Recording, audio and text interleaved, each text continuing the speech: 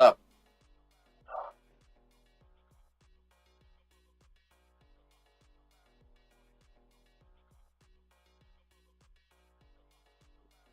Deze amico broeder, meneer.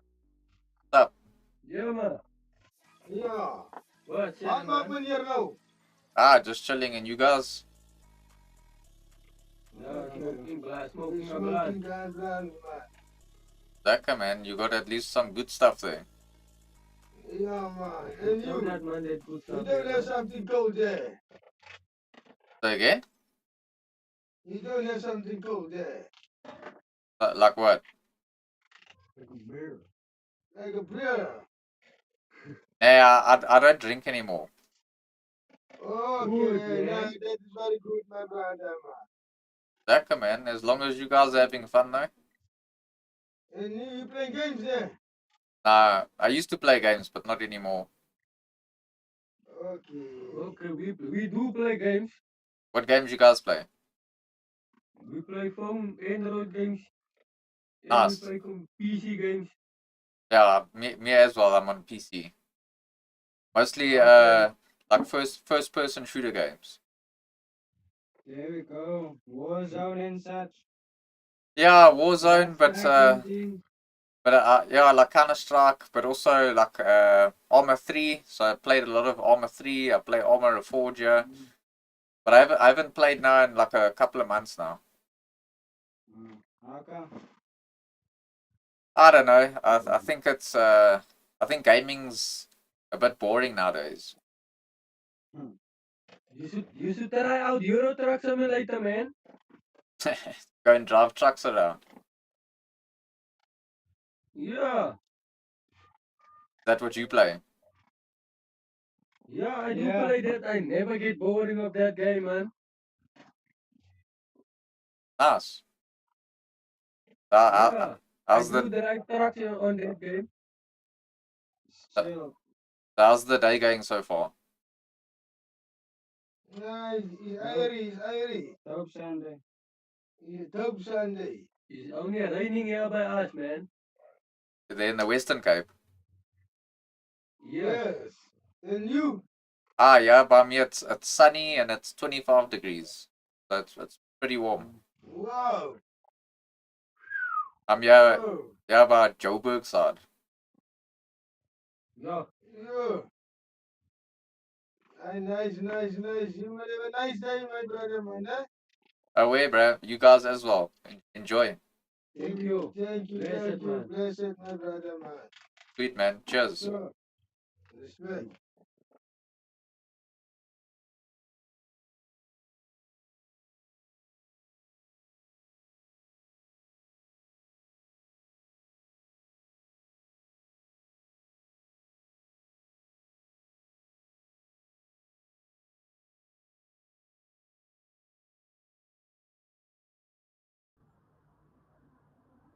Hello.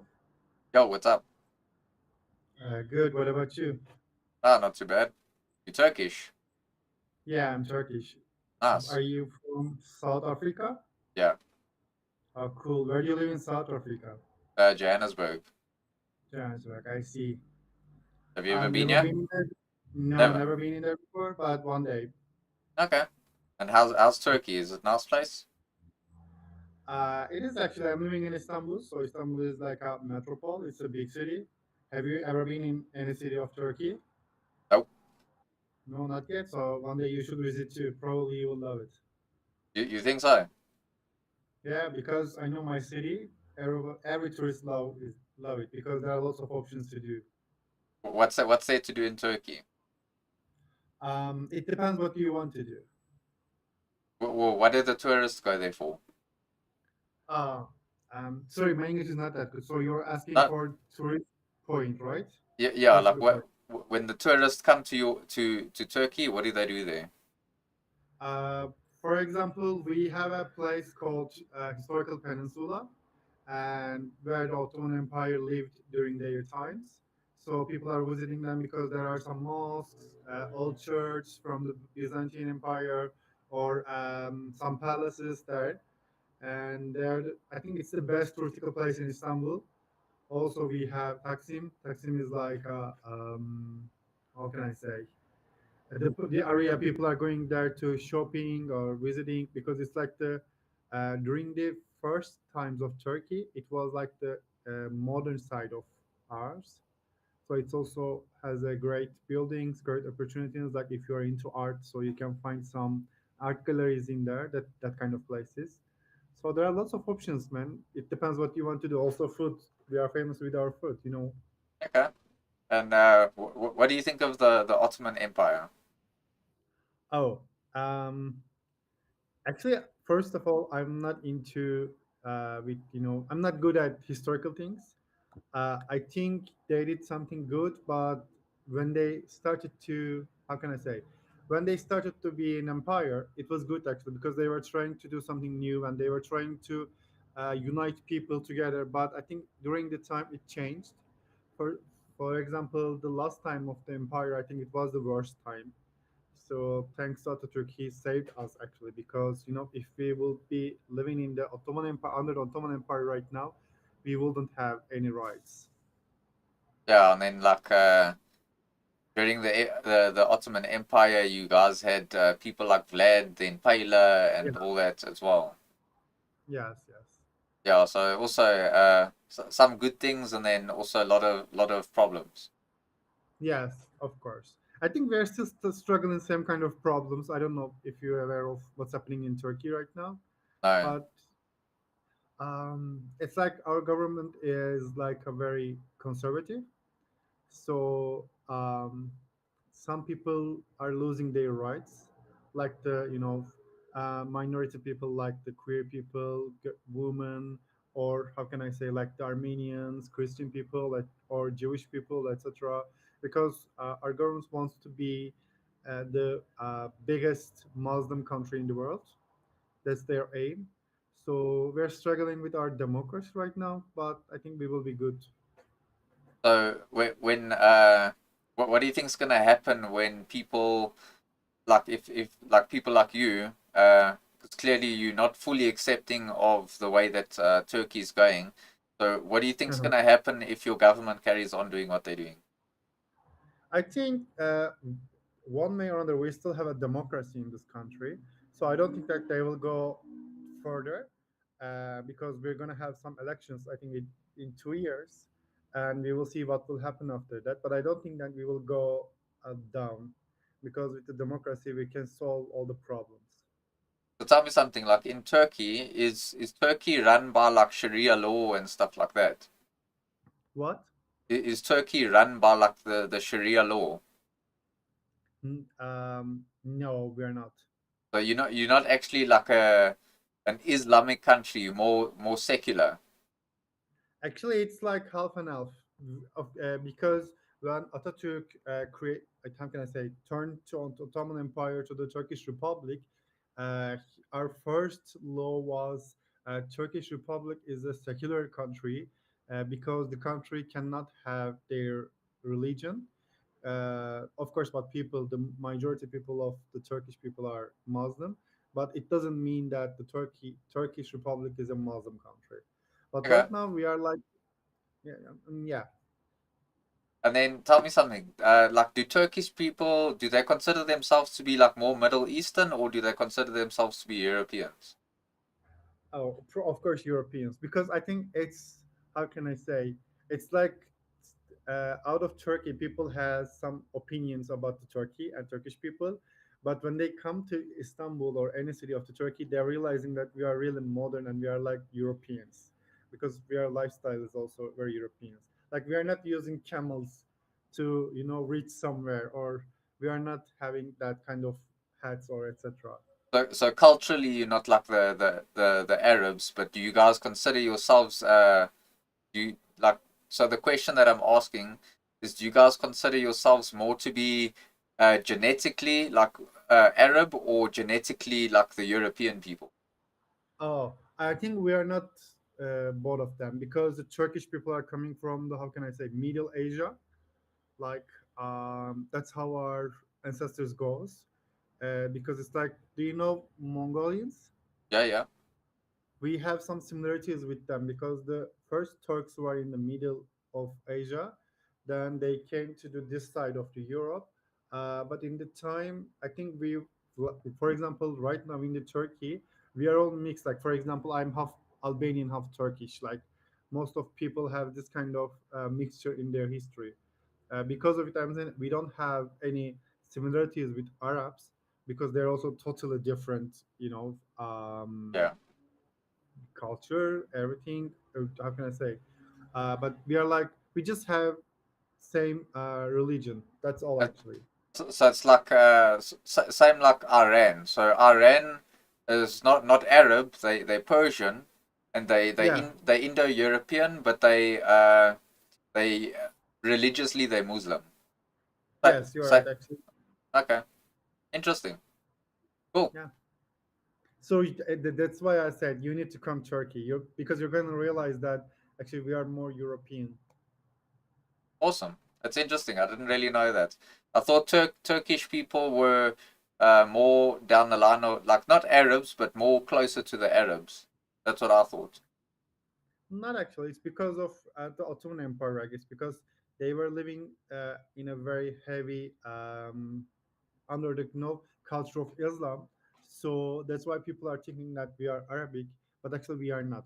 We just have the same religion with them, but the way of living our lives, I mean, our culture is different. Our food is, of course, food is like something mixture because like if you go to some other neighbors like the Greece or I mean the Georgia or Iran, we have some similar foods with the different names, but I think we are like not like Arabs, but not like Europeans. So, but the way of living our life, for example, I'm living in Istanbul, we are more European. Awesome. So one more question. So Yeah, why do so many Turkish people why do they practice the Islamic faith? it's Islamic faith. You mean why people are believing Like Islam, right? no, so like specifically Turkey. So why does Turkey why if Turkey, because you know like Christianity is supposed to be like a European religion. It's not really, but like most of Europe has always throughout history been Christian. Why did the Turkish people become Muslim? Okay, I will try to explain it. I hope my English will be enough for that. Your English So, is good so as I far. thank you so much. So, as I try to explain, actually, Turkish people are coming from the middle of the Asia. In Yeah. that time, the our ancestors was believing there was a god, but the god was sky. So, and we didn't have more than a god. We just had one god, and the god was sky.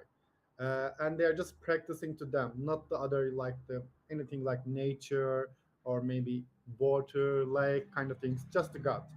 And during the time when they come to do more this part of the geographical place, I mean the area, they realize there's something like Islam, and they also believe something in the sky like the God. And our practice is kind of similar because Islam was fighting with the people who believes more than a God. So they were like, okay, we are believing the same too. So let's try to change this. But when they changed it, it wasn't like just suddenly. It was like also there were some similarities between two culture. So after that, when they became Muslim, Ottoman Empire was really strong during that time, and their borders were pretty high, like from maybe Europe to the Asia, kind of. The land was so big, and majority of the land was believing to the Muslim. I mean, they were believing the Islam. And the Islamic culture, there's something like that. After Prophet Muhammad died, there were one person, and that person was the leader of the religion, and that person was the strongest person in the religion. But Ottoman Empire was also we have a sultan. I mean, for example, Suleiman. So it was also so strong too. So they believe that if somebody will be the leader of the Islamic religion, it must be our biggest emperor. So that emperor was the representative of Ottoman Empire. So that's how Muslim culture influenced us and came to our life in our daily life. And after Ottoman Empire became an Islamic empire, they became more stronger and more stronger because the people who lives in the Arabic Peninsula were also part of the Ottoman Empire, and they were also believing that Ottoman Empire was saving them to the others. So that's actually how evolved during the time. But Atatürk was trying to, because the last time of the Ottoman Empire, we were just like they were like some mindset that the emperor is the reflection of the god in the land, because they were believing that. So because of that ego, emperors came really arrogant, and they forgot how the people are living. That's how separation started. That's why Atatürk was started to fight against the emperor and made us free, and have changed Turkey to the republic, and said that Turkey Republic doesn't have a religion, but yes, majority has Islam. Okay, I hope I explained well. that's good. And then in Turkey, do like the Christians, the Jews, and the Muslims all live like peace? There's peace there. No Yeah. problems. Yes. Okay. So, like, what do you think about like all the Muslims that are going now to like UK and other parts of Europe, and they forcing the native people there that they must have Sharia law, and they must become like a Muslim country? Uh-huh. Um. Okay. I'm like I'm I'm thinking that this is kind of stupid, because it's like that people are living their country. For example, I saw a video. I don't know. Did you see it? There's a guy. Probably it's somewhere in Europe, but I don't know in where. Probably it's France or Spain, something like that. The guy is very religious guy, and I think it was during the Pride time, because there were some gay people, and the guy was attacking them and saying that you are not right. This is haram. You don't need to do that kind of things. And people were trying to make him calm and say that we are free and we can do what you want. You cannot say anything. I'm gonna say something from this video. Like for example, you are going to Europe or other free countries to live freely, right? You don't want to be live under the some pressure, maybe some poor. You don't live in your country because maybe it's poor, maybe there are some terrorists. You don't feel safe, etc. So if you're going somewhere, or if you're, how can I say, I forgot the word. If you're going somewhere to live in there, so first you need to learn that country's rules, and you need to live like you are part of that country. Like for example, if I immigrate to the Germany, I cannot say I'm Turkish and we have some mosques. Let's mosque in Germany. I will be like, okay, how German people lives, so I want to be live like that, because if I come here, probably I had some reasons to left behind. So I cannot say that okay, I want to leave that rules again. So if you want to leave that rules, so I need to come back to my country. I hope you Good, get it. good, What I'm good answer. Good answer. saying. That's what I'm really thinking about actually. Nice. I like that answer. That's so. In other words, when you leave your country and you go to another country, and you're like a guest in that country, so you must behave like a guest and you must respect the people of that country. Yeah. Yeah, I agree. Okay. Yeah. On the other hand, if you do like this, and if you want, for example, live in the under of Sharia law, so that country is going to be like your country. So why? That's why you moved actually, right? So you cannot to be living in the same country again. We so we often tell a lot of the Muslims that leave their countries and then they come to the non-Muslim countries, and we often tell them, why did you leave an Islamic country that has the Sharia law and is rooted in the Islam? We always ask them, why did they leave those countries to come to a country that doesn't have like Islamic State? And they always say that they want to change like the whole world to become like all countries to become Muslim countries. I think it's too much, because in the fundamentals of the Islamic religion, they say You cannot force someone to be like you. You need to accept them. It's the fundamental of the Islamic philosophy, actually, and they're changing it. It's not my type of thing, or I'm not understanding that. It's like in Islam. In Islam, they teach that you mustn't force somebody to become a Muslim. They must become Muslim Yeah, on their own. Yeah, yeah, but I think so. I think this is where a lot of people they're looking at all Muslim the same way because of those particular Muslims that give the religion like a bad look. hmm I see. I'm not a religious person, as I said, but I respect everyone to their religions. But I'm feeling like, okay, I live in Turkey. I was born in here, and I didn't choose to born in here. I'm a Muslim. Actually, I'm not practicing, but I'm a Muslim because I was born in here. If I would be born, I mean, 500 kilometers away from here, I will be born in Bulgaria, and I would be Christian. Or Yeah, 500 kilometer below the Turkey, I would be Jewish because I would be born in Israel. So why I'm fighting for this? Because I didn't choose this religion. That's what yeah. that's It's I just it's born in here. it's the way that you grew up. Yeah, Okay, I respect it.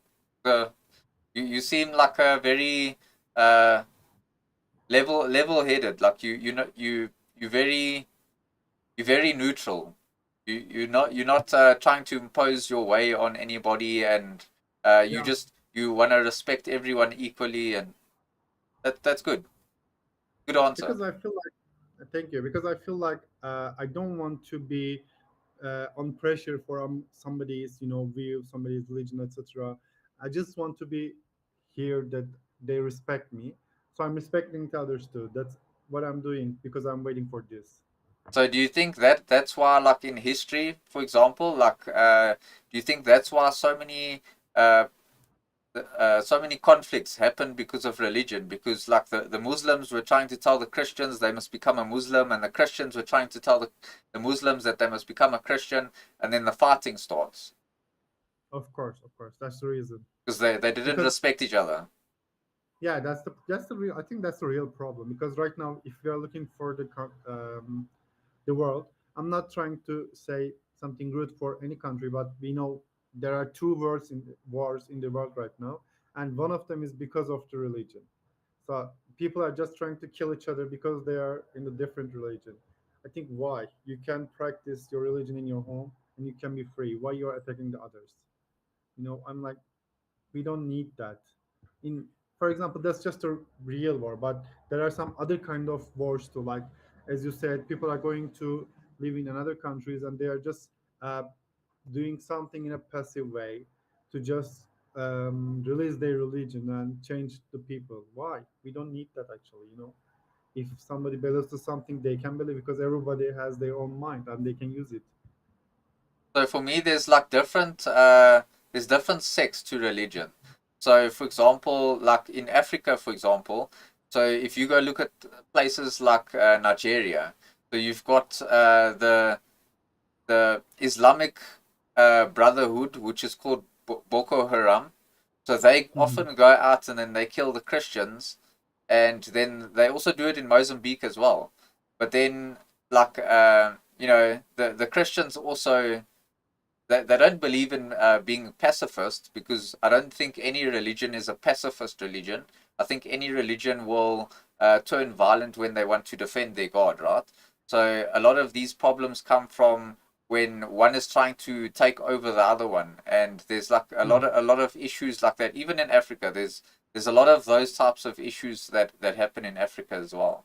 So do you think if people just learn to like the Christians didn't want to dominate as a Christian country, and the Muslims didn't want to dominate as a Muslim country, and they just all live in the same country, but without the religious conflict. So, uh, for example, if I was Christian and you Muslim, then we live in the same country, and I understand that the way that you are praising your God is the same way that I'm praising my God. We've just got a different way of praising God.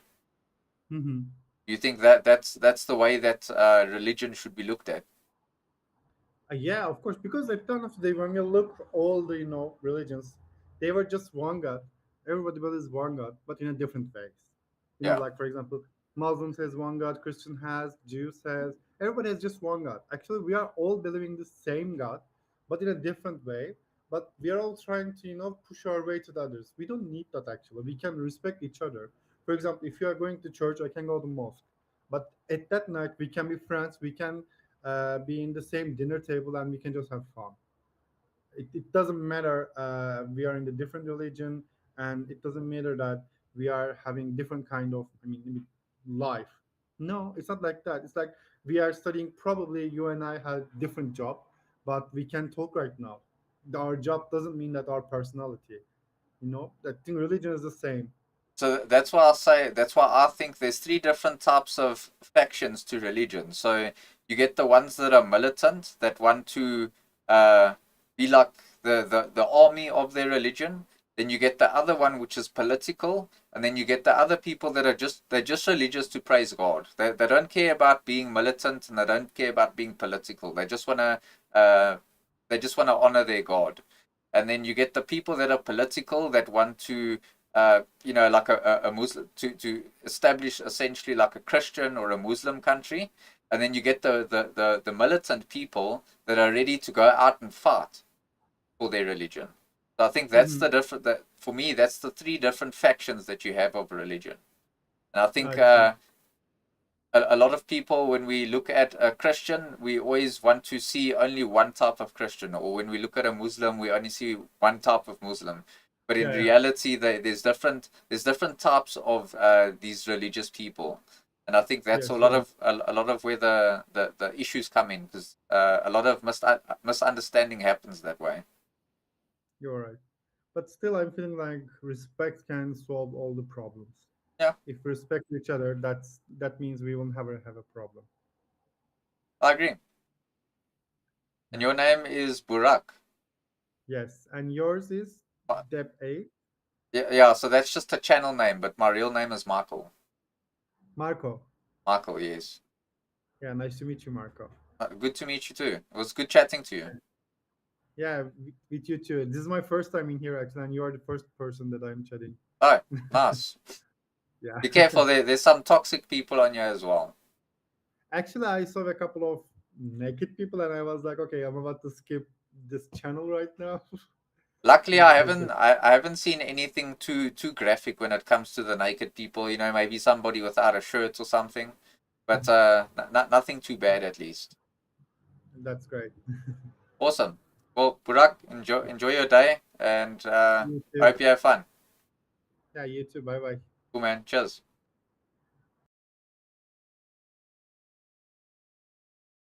What's up, Jake? How's it going, dude?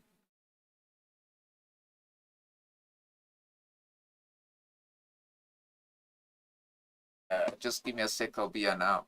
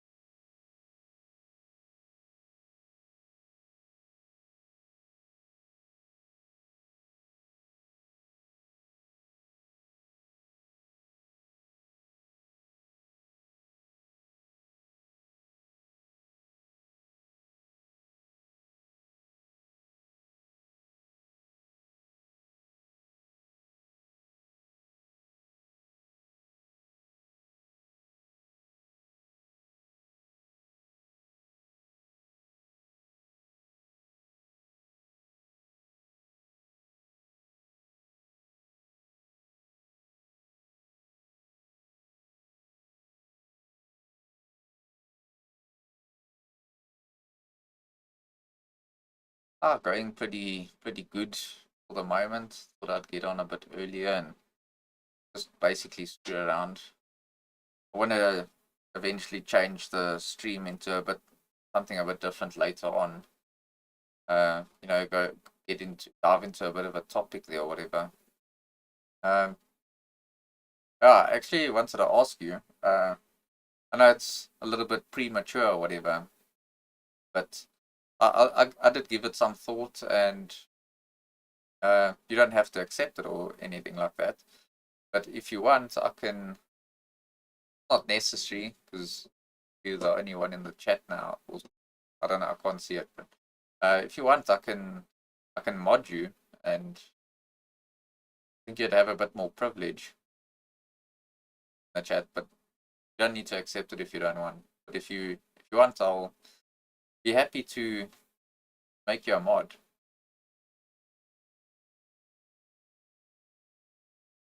Oh, let me just open Twitter and I'll do it quickly.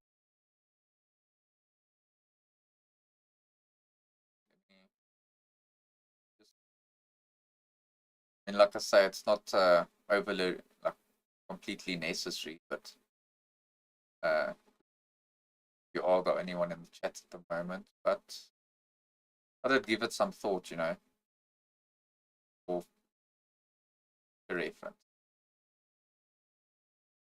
So now you got a little sword next to your name. Sweet, no problem, dude.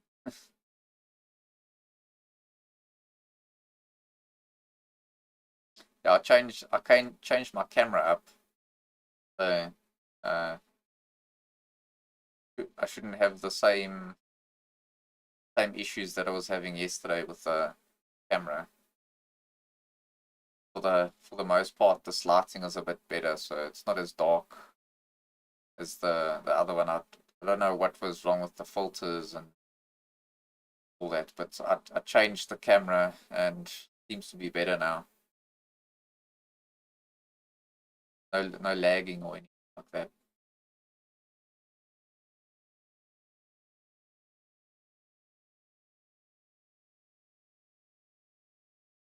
Yeah, well, I can actually change. I can actually do a bunch more. I have a bunch more settings to play with now with the camera. That also helps. The other one I didn't. It was kind of just standard.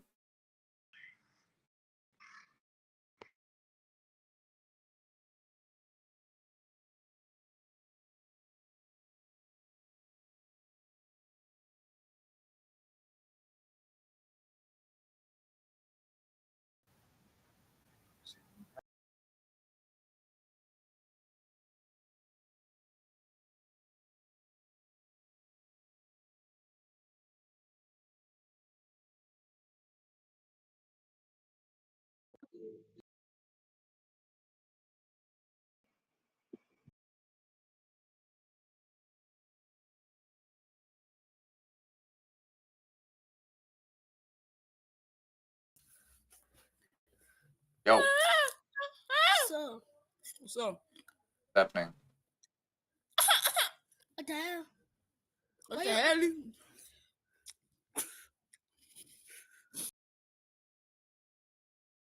The talent of South Africa.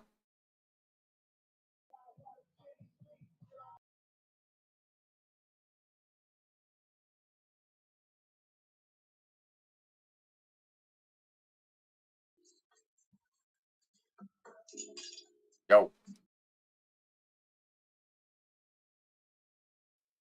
80 years old. What the flip? what's up? Why is there like a whole TV show behind you? Put it there on purpose. What is this frog doing here and why does he look like that? What's he supposed to look like? A frog. Frogs do not look like that. That literally looks like a frog. No, it does not. So how did you know it was a frog then? Because I've seen that thing online. I'm not stupid, please.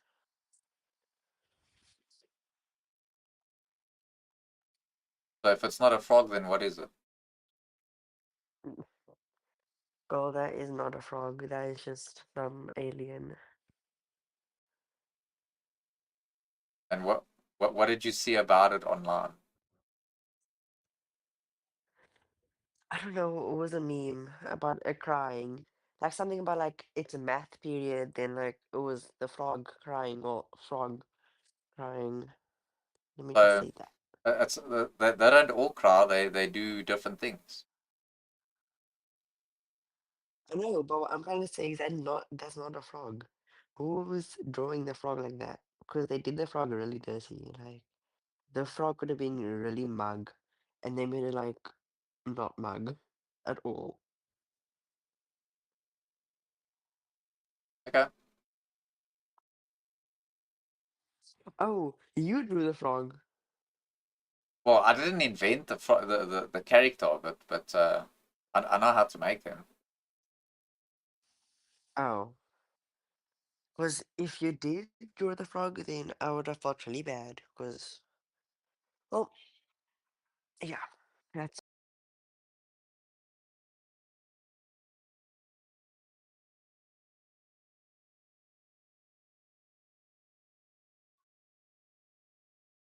Yeah, the younger generations are definitely better.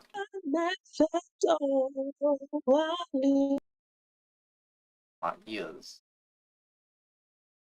Yeah, he was indeed fruit.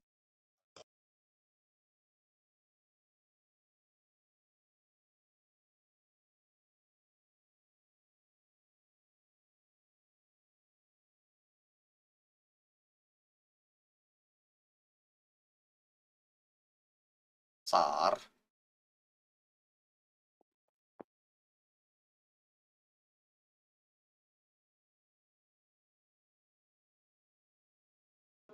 Kana sudah.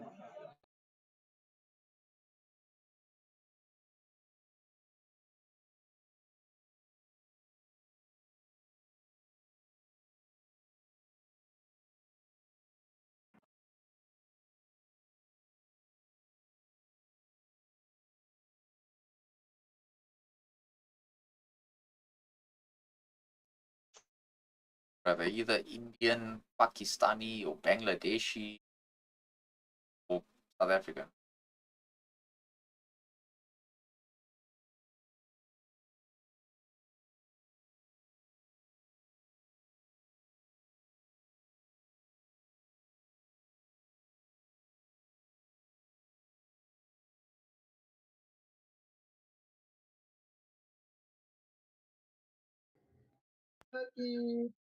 Eh, So, we the same block. We in the same block.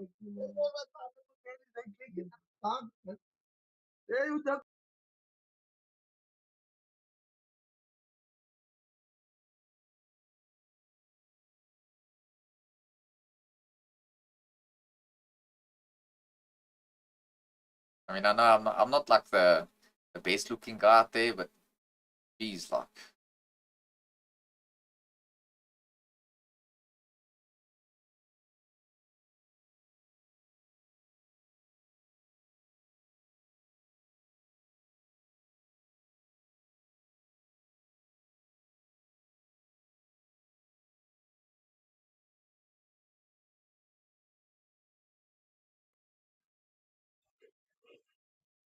up.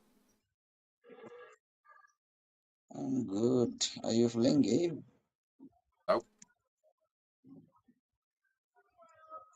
Or are you watching movie? nope. It's just a background. What? Is it just a background? All right. Where are you from? South Africa. Iqbal.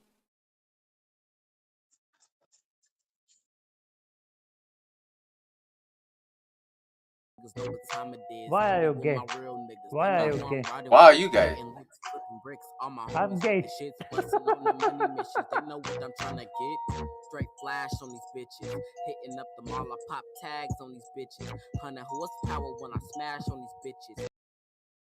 The degeneracy at its finest.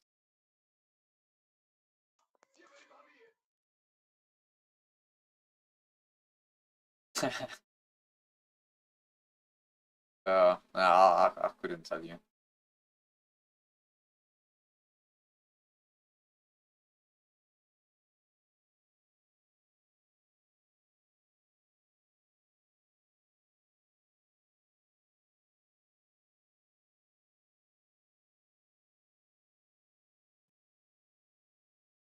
What's up? How are you? I'm good, how are you? What was that guy's voice? Pakistan!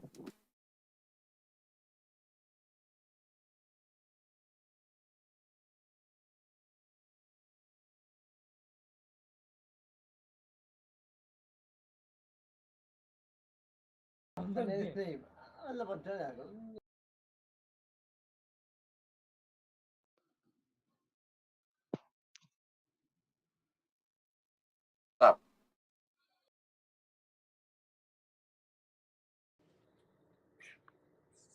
Yeah, what are you doing? I'm getting high as fuck right now. What the fuck is behind you? The background. You got a green screen? That's fucking with your hair. What are you getting high on?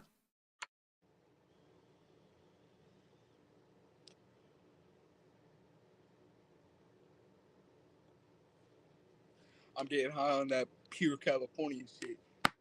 Cause I'm Southern California. And that means I'm American, so you know I can do drugs.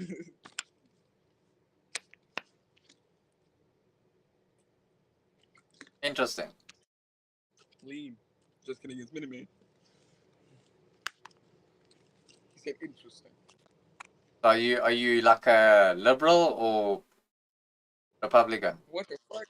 Hell no. MAGA. Nah, I'm kidding. Fuck America. I'm just a stoner dog.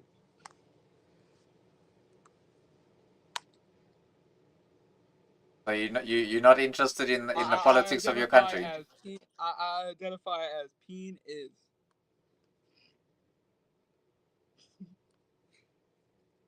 Penis, you know what I'm saying? I'm too fucking high. Well, have fun.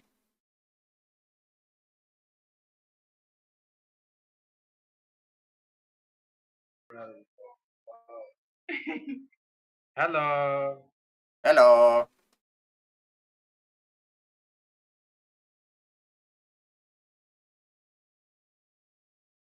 I hate watching white people throw their laugh away. Crazy.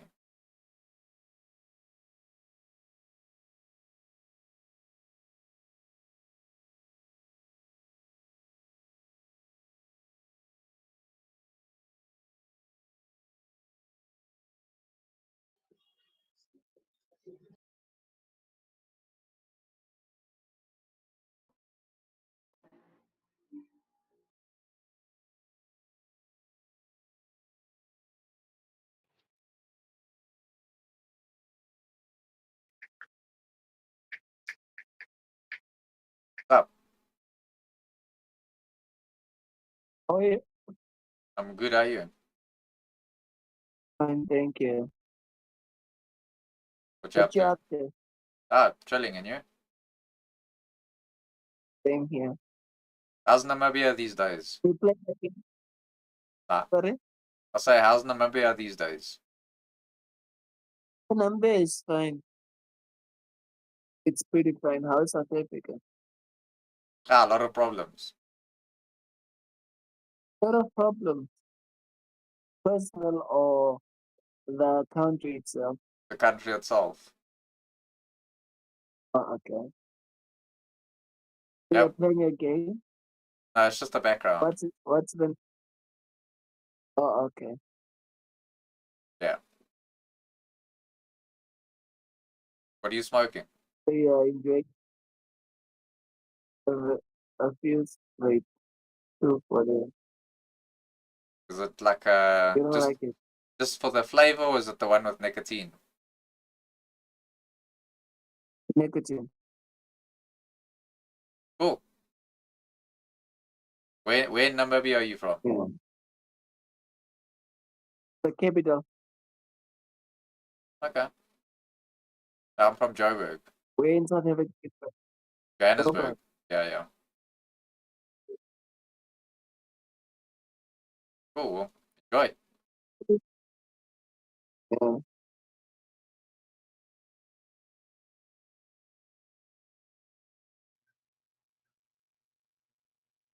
What's up, THC camp?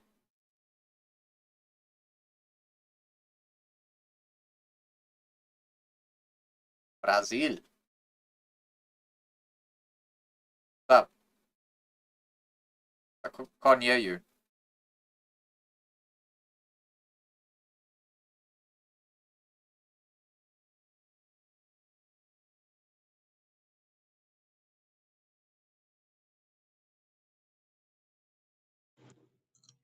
Oh, frick.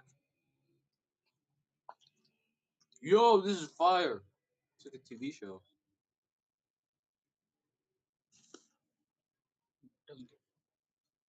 Just watch with him. What do you do? Oh my god. No way you'll die. What the hell? Bro, I want to see this. It's very entertaining. You know Pepe the Frog? Oh. Yeah? I don't know, I think he's crying now. I think it's fake. No, it's real. Oh, yeah. Just focus. Oh man, he's depressed. I think I missed a couple of episodes. I don't know why he's depressed.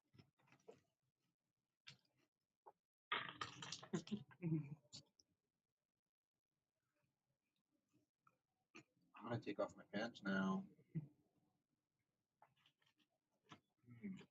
Not reacting. Fake. No, it's not fake.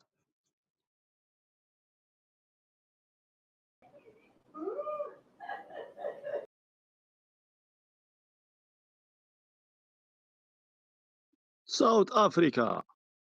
Morocco. Hello, my friend. What's up? South Africa. Uh, the most famous in South Africa, in the world. What name? Remember me? Is he black, white? Which one? No, black. Yes, black. Yeah, It's all. you're probably thinking of Nelson Mandela.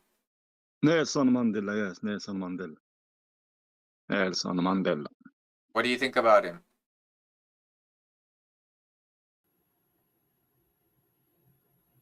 What's up? Nigga, no one cares about your background, faggot.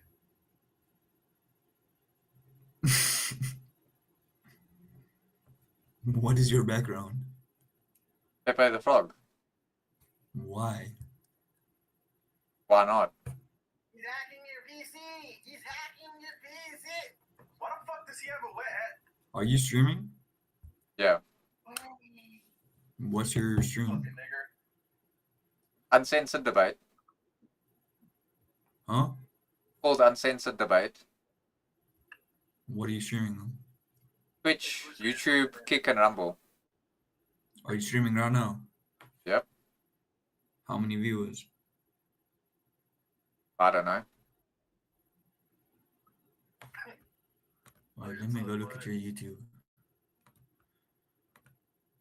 Is it like the exact same as you're using him right now?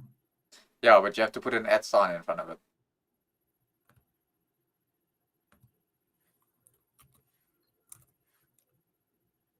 I'm gonna take him out. Keep playing your booty. Where it is on.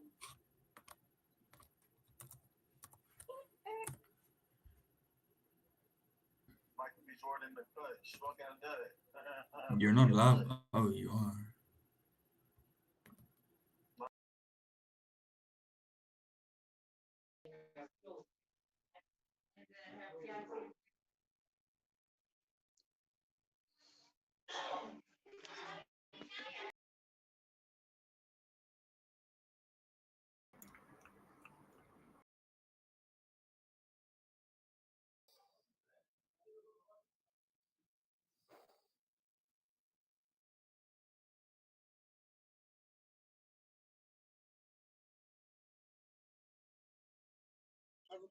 Hello.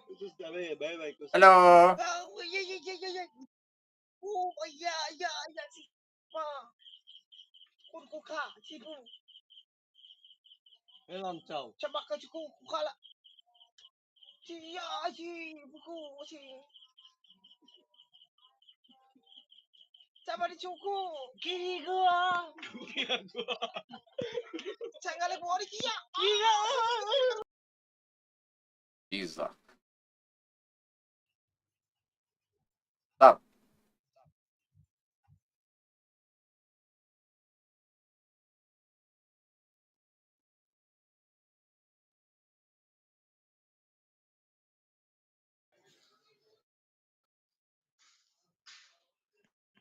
The Gambia. Yes. How's it? How are you? I'm good, how are you? Okay. What's your name? Sambo. My name's Sam. Oh. What you doing? What's your name? My name's Marco. Hello? I can't.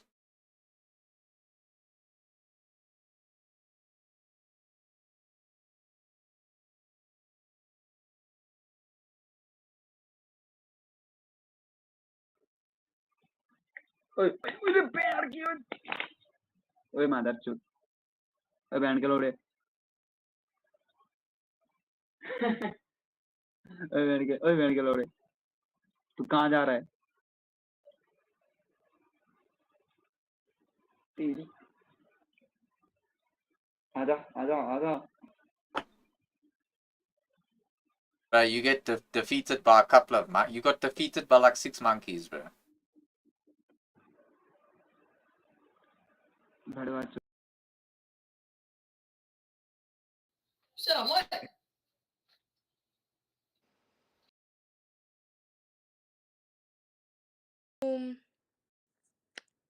Set. Hey man.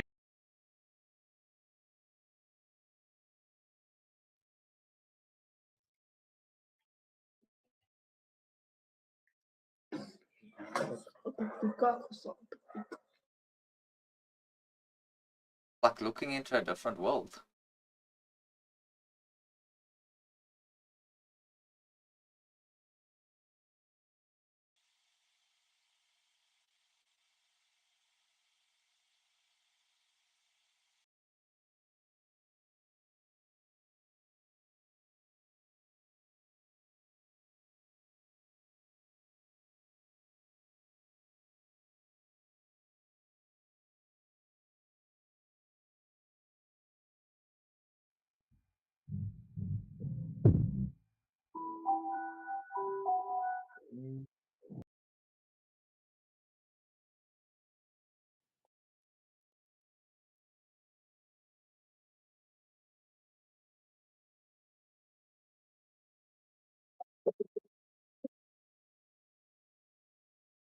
Why is there like these old white dudes just chilling with no shirt on, looking weird?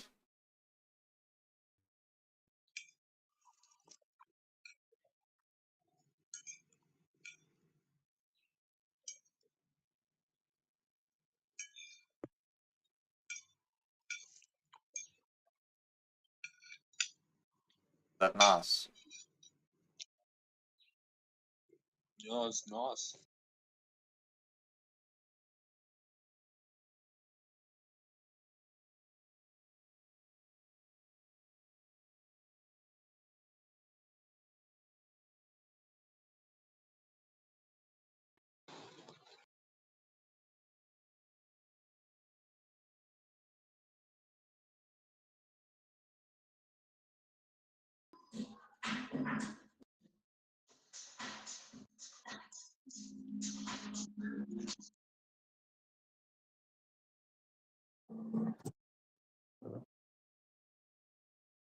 What's up? Looking for girls. Well, good luck.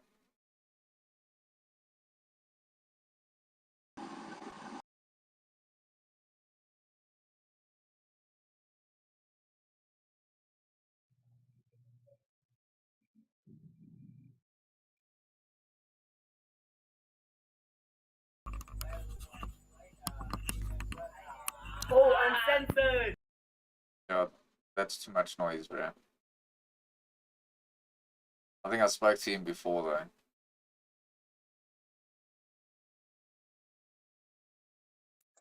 Pop the pussy. Pop the pussy.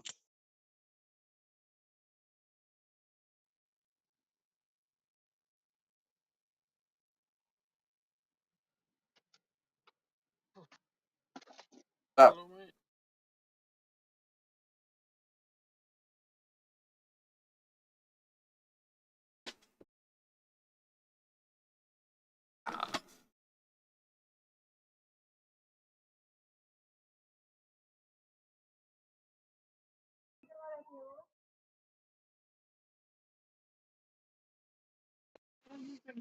Yeah.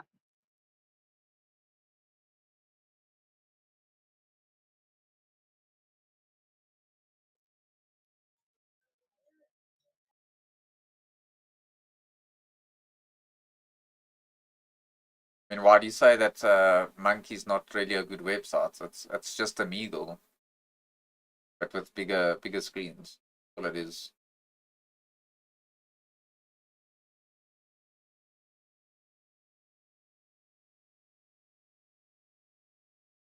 So essentially, everyone that I'm talking to is just on Omegle, and the Monkey app is just like a gateway to Omegle.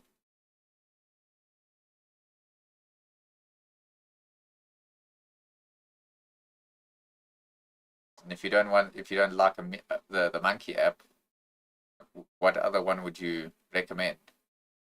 Because there's like OME TV. It's the only other one that I know about.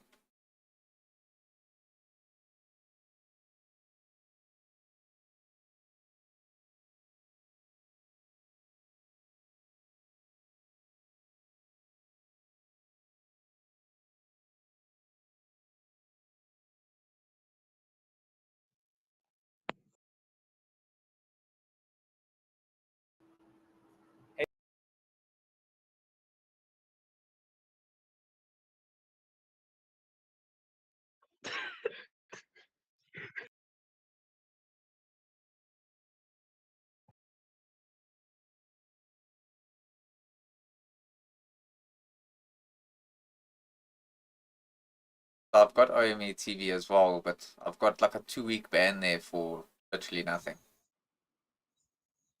Just because people mass report you.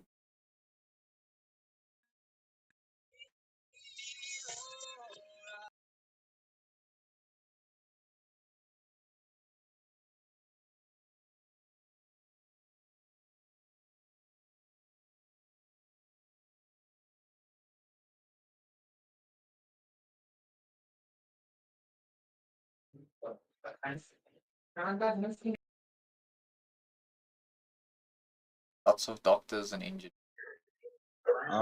Daughter, you cannot be from Gauteng. What the fuck, man? Why not? Nigga, what's going on in your background? Like, what's happening, bro? You got a lot of questions. And you too white to be from Gauteng, bro. Wow. You too white. Nah, don't consider me racist. I ain't racist, bro. I'm just saying. I didn't bro. say you were I'm just racist. saying. I said, why am I too white to be It's from cool that. Gauteng? But it's cool that you're from Gauteng, man. How's it, man? You cool? Good, good. Yeah, yeah. But what's going on with your background, bro? What's up? The frog. Yeah, how did you do that? From my PC. Yo, it's cool. Oh yeah, it's cool, bro.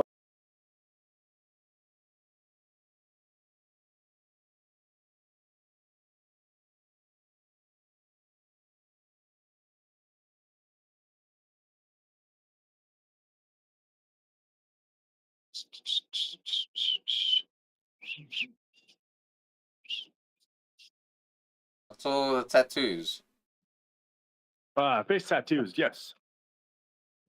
Yeah, but what's with the? Why do you have them? Zombies, because I can.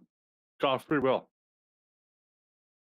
Yeah, for sure. I'm not saying you couldn't have them. I'm just saying what's with them though. What's the deal there? Zombies. Oh, so you think you're a zombie? No. Oh. I love zombies.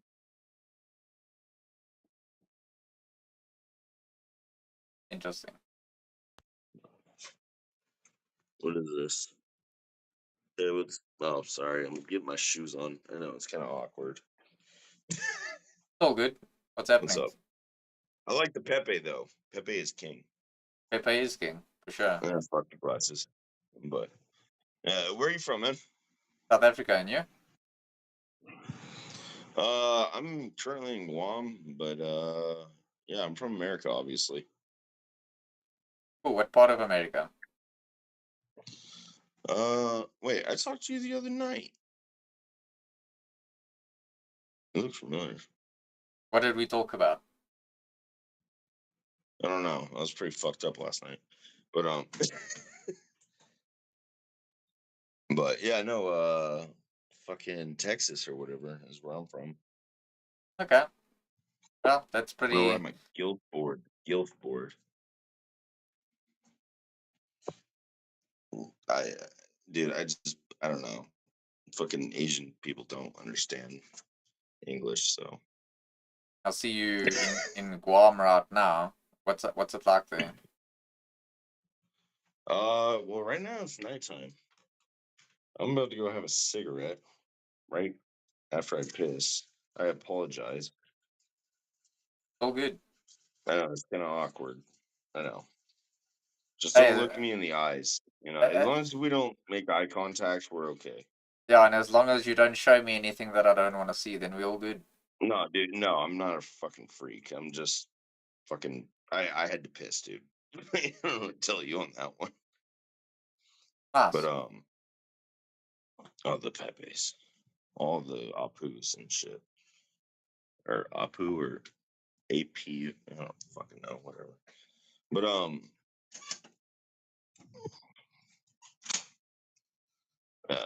so wait, where are you from? South Africa.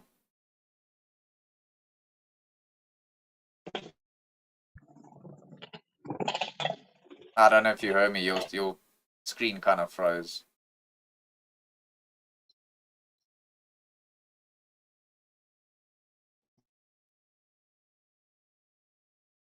Yeah, I think he got a. তুমি তো রয়েছো বুকের ভেতরে তোমাকে সারা যে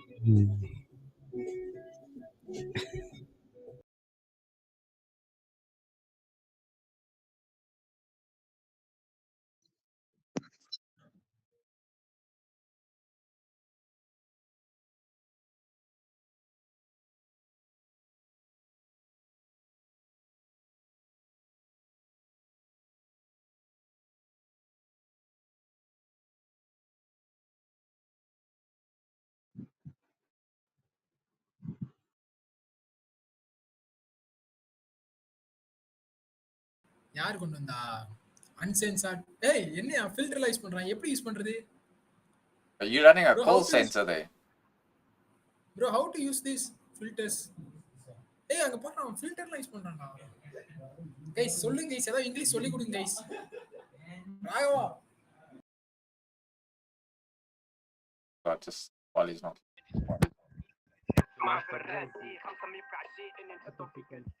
Stop. اسأل الزبي تو نعمل جاريتا عم الغول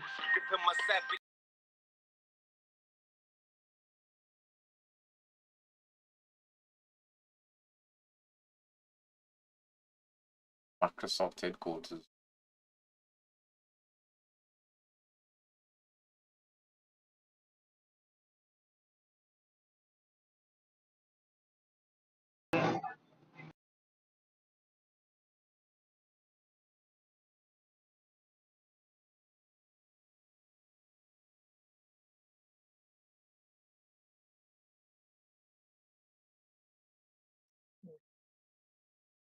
What's I'm good. happening? I'm good. What's happening? No, nothing. You get a nice background. Thank you. You from Philippines? Yeah, I'm from Philippines. How about you? South Africa. South Africa. Know where That's that is? no. Wait, I'll just find it. Right at the bottom Hold of on. Africa. Right at the bottom. At the bottom of South Africa, right? Yeah, like where Cape Town is. That's the very bottom part of Africa. That's South Africa. Oh, right here. Yep, that's it. I see. Near Madagascar. Near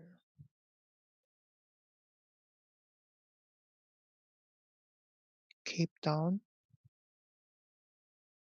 Yeah, Cape Town's in South Africa. Oh, and what's your city? I'm from Johannesburg. Johannesburg. Yeah. So far, like kind of far away from Cape Town. Oh, I Like, see. like 14 hours to drive. Oh, that's too far. Yep, kind of far. 14 hours to drive. You go to Cape Town, you fly with aeroplane. Oh, I see. Yeah. It seems like most of your areas are desert. Like the No? part that you sing that is desert is called the Kalahari, but most of South Africa is just like the bush, a lot of bush, and then some cities around the country. Oh, I see. Mm.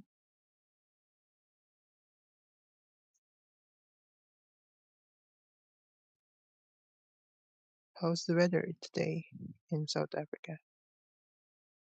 I mean, it's pretty sunny, pretty good weather. Can't Nice. complain.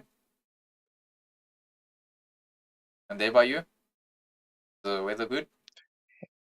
Yeah, today is rainy days or rainy season here in Philippines, so more typhoons are coming to our um areas.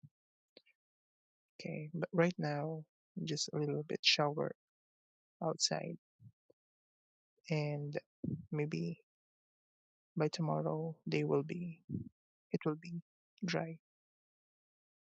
What's the time there by you now? The time? Time is 10:21 in the evening. Okay. So you are like 6 hour difference. And we are advanced, right? Yeah, So you're you. delay. Yeah. So for me, it's like afternoon time. So 20 past 4. 20 past 4. So 4:20. 20. Okay. Yeah. So Work that's what I time. say. Yeah. So In 6 the afternoon. hours, 6 hour difference. Oh, I see. Nice meeting you. Anyway, my name is Ian. How about you? My name's Michael. Is that a mark in your hand? Mark. The microphone in your hand. Michael. No. So me, I'm Marco. Marco, Marco. my name. But in your hand, is that a microphone? Inside your hand. Yeah, it's microphone. Okay. Okay. Cool. Oh well, enjoy, dude. Take it easy. Okay, thank you.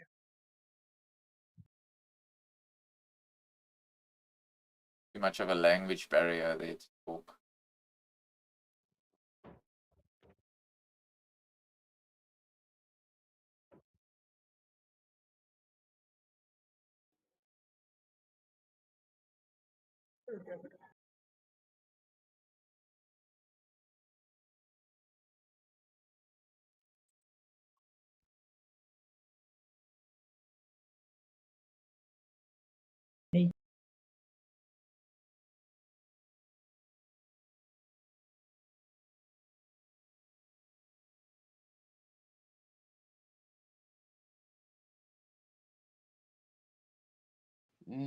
Nigga had a pink what you call.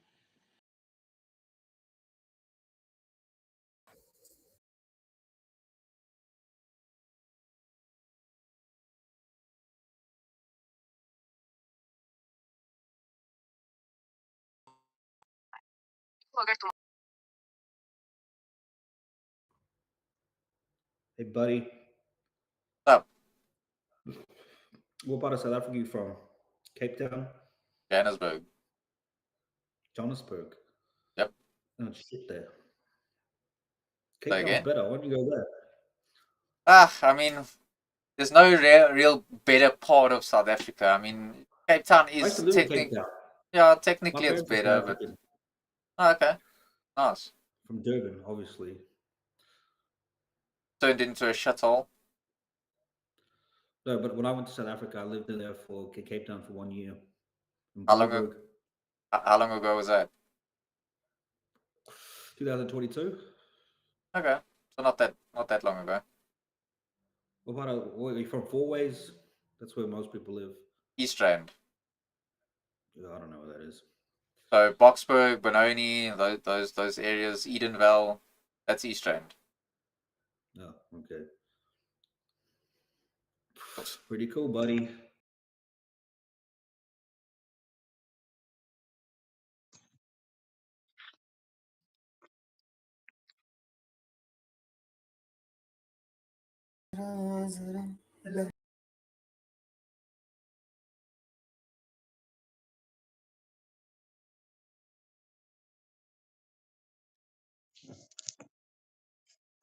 Alhamdulillah.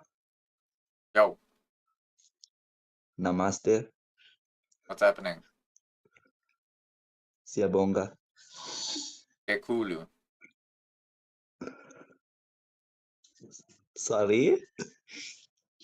Know what it means when somebody says Siyabonga Kekulu? Yeah, see. Your head.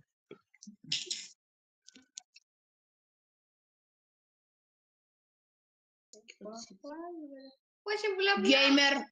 Gamer. Gamer.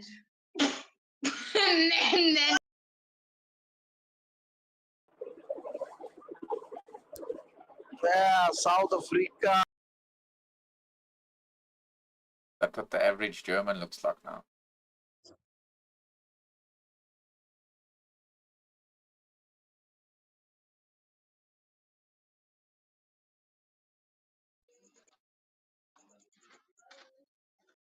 So if you say like Siyabonga, it's like a greeting in an African language. What's up, dude? Third time running into you now. Bro, I think I know you from somewhere. Yeah, we've ran into each other 3 times now.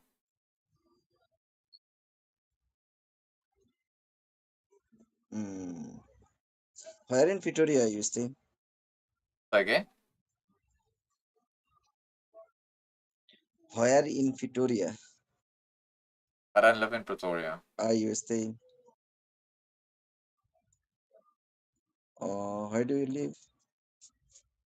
I actually I live next to my neighbor.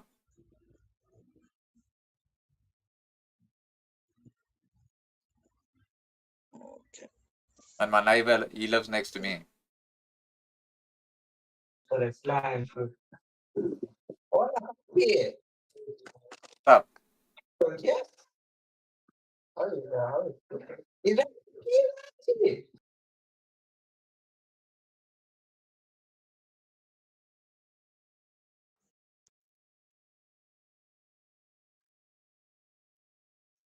Go. Yo, bro. What's happening? Is that the green screen? That's just the background. Oh, where you from though? Joburg? Joburg. Yep.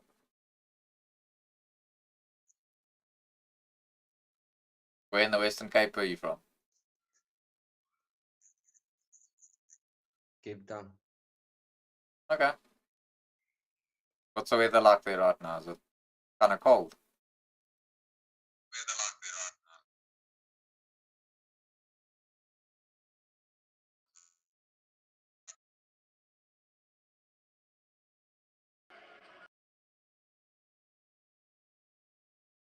Wasn't racist. There we go. That's a fact. You know, why we were white if we live in Africa. What is happening right now? Hey, Queen. Well, what a cool background.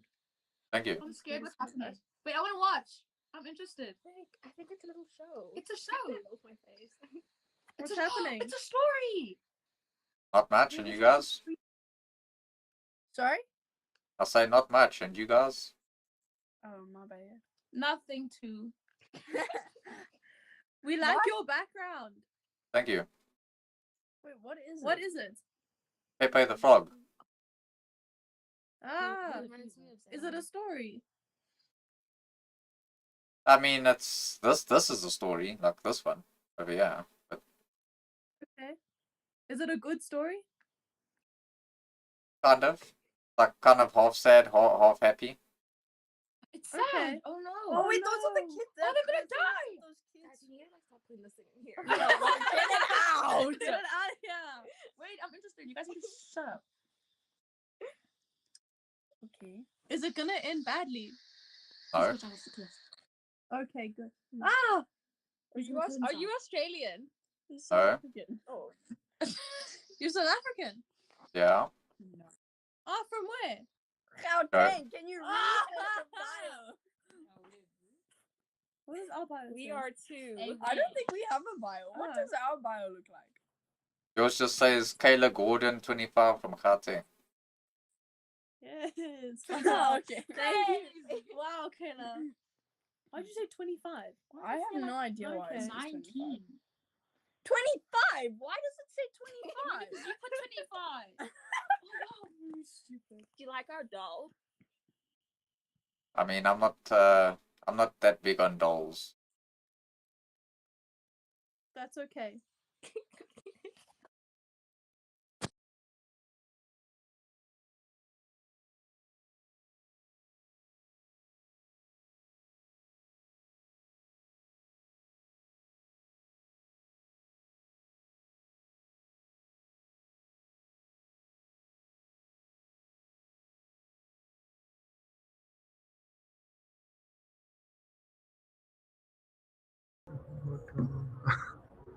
Hi again.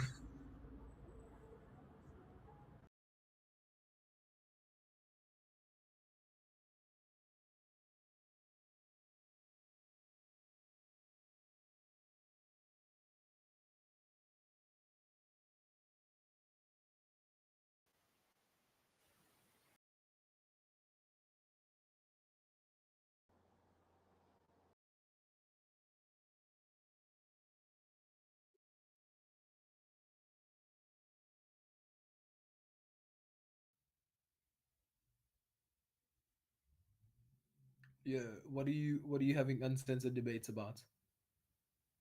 Ah, whatever. What do you want to debate? I can't hear shit, man. Can be politics or Sorry, history. my volume's all the way down. Say again? I'll say it doesn't matter. You can debate anything if you want. It's generally over politics or history. Okay, what's your position politically or historically? What, like in South Africa or like the overall side that I fall on? Sure, in South Africa, in general. So I don't believe in any other politics in this country. I don't think we have a political solution here. Okay, so if we're talking about a political solution, what problem are we solving? The political, which specific problem? Because I mean, South Africa is full of problems, to be honest. As Exactly. many. So wouldn't you want to eliminate as many of those problems as possible? Okay, fair Being enough. corruption and crime being one of them, the high unemployment being one of them. Yeah, definitely, all of those. So when you say that you don't think that we have a political solution, what would you suggest would be an appropriate political solution Well, to first address the issues? we'd have to get rid of all the current politicians that we have. Like we'd need. I agree. We'd need new politicians to start off with, but I'd agree. we'd need nationalist type of politicians that put South Africans first and not foreigners, not money, not foreign influence, none of that. We need people that fight for South African people, but not just that. We need smaller government with less power, and we need to be able to give people a lot more power to dictate what happens in South Africa. So are you suggesting what kind of political or rather Ideology. what kind of governmental structure are you suggesting, like in terms of, yeah, like ideology? National socialism. Okay, I can get behind socialism. I can get No, behind socialism. no, My, no, no, no, no. my, So this is where a lot of people get it confused. my issue though, my issue with Okay, go ahead, go ahead. no. Yeah, that's what I'm saying. Like, yeah, my issue is when we become. How do I how do I how do I articulate this? Like when we take nationalism to the point where I agree that we should address South Africa's problems before we try to help problems, people from other places, right? That's I I I agree with that. We have a crime problem, we have an unemployment problem, we have corruption problems, and all of those things. But I think again, when it comes to the point where we become islands unto ourselves in a sense of like overly like national pride, kind of like, oh, South African, South Africa, South Africa, it's kind of detrimental as well. Wow. Like, I think all things in moderation are are good.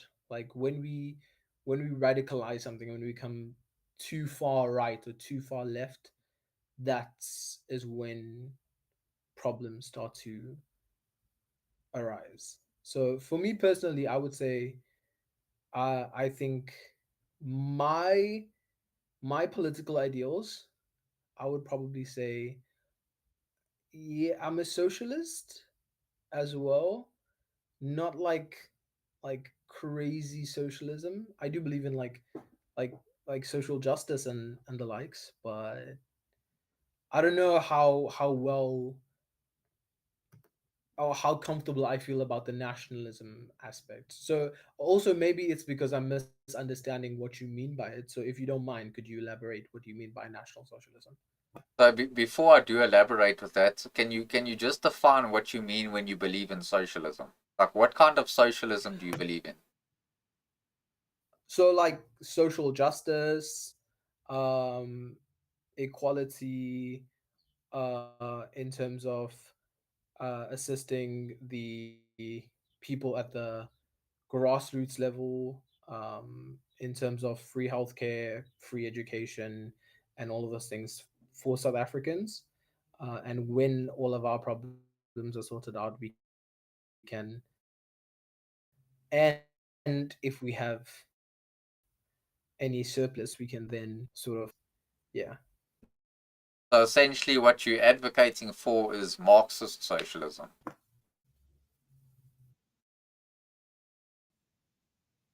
that what you want? Say again, I didn't hear, the internet cut out. I say, so essentially what you're advocating for is Marxist socialism. Is that what you want? So it's basically the foundation of what communism was built on. Not in, So I'm not saying you want to go full not communist, but entirely. Yeah, like I don't want to be communist. I don't want to. no, I do no, believe I like you know. should have private ownership and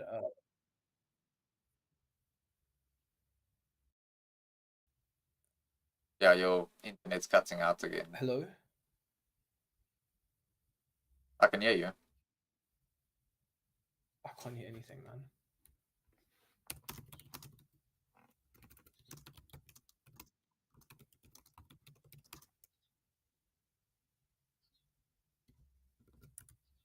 So, what kind of so I'm not saying you're trying to. Can you hear what I'm saying?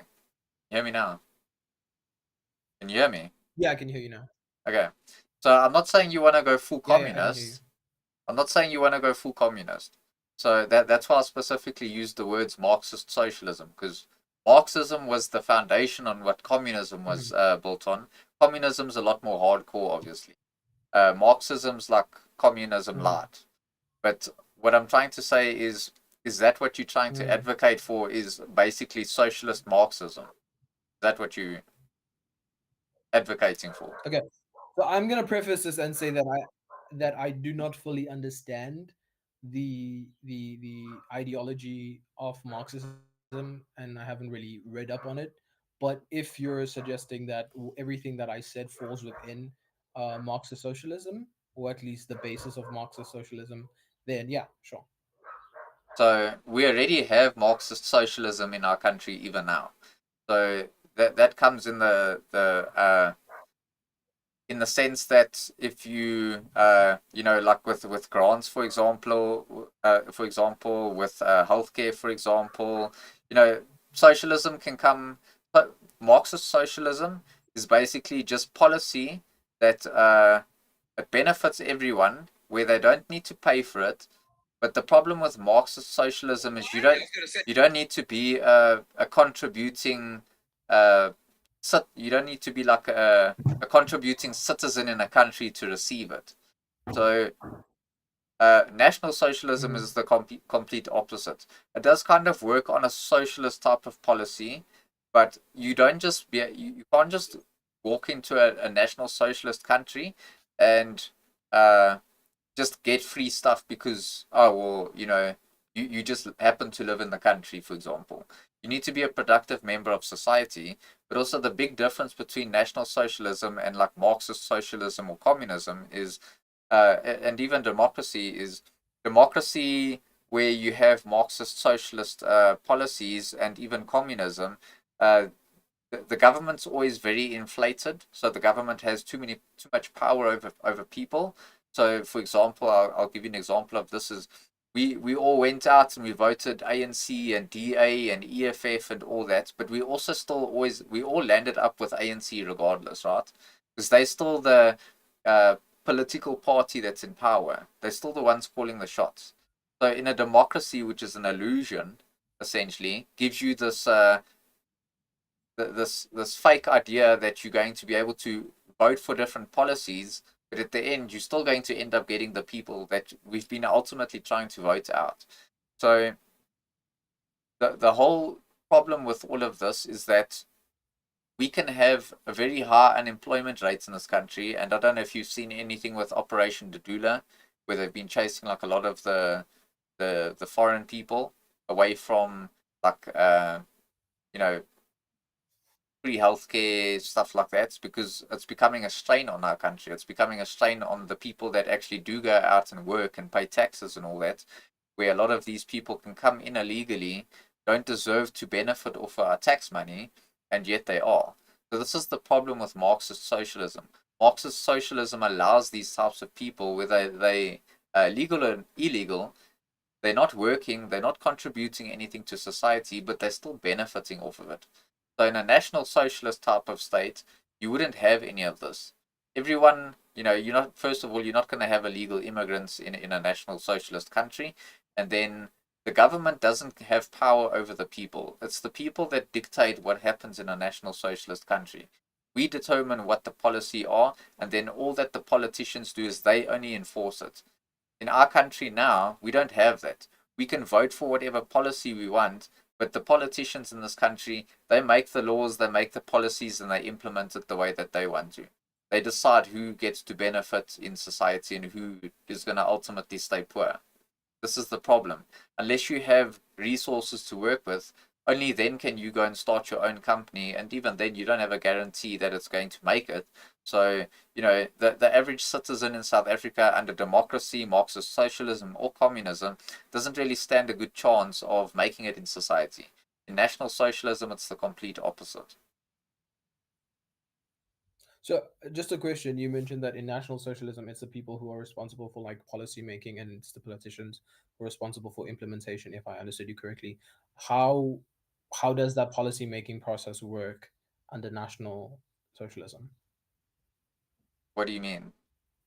Like, how do the people make policy if the politicians are the one that are no longer responsible? How are policies being made, and how is that function being filled? Through people. That's how, it's the collective of the nation. That's why it's a nationalist Yeah, no, I ideology. understand, but like, how do we are we like doing a referendum? How are we Oh, creating the policies? Are we are you asking how do the collective form these ideas? Is that what you're Yeah, asking? basically. So you can do it through referendums. I mean, you don't have to have a dictatorship to say, yeah, well, a certain group of people are going to make it. You could still do it through voting. But the thing is, we've got to be able to eliminate corruption out of our country as well. So that's why I said with South Africa, for example, if that ever had to work, we'd have to get rid of all the people that are in power right now, because none of these people are going to ever play honestly. And, we've got to be able to, even now, even under a democracy, we should be lowering the salaries of all these politicians and the president, because they don't deserve the money that they're getting, first of all. And second of all, if you had to lower the salaries of these people to a point where they're earning an average salary, so there's no big benefit for them to be in it, that would ultimately chase away all the corrupt ones, because they're just doing it for the money. They're not doing it for the better of the country. They're not doing it for any good reason. They're just there to essentially, make money. So if we had politicians that were earning just a basic salary, a normal average South African salary, and they were in it for the better of policy making, for job creation, for the development of infrastructure, and so on, it would eliminate a lot of the problems that we have in this country. So even without the National Socialism, there's things that we can still do, because not everyone's going to subscribe to being a National Socialist. So, and I understand that, and that's fine, because I'm not trying to convert anyone. But even under a democracy, there's still a lot of things that we can change and improve. But the thing is, we've got to be able to take a lot of this power away from the government to do it. Because once we take the power away from government, then essentially what we can do is we can start cleaning up the political problems that we have in this country. And once we do that, we can be the ones to form a policy in this country that benefit people of South Africa, not foreign people, not all these people that are illegal in this country, essentially the citizens of this country. That's what we need to focus on. So that's where the nationalist idea comes from. We can't put the whole of Africa first and then, not even consider South African people, because our future generations are going to hate us for that, because you are essentially stealing the future of South African people and giving special preference to people that shouldn't even be here in the first place, or don't they're not from here, so they're not native to this country. So we need to be able to put South Africans first, regardless of whoever is having problems in the world. We can't sort out all of Africa's problems. They need to go back and rebuild their countries as well. If they want better lives, they have to do what we want to do in our country. They have to do it in their countries as well. We can't import the whole of Africa into South Africa to save everyone. It just doesn't work like that. Because we only There's only like Under 3% of us. under national socialism, would you suggest that we do not accept any people seeking asylum? So I'm not saying that we shouldn't accept people that are seeking asylum, but what we should be doing is we should be doing extensive checks on these people, seeing what, and they should have to prove that why they're seeking this asylum. You can't just say, oh, well, I'm coming from Kenya, I'm seeking asylum. Like, what are you running from in Kenya? Because if the only reason is, oh, well, I've got poverty in Kenya, then I could say, well, there's lots of poverty in South Africa as well. So how's that a valid reason to be here? Just because you want to be an economic migrant doesn't give you a right to be in our country. We should be able to decide who comes into this country. If you're fleeing war, why do you have to cross a whole continent just to get to South Africa? There's many other countries that you could also go to. Why does South Africa have to be the one to go to? I mean, those other countries kind of aren't that great either. Yeah, economically they're not great, but they're not war zones. Fair enough, but I mean, And if again, somebody's going to flee the country, they're going to flee to somewhere that has the best economic potential for them. yeah, but Namibia, Botswana, all these places also have economies very close to ours, and there's no war there. The people there are happy for the most part. Why does it have to be? Because we have Amapiano. Yeah, but that's not a reason. Like that's not a justification to let in. That was a joke, man. I know, but I mean, these people need like real reason to be here. Can you give me like an example of modern day national socialism? Like which other country would you reckon is currently a national socialist country? So there was only basically one national socialist country. It worked extremely well, and because they were national socialists and they had their own bank, when I say the West, I mean specifically Jews. They lobbied the West to go and destroy it. Huh? So I don't know if you know this, but Jews control the World Bank, right? So it doesn't matter which country you go to, the World Bank is owned by Jews. The only way that they can keep their business going is by keeping societies like ours, for example, reliant on the World Bank so that we can keep borrowing money from them. And essentially, what it does is it creates debt, and then that's why you have to work. So you have to work to make debt, to work to pay off the debt, so that the World Bank can make money. This is how fiat currency essentially works. So there was a specific historical so-called failed painter in history that got rid of that, started his own bank, created one of the best economies in the world at the time, and essentially what they did was the Jewish lobbies of the West, so like with specifically in Russia and UK and USA, went to go and fight to destroy this because the narrative is that there was a group of people that were persecuted. Are you talking about Germany? Yes. As in Nazi Germany? Yes. So wait, are you suggesting that in South Africa we should have Nazism? No. What I'm saying is we should have National Socialism. Which is Nazi, the same as the Nazi government. No. How would you separate Nazism from National Socialism? Okay, so let me explain this to you. So essentially, do you know where the word Nazi comes from? No. So it was a slur that was used against the National Socialists of Germany because there was apparently a persecution of Jews in Germany. And like 6 million of them were killed. No, they weren't. You can go look at the numbers. Even in Auschwitz and all that, those numbers are heavily disputed and have been changed. So the narrative has always stayed 6 million, but the numbers have changed. Wait. This has been disputed like since the 50s.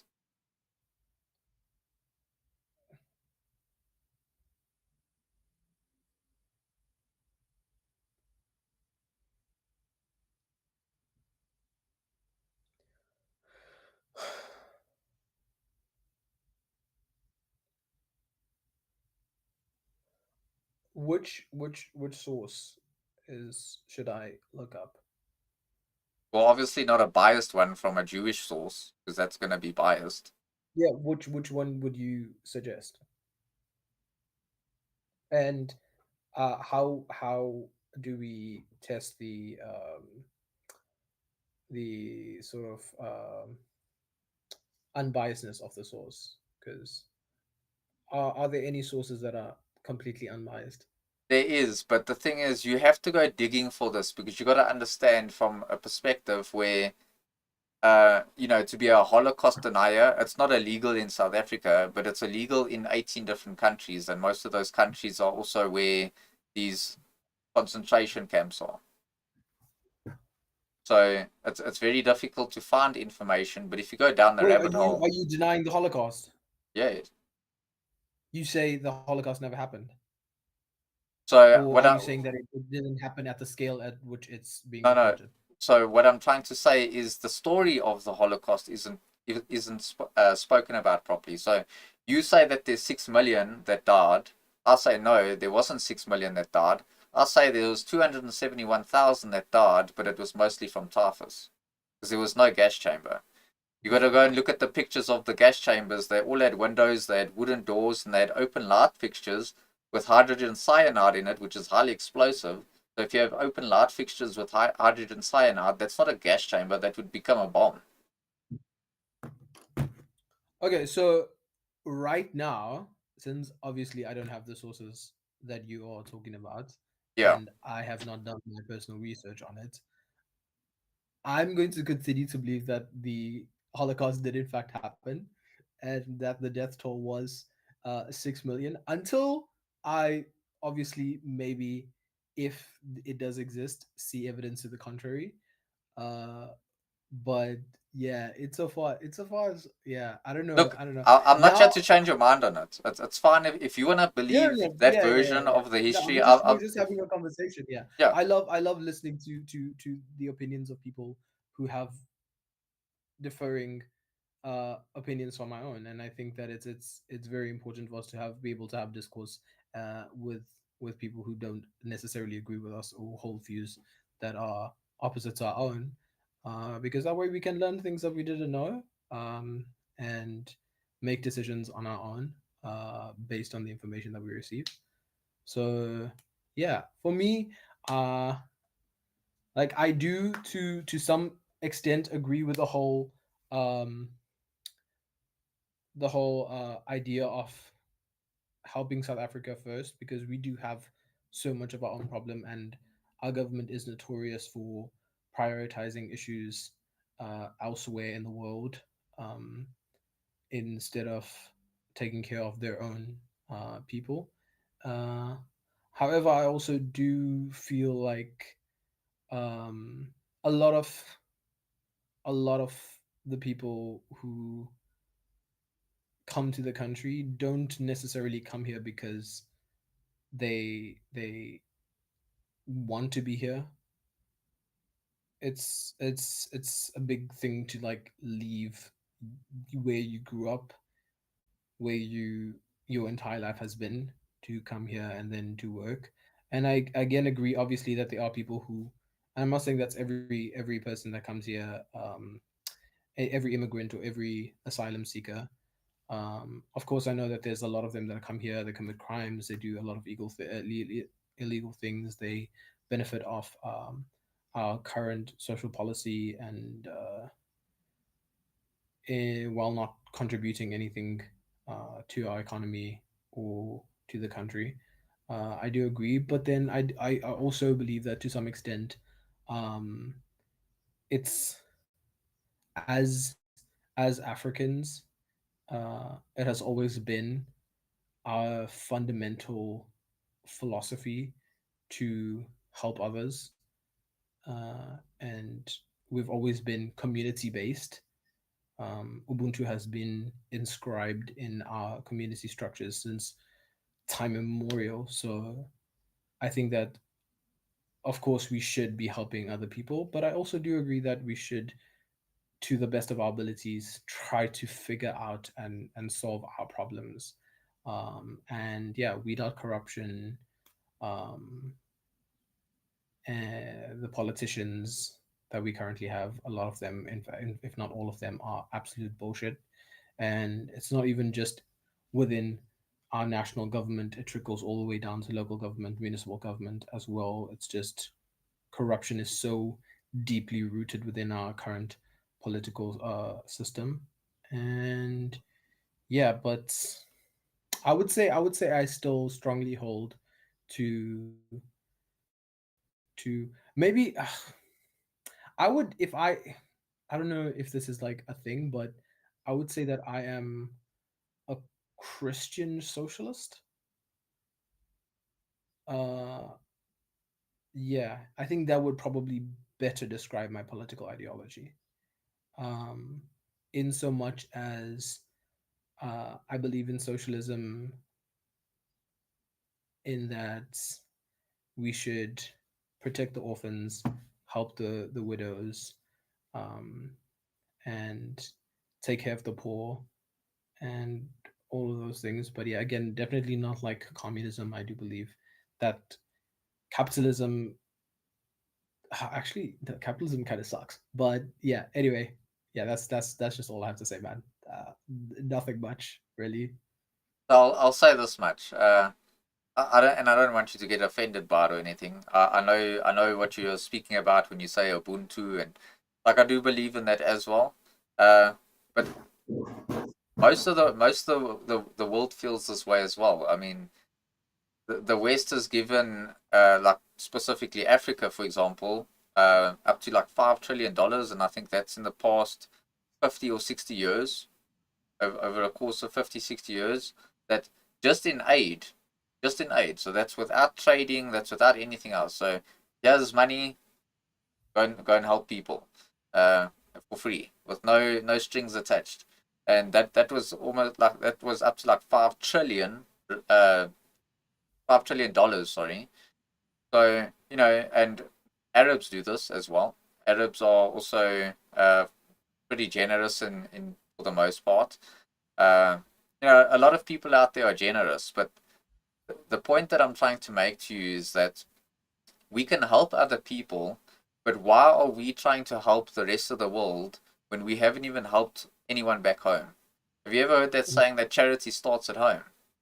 Oh yeah, no, I do agree. I agree with you on the fact that we need to fix our problems first. Like we need to, because a, we have immense poverty in South Africa. Like so many people are living in squalor, so many people are living below the poverty line. So I agree that yeah, we should sort out our problems. That's not something that I disagree with at all. So I think that even with the concept of Ubuntu, we need to help everybody else. But yeah, I think my issue is just with the whole like extreme nationalism. Like I think that's where I can't reconcile my personal ideology with the idea of like nationalism, uh, because again, kind of seems like Nazism to me. You know what I'm saying? I So know it's not the what do you what same. do you I what do know. you think nationalism is? Do you think it means that we just block out all the world and we only care about our country only? No, no, no, no. That's not what I mean. It's kind of like in my understanding, it's kind of like how the Americans are, like right wing Americans, like America first, America, America, America, America, whatever, make America great again, all of that stuff. Yeah. But what's Um, wrong with that though? well, America was never great to start off with. It kind of was always a shitty place. So I mean, if they want to make America great, they can't like return to But that's the difference though. It might be shitty to you, but to Americans it was great. okay, fair enough. But I mean, if we're considering which to which Americans was it great, for Well, which particular so so, Group of Americans so was if it we great? so what kind of Americans do you get? Like what's an American? An American? Yeah. somebody born on both the continents of America? So, or let's say, are Mexicans American? Definitionally, I would say they're American if they're born in the So, continent of America. so why do they call them Mexicans and not American? The only people like Canadians, for example. Canada's also in the northern part of America. It's in the northern Americas, but Well, they don't call a lot of themselves American. a They lot of call a themselves lot of a Canadians. lot of uh, um, a lot of like when you speak to people from the Americas and you were like, oh, America, blah blah blah, and they're like, well, I'm American. What do you mean? I'm like, oh no, I mean people from the United States of America. Yeah. So yeah, But that's one. that comes from the definition of how the say, hey, I'm American. He says I'm Canadian. Well, Mexicans don't say, hey, I'm North American. I'm Mexican. The only reason Does it make them not American though? I mean, I say I'm South African. I'm still African. so like me, I say I'm South African, but I don't say that I'm African. Are you not African? No. Show me the white You indigenous. Show me the white indigenous not tribe of. from Africa? I was born here, but that doesn't make me an African. I you're not an indigenous African, but you're an African by the virtue of your being born here. No, I'm South African by nationality, and that's it. I'm not. So I'm not related to any of the Bantu people. I'm not related to any of the Khoisan. I'm not related to North Africans. I'm not related to Africans genetically. Although I don't have a problem with, you know, with Africans being Africans, at the end of the day, I'm still going to be proud of my heritage and my identity, and my identity is European. By that logic, that you're not related to any of the Bantu people, or you're not related to any of the Nguni people, or any of those things, and therefore you're not African. The Amazigh are not related to the Ngunis. The the Egyptians are not genetically related to the Bantus. So by that logic, are they not African? If they want to view themselves as African, that's up to them. But me personally, I know that I'm of European descent, so I don't claim the I don't claim to be African when I know that my ancestry, my genetic ancestry, my history, my culture, everything is European. It comes from Europe. So what about people who are mixed race? Are they Well, African or European? well, they neither. They a mixture of both. So are they entitled to claim either one or neither? Or No, both? so that's the problem. How you going to be part of a nation when got shared mixed histories and cultures, languages, and ancestry? So do yourself a favor. Google the definition of a nation. Google it quickly, and then read it to me.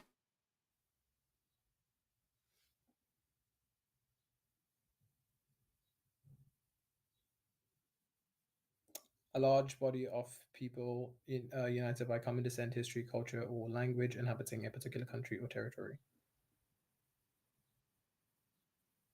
Exactly. What is the point? So the point is, how can you have a nation of a bunch of different people that don't share common descent, they don't share common history, they don't share common culture and common languages? That's essentially what multiculturalism is, and it's a lie. It doesn't work. It hasn't worked here for 373 years. It hasn't worked in the USA, like you said. Because you said, Say that again. Say that again.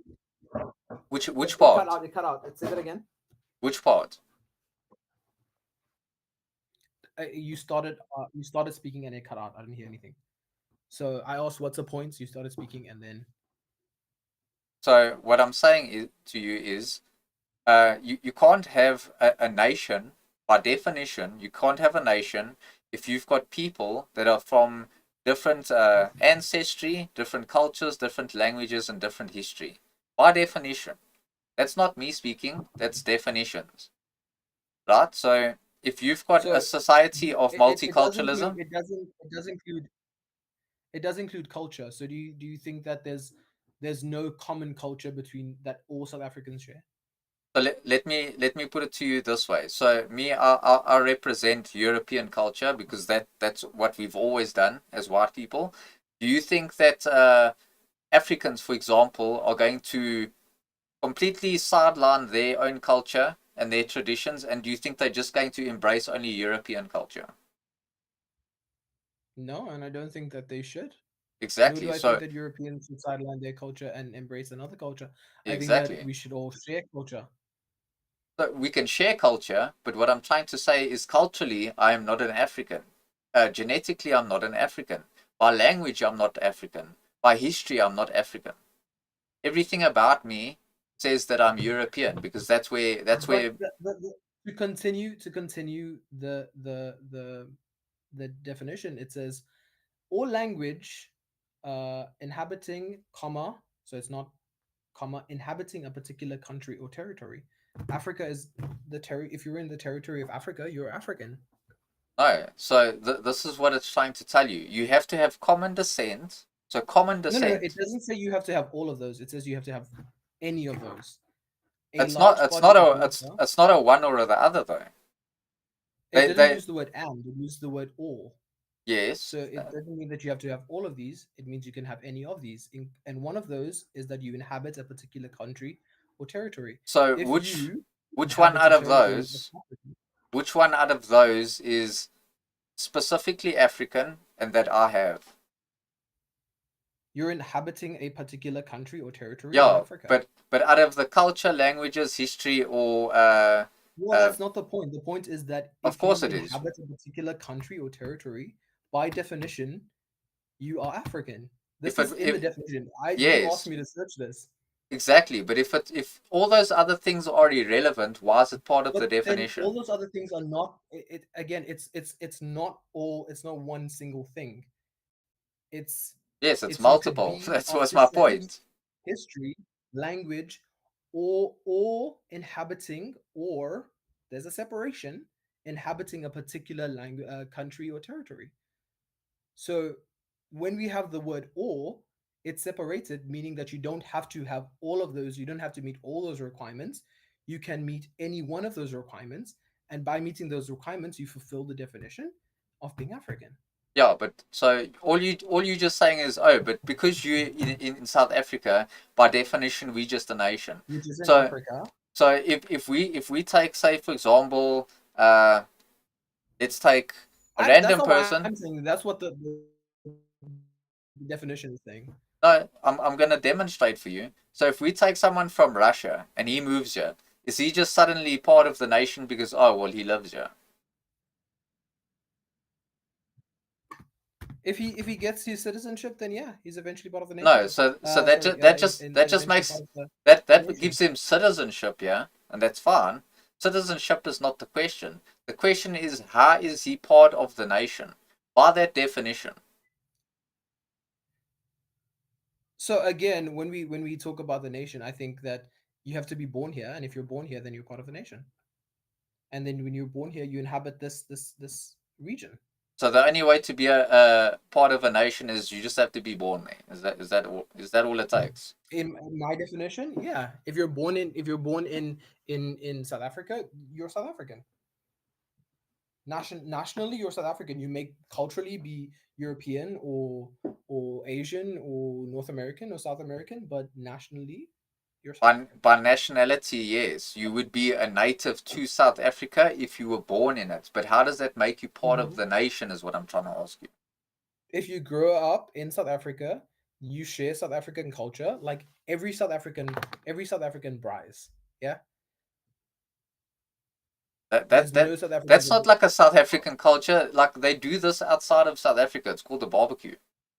How's Yeah, that? they How's do a lot that? of things outside of South Africa, but the way we do it is specific to us. They don't do it the same way as we do. They don't make chakalaka, they don't have force, they don't do all of these things. Those things are specific to us. There's practices that exist in all cultures, but are done slightly different, and that constitutes part of a culture that is shared across all the people in South Africa. So we just call it boerewors, yeah, but it doesn't mean that the meat sausage. Which other It's country has? It's is it the same as wurst though? The like sausages that they have, it might not be the same recipes or which whatever. means it's different, right? So is it then defined by the recipe of how we make it? Is that how Yeah, culture is defined? culture is defined by cuisine, and I think that wurst is a specific part of South African cuisine. Part of a very big part of culture is the cuisine that you have. Yeah, but all other countries have these cuisines as well. All you're They just don't have doing the is same as South rebranding Africans it. though. Yeah, but all you're just doing is rebranding it, saying, "Oh, well, this is our culture." Well, rebranding it is kind of like is kind of reductive because our recipe is different. I've never eaten vors in any other country. I've never seen any other country make vors. They make sausages. They make link Like sausages. They make all of those I'm things. talking like beef sausage. Like you think that no countries anywhere in the world make this? Not the way that we make vors. So again, They it's by make beef recipe. sausages. So it's by recipe then. That's the only Sure. difference. Yeah. So that doesn't mean that they don't do it. So they might have their specific cuisine, but that doesn't make it. Okay, so if you're saying It doesn't make it unique. other countries do the same thing, does that mean that there's no such thing as culture because there's other places that do the same thing, so that is not specific to us, to a specific area or a specific place, and therefore it can no longer be part of their culture because it's not non-specific to them? There's nothing that only one culture does. If you're going to be so ultra specific in defining what well, is it because of the recipe, because other people do barbecues, so barbecues can't be South African culture? Does that mean that barbecue does not form part of anybody's culture? Is barbecue not culture at all? Well, it's not specific to a region though. This is what I'm trying to say. So if you cook Okay, a so steak, barbecue is part of culture. hold on. If you cook a steak on a barbecue in the USA, how's that different to cooking a steak on a braai here in South Africa? It's literally the same thing. We You're just season our rebranding meat it. differently. Yeah, they We season it season our too. meat They differently. literally they've got what you call it, marinating. They've also got spices. They've also got all the same stuff that we have. Exactly, but we do it differently. It's specific to us because we do it differently. Different How? regions, some people use coal, some people use gas, some people use wood. It's all done differently. They have In the different USA, they sides. do You that too. pair it, you pair it with different things. You do it on different times. The US eats. They celebrate what do you call this, Thanksgiving. We don't do that. They eat turkey on Thanksgiving. We eat turkey on Christmas. Now, just because other cultures eat turkey does not mean that the 4th of July is not part of US culture. Sorry, the Thanksgiving is not part of US culture. Just because other places eat turkey, it's part of their culture. Yeah, but Would that's you a agree very that the 4th of July is US that culture? How is it different though? yes, Because it is, we all but you celebrate Friday on the 24th of September. So let's compare those two. Eating turkey, everybody does it. They do it specifically on the 4th. Sorry, on Thanksgiving. We celebrate Friday on the 24th of September. Would you say that's not part of our culture? we've made it part of our culture, but where in again, where was And this the US ever? has made it part of their culture when they went and colonized the people and killed the indigenous people. They So didn't. how They is it did. different? They actually They didn't. didn't kill the indigenous. No. Where are you getting your revisionist history? Like, I could accept the part about like the whole, okay, they killed 270. I could accept that, but like the whole, now it seems like you're just rewriting the history of the world. And to Nope. note, a very important, it wasn't people of color who wrote history, because you guys didn't like, white people didn't allow people to write, color to write history.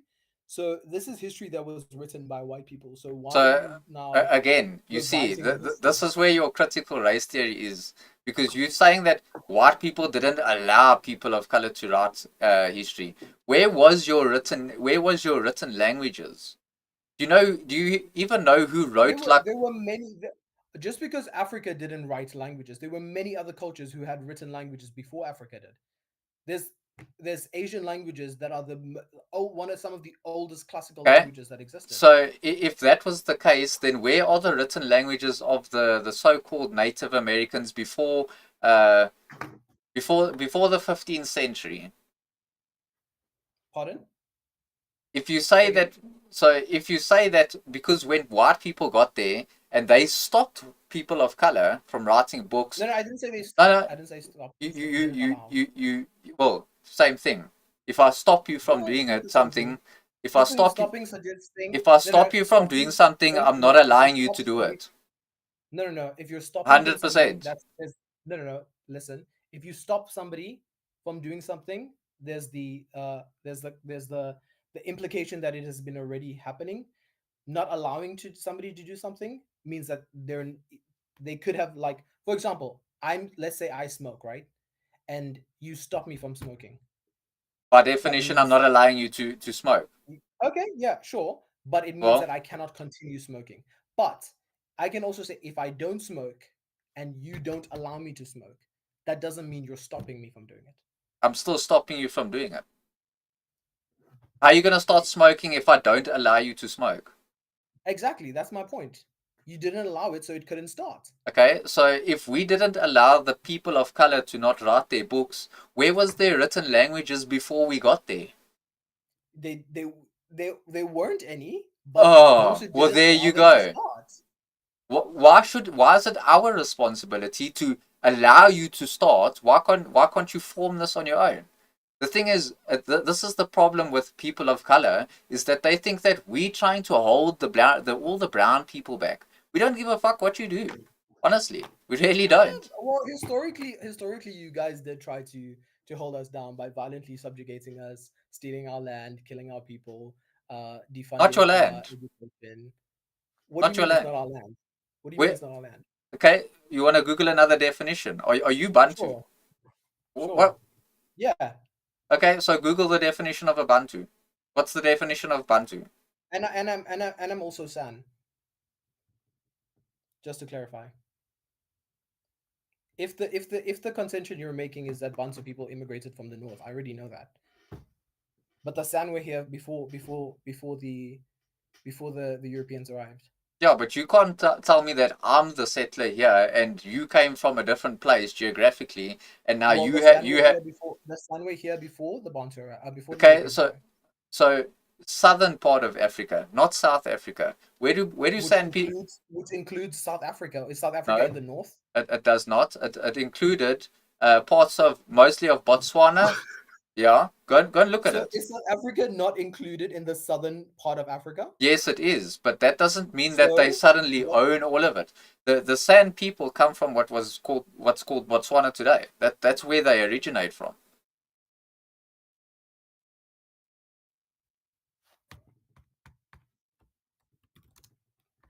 Can't hear you. Are you suggesting that when the Europeans arrived in South Africa, can you hear me?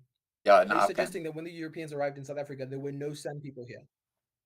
No, that's not what I'm suggesting. Also, San people are nomadic.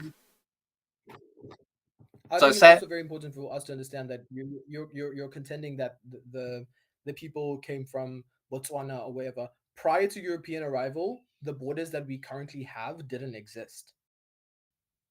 You're saying that Africa didn't have borders prior to Europeans coming here? If they're from Botswana, they're only from Botswana. Doesn't really. I'm saying that they didn't have borders in the way that we have borders right now. They weren't defined in the way that they're defined right now prior to Europeans arriving here. So even before Europeans got here, Africa still had borders, and even before we did anything here, those borders were forever changing anyway. So that's just a fact of history. It's not because the white man. That's just how history goes. Borders change all the time, whether there was white people there or not. Happens like literally in throughout the entire world. I'm not disputing that fact. Yeah, I'm not disputing that fact. But then again, you used Botswana, which to suggest that the San came from Botswana. They did. And then, so were there no people in South Africa? That was pretty much their inhabiting area. You see, the thing is, what you're trying to say is you're trying to use the population of the world that we have now and saying, yeah, well, back then there were still lots of people around, so there must have been people all over Africa. There wasn't. Okay. Because our population sizes in the world weren't. According to, yeah, it says that they originated in what is now Botswana and South Africa. Part of the north, yeah. So they were here. So, but what's that got to Which do means with the land belonged to them? what's so because So when so I said you if stole I the if I land, you took overlap, land that wasn't yours. are you sure about that? Because you clearly don't know that we also did buy, like Western Cape, for example. European people paid Did for you that. buy all of South Africa? No, we didn't Did buy you all buy of all it. the land that? So some of it was stolen. No. So How is it How stolen? did you acquire it if you didn't buy it? Through conquest. That's not stealing. That's conquest. Well, the thing is, okay, fine. You came here, you killed the people, and then took the land.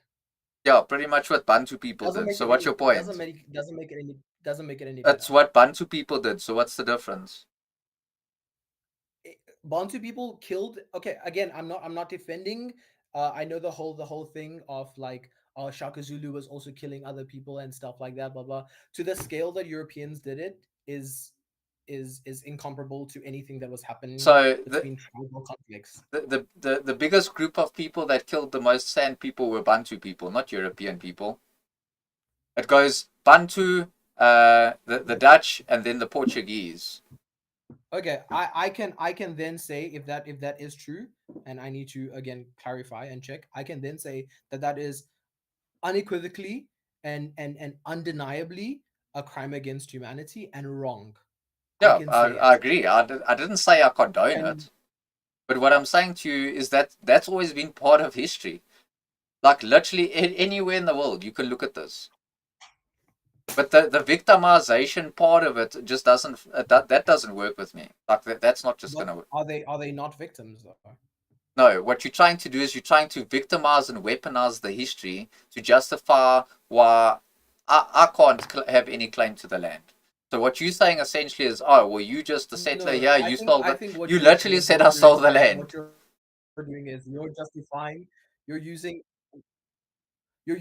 which is what I believe. You're using one other horrific historical event to justify the occurrence of another horrific. It's a rebuttal against what you are saying because Like, you're trying to weaponize the history against me to say, oh, well, you have no claim to the land because you stole it somehow. And then when I bring up another example, then neither do you. I don't think that you have a claim to the land. And let me say, I don't think you have a claim to land, and I don't think that they had a claim to the land either, if that's what they did. If the Bantu killed the San, I don't think they had a claim to the land either, and I don't think that white people have a claim to the land either. I think that the people who have the claim to the land are the San and the Khoi. Okay, so if that's your stance, then what do you think the solution is? What do you mean? What do I think the solution is? Well, if Bantu people and European people don't belong here, then what's the solution? I never said that they don't belong here. I said that they stole the land, and that's. You literally said I don't have a claim to the land. If I don't have a claim to the land, I don't fucking belong here. Like what is, like, how are you getting this confused? That's not what it means. If I don't own the plot next to me, right? If I don't have the plot next to me, and then I go to the plot next to me, and then I purchase it with money, then it's mine, right? Initially, I didn't have a claim to the land, but once I purchase it, or if I was born there, or let's say my parents stole that house, right? They stole that house. Time went on, and eventually I was born there. Then for me personally, I have a claim to that house.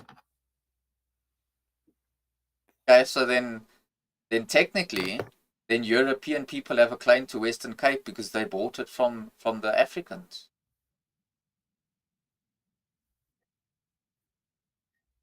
Where's the evidence that it was bought? You can literally go to. We've got museums. You can literally go find it there.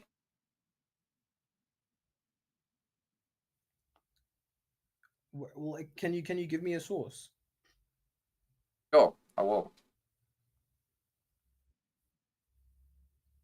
Let me find it, yeah.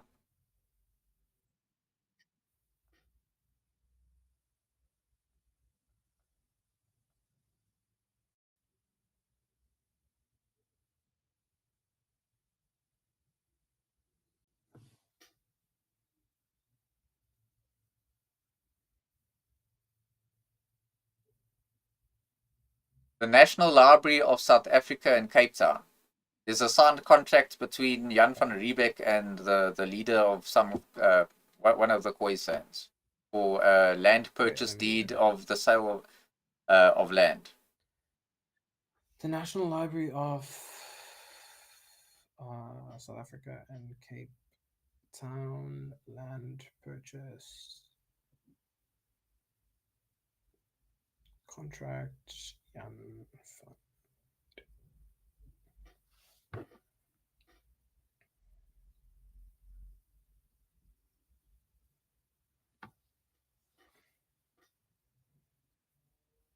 Okay, give me a second. Is it on their website? No, I don't know.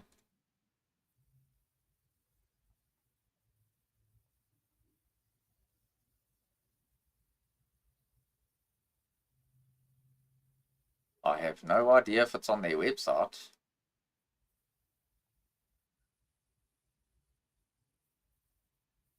I don't know how well this will work,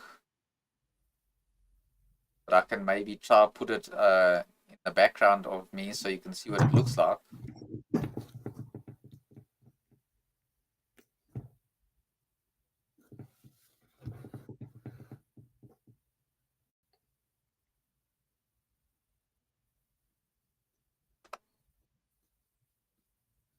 See if I can get it up for you.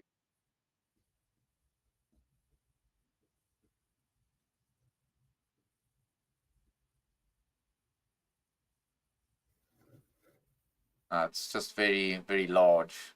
But this is what the document looks like. What language is that document written in? I don't know. I can't read it. Even for me, it's very, very blurry. Yeah.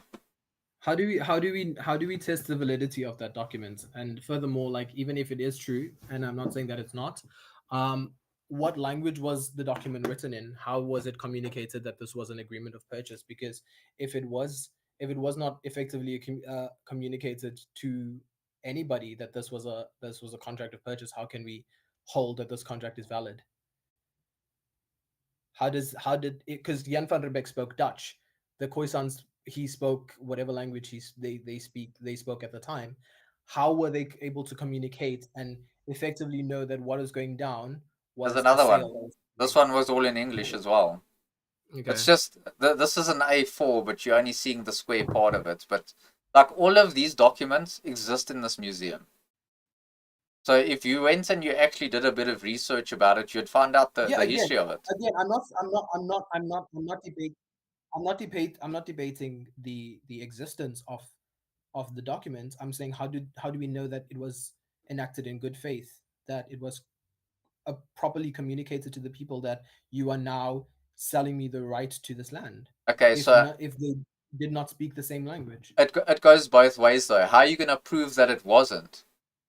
How are you going to prove that it wasn't in good faith? How are you going to prove that it wasn't just a manipulation or whatever? Because it's more likely that it wasn't enacted in good faith than it is Yeah, that it was, because neither of them spoke the same but language. that's an opinion, not a fact. The subsequent treatment of the people in terms of like driving them out of the land, stealing their cattle, killing their cattle to starve them, would be a very, very valid suggestion as to why I believe that it was enacted, if ever, in bad faith.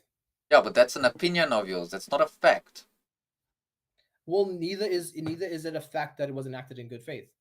How do you know we have that? A document. How do you know that it was enacted? Because there's literally historical documents to prove it. That doesn't prove anything, though. I can enter. It literally proves it. I can draw up a contract. One day when you're drunk and inebriated, ask you to sign it, and you do not know the contents of that contract, you do not know what the contract is for, and I have the document that states that you've signed this. Here's the physical document that this individual signed it on their own, and now what does that prove? Because again, so you either did you not understand. saying that Jan van Riebeck got all the Khoisan basically hammered that night and then got them to sign a That document was an without. example. That's what it, Yeah, that was an but it's a example. very bad My example point I because was that's making not is that it's got no the relevance to point what I you're was saying. making is that they didn't understand the content of the agreement. And again, I'm not saying that is what So happened. why would they I'm sign it? suggesting that it is possible. So why would they sign it? Well, they, again, as you suggested, they didn't have written language before. You don't need to So they have a obviously written didn't- language to understand words. Well, I'm they speaking. didn't know what. I'm How speaking. did they understand each other? Because they didn't speak the same language. Are you telling me that the Khoisan, who had never encountered white people before, had to now somehow be able to understand what he meant when he told him in Dutch that we were doing a sale agreement? I don't know. I don't have like a time traveling machine where I can go back and check all this information. Then you can't base your entire claim that the land was sold on the validity of that document if you don't know what happened at that time. Yeah, In but the you same can't. way that I'm You not saying you that also I'm not, you can't also I'm not, assume which is that why Jan van Riebeck got all the Khoisan like hammered that why night, I and was then that's why they very, didn't very understand. clear, which is why I was very clear about the fact that I'm not saying that it was enacted in bad faith, but based on the subsequent treatment of the people of that region, I can what's the word that I'm looking for? Oh, freak. You want to Anyway, speculate that it was made in bad faith. Based on the subsequent treatment, yeah, I could probably maybe speculate that it was not enacted in good faith, and But therefore speculation not a is not a valid contract. fact. Yeah, but speculation is not a I fact. never stated it was a fact. None of what I'm saying that it was a fact. You're also saying that I'm suggesting that Jan van Riebeck got all of them habit. That's not what I'm saying. I'm saying the point of using that as an example was we cannot use this as a valid claim that the land was bought just because there's an existence of a document. If both parties do not understand the contents of the document, that is how legal contracts that is how Yes, contracts but are entered the into. problem with your claim is that you're saying that you can't say that it was bought because they just signed a document. They would have had to actually trade something or give something to the Khoisan people for it to be a transaction. It's not just about signing a document. So where's the evidence that something was traded with them? Like I said, go and research it in the Museum of Cape Town. So I have to go all the way to Cape Town to research this now? I'm pretty sure you could find information online too. Well, every source online says that the Khoisan did not sell it. The Cape of Good Hope was established with the assistance of slavery. In 1652, the first European settlement occurred in Cape of Good Hope. This is Stellenbosch University. This came into occurrence as part of the supply chain for the Dutch East India Company. When the colonial settlement was formed, slavery was used to help build this establishment. Who were the slaves? People from I'm assuming people from the South Africa that they found at the time, and then when they refused to work, people that came from India and Indonesia and everywhere else that the Dutch colonized. Yeah, they came from the Malay.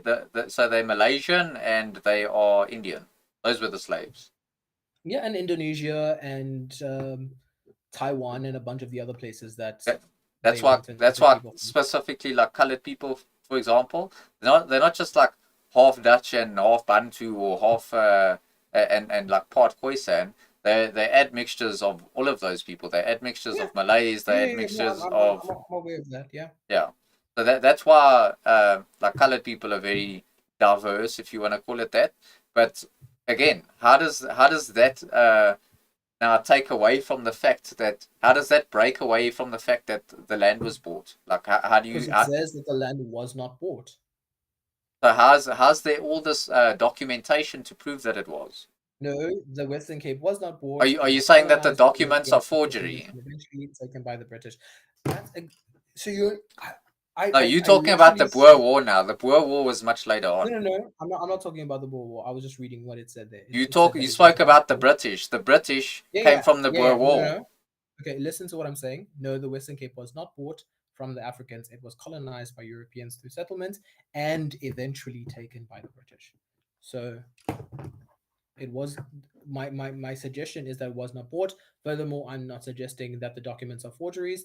What I am suggesting is that I don't know if those documents that exist, if they do, because again I haven't seen them.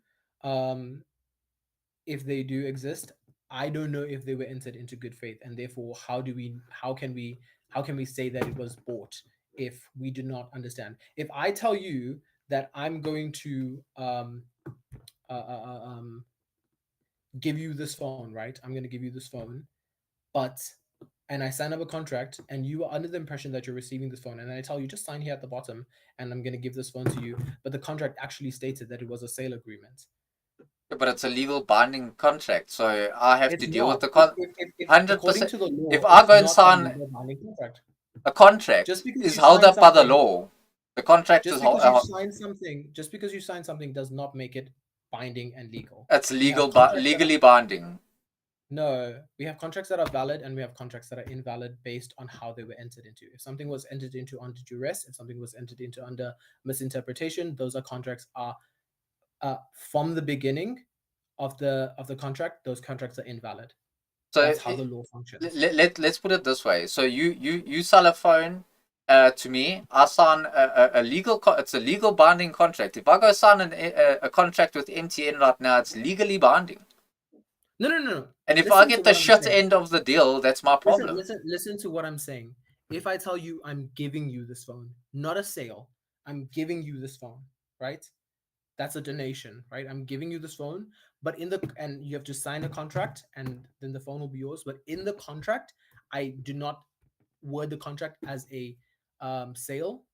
Sorry, as a donation. I word it as a sale agreement, and you sign it. Just because I worded it as a sale agreement and you signed it doesn't mean that it's a valid contract. From its inception, that contract is invalid because it was created under the contract was entered into under misrepresentation.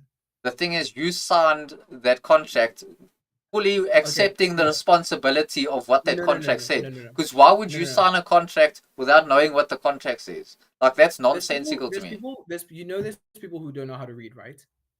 So why would you sign a contract? Why wouldn't you get a lawyer? Or why wouldn't you get someone to advise you? That somebody was acting in good faith. And was it stupid of you to do so? Yeah, 100%. But that does not mean that contract is valid. It's not a legal it's not a legal requirement for me to look after your feelings when signing contracts. No. It's a legal requirement for you to not misinterpret the contract. I didn't misinterpret it. I gave it for you to read. Sorry, no, misrepresent the contract. I didn't misrepresent it. You signed a contract that you can read yourself. No. Let's assume that I can't read. Okay, let's assume that I don't know how to read. Okay. So you just sign contracts. You give me the contract. And listen, you give me the contract, and I foolishly think that you're acting in good faith, and I sign that contract. And if the contract is not what it says, that contract is invalid because it's how's that my problem? It's you're not understanding. Oh my gosh. According to the law, okay, I'm going to explain this very slowly, okay? According to the law, if you misrepresent yourself when entering into a contract, that contract is invalid.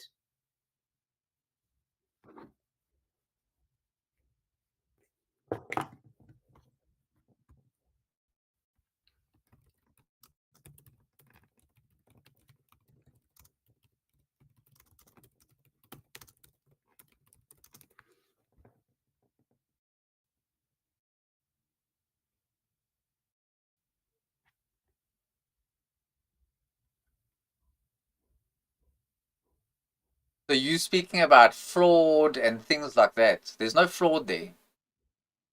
That's what the law is stating. About any contract Literally, you enter. I'm looking at it right we have now. three types of contracts. When you have misrepresentation of a contract, it's because of fraud. There's no fraud. What you're saying is No, no, because no. you Okay, didn't so read the contract properly, and you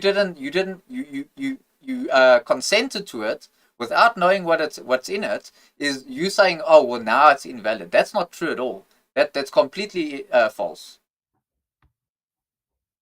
no, no. Okay. Actually, I rescind my statements. I actually used the wrong word. The word that I was looking for is not invalid. The word is voidable. That's the word I was looking for. Voidable. Yeah, but again, you're changing the word, but all you are saying is because you are Okay. ill-informed So in on the South African contract that contract you law, signed. of pacta sunt servanda, the principle of agreements entered freely. Say again.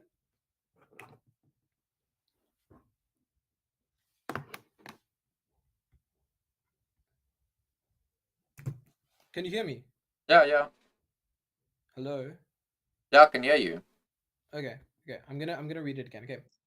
In South African contract law, the doctrine of pacta sunt servanda, the principle that agreements freely entered must be honored forms a cornerstone of contractual obligations. However, certain circumstances may render a contract, and again, it's not specifying any specific type of contract, render a contract void or voidable. Such instances of mistake, error, misrepresentation, whether fraudulent, negligent, or innocent, or Exactly. duress, including undue influence or coercion. So Exactly. it So doesn't where does that matter apply? whether it Where was does it fraudulent, apply? whether it was innocent, whether it was. So What do you mean? Where does it apply? I where clearly explained to you where it applies. where does it apply to the documents with the Khoisan? There was no fraudulent or anything there. If there was, why would they display it on why would they display it in a whole museum, and why would it be binding? I feel like you're trolling me at this point, honestly. No, Because I'm explaining to you legit what I curious read. now. Okay, so I'm gonna explain it from the top, like I'm explaining it to a 3-year-old. Okay, so you have two parties. You've got the Khoisan and you've got the European settlers that came to South Africa. Okay, so you say that there's a document, which I am for now accepting as the truth. Okay, there's a document that states that the land that was owned by the Khoisan was sold to the Europeans, right? That's what the document states. What I'm saying is that how do we test the validity of this contract if we don't know, or rather, we can assume that the Khoisan and the Europeans never understood each other because they never spoke the same language. They don't speak the same language, so it's how do they understand each other? No, I'm not sure if either of them spoke English, because again, the English came way after this, so we can assume that neither of them spoke English. And what I'm saying is that there's no rebuttal or denial from my side that there was a contract entered into. There's a document that exists. My issue with the whole situation of saying that, oh, this land was sold to us, is that this is a story that is being told by the Europeans. The Europeans are the one who documented the sale of happening. It wasn't documented by the other party. How do we know that this contract was entered into on good faith? How do we know that the Khoisan were fully capable of understanding the contents of the contract that was written first in Dutch, I presume, and then later in English? Two languages that the Khoisan did not speak. How can we know that they entered into this fully able to appreciate that now I am relinquishing my rights to this land to this other individual? How do we know that this is again just Victor's the Victor's the one that's writes history, right? They're the ones again. The Khoisan did not have. They How they can passed how on their can history how can you use that excuse of Victor's write the history, and in the same breath you say, oh, but the Khoisan couldn't write or read? Again, that's what I was going to the next statement and saying, okay, the Khoisan they passed down their histories through oral traditions, and from their oral traditions, there's no indication that the land was sold. There's no indication that they gave up their rights to their land to the Europeans. So how do we now test the validity of this document that you're using to suggest that the land was bought from the Khoisan by the Europeans? So how do you Because firstly, test if we weren't something? there. How do you test anything if it's valid? What do you mean? How do you If test it? if you and I enter into a contract, Yeah. how do you test if it's valid? Yeah. How do you test if it's valid is probably because, again, when we bring up the validity of a contract in the modern sense right now, usually it's because the other person complained that this is an invalid contract. Okay, so let me say this. I go to China, don't speak a word of Mandarin. They don't speak a word of English. I have a contract with them. How do you prove the validity of that contract? What do you mean? How do So I prove the validity? how do I prove You that that entered into a contract is contract. valid? Yes. You entered into a contract with the Chinese people. Yeah, they don't And speak English, and I don't speak they don't speak Mandarin. English. You don't speak Mandarin, and you have a contract We have a with them. contract. Yeah. Okay, and you were under the impression that you are receiving one specific thing, and then the contract actually stated something completely different. Again, you just larping on this whole thing that already you trying to say that there's already something wrong with the contract. No. I'm not saying that there's anything wrong with the contract. You I'm just saying literally that just said that. I fully can't accept that. Again, fully can't accept that the contract is valid because I don't know if the Khoisan, again, listen to the fact that I'm saying I don't know if the Khoisan were able to appreciate the contents of the contract, and the subsequent treatment of the people in South Africa after this contract was entered into does not suggest that they were accepting of the conditions that were listed in the contract. If they were, then they wouldn't have to be killed. They wouldn't have to be pushed out into other parts of the country, because they would have obviously understood that I sold this land, I need to move. I can't sell this land and then remain on this land because the land no longer belongs to me. The subsequent, because again, we were not there and we can only use the history that is available to us to draw conclusions from it. The subsequent treatment of the Khoisan after the contract was entered into, after they sold the land and the land was bought, is an indication that this contract could very likely not be valid. But how do you, again, you didn't answer my question. How do you prove the validity of a contract? In the modern sense, you take the contract, you take both parties, and you obviously assess what the expectations of either parties were, and then test the contract to see if that's what is listed and outlined in the contract, and if it's not, then the contract is invalid. So, However, right now you're contradicting yourself. You're contradicting yourself because again, how am I contradicting myself? Because you've already made the statement that the Khoisan didn't speak English and the Dutch didn't speak any African languages, and no one understood each other. So how can they get together to understand the validity of the contract? So what other form or what other process would you take to make a contract valid?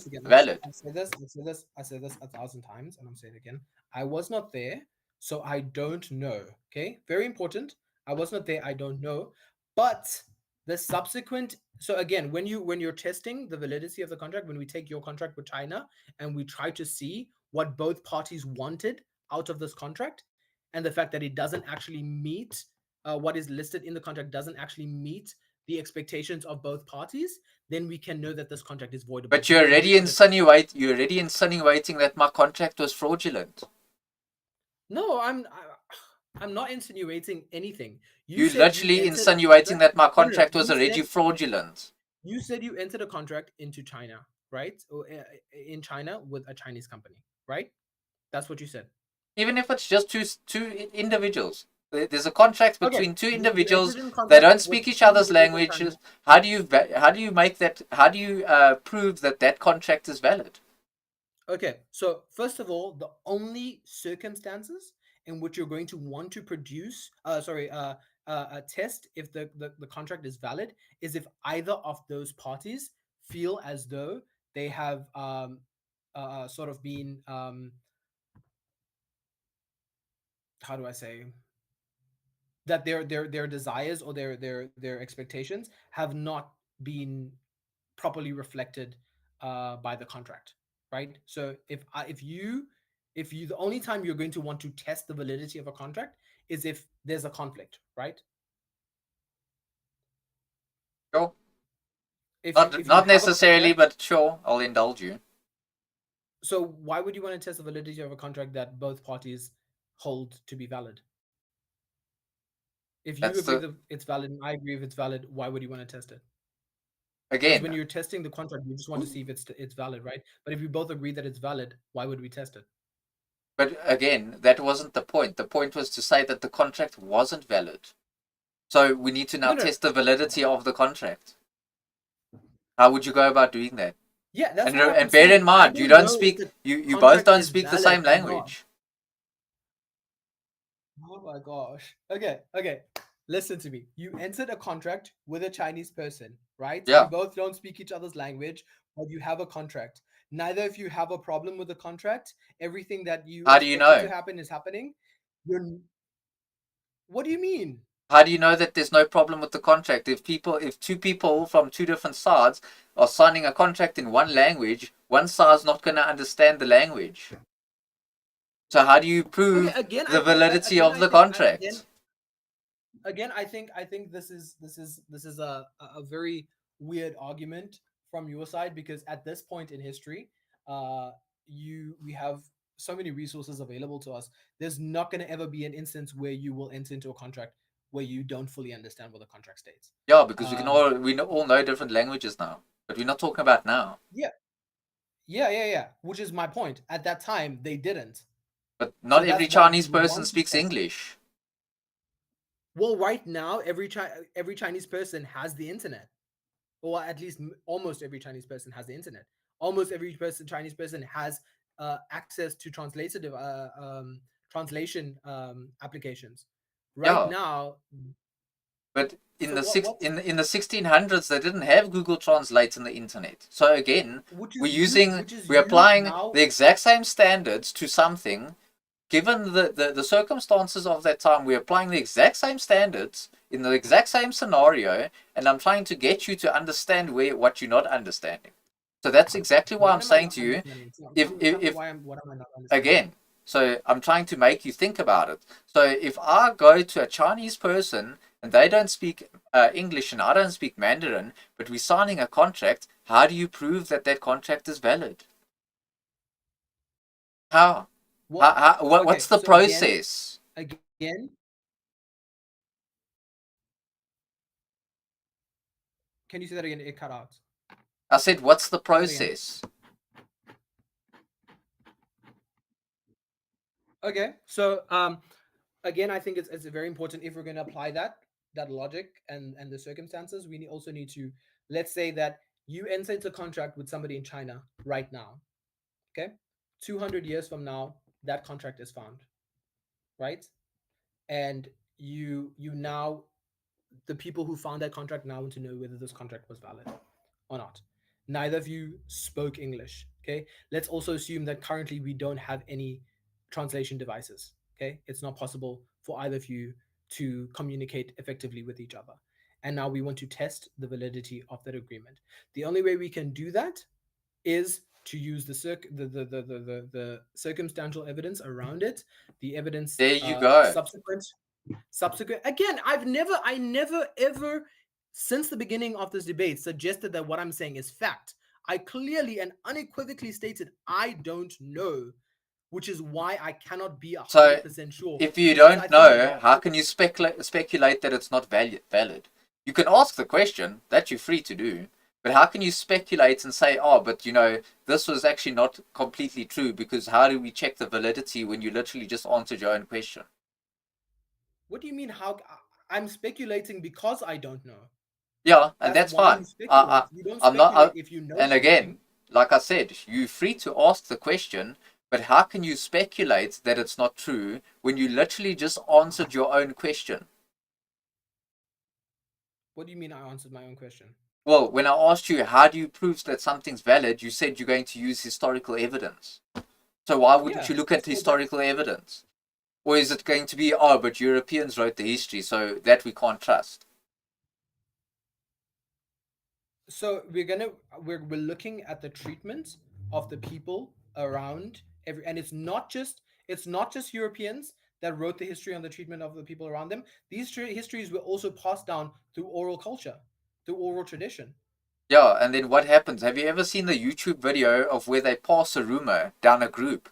And then what happens is they start with one rumor, and right at the end of that chain, the rumor is completely different, not even close to what they originally spoke about. So why should I believe? Are you using broken telephone as Yes, justification? exactly. Because why would I choose generational history that is taught through oral?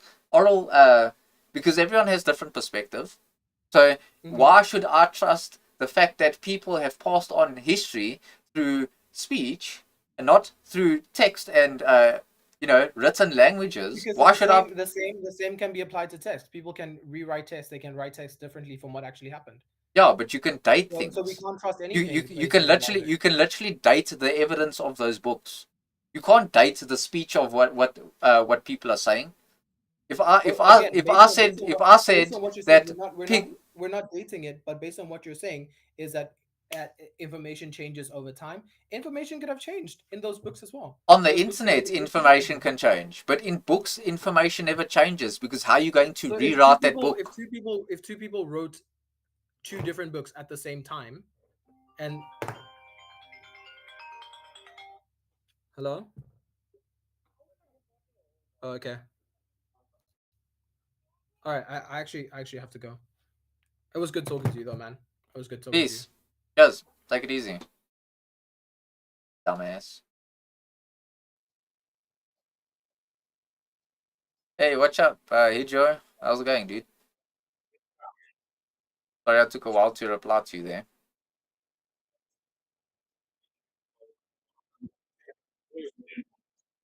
What's up?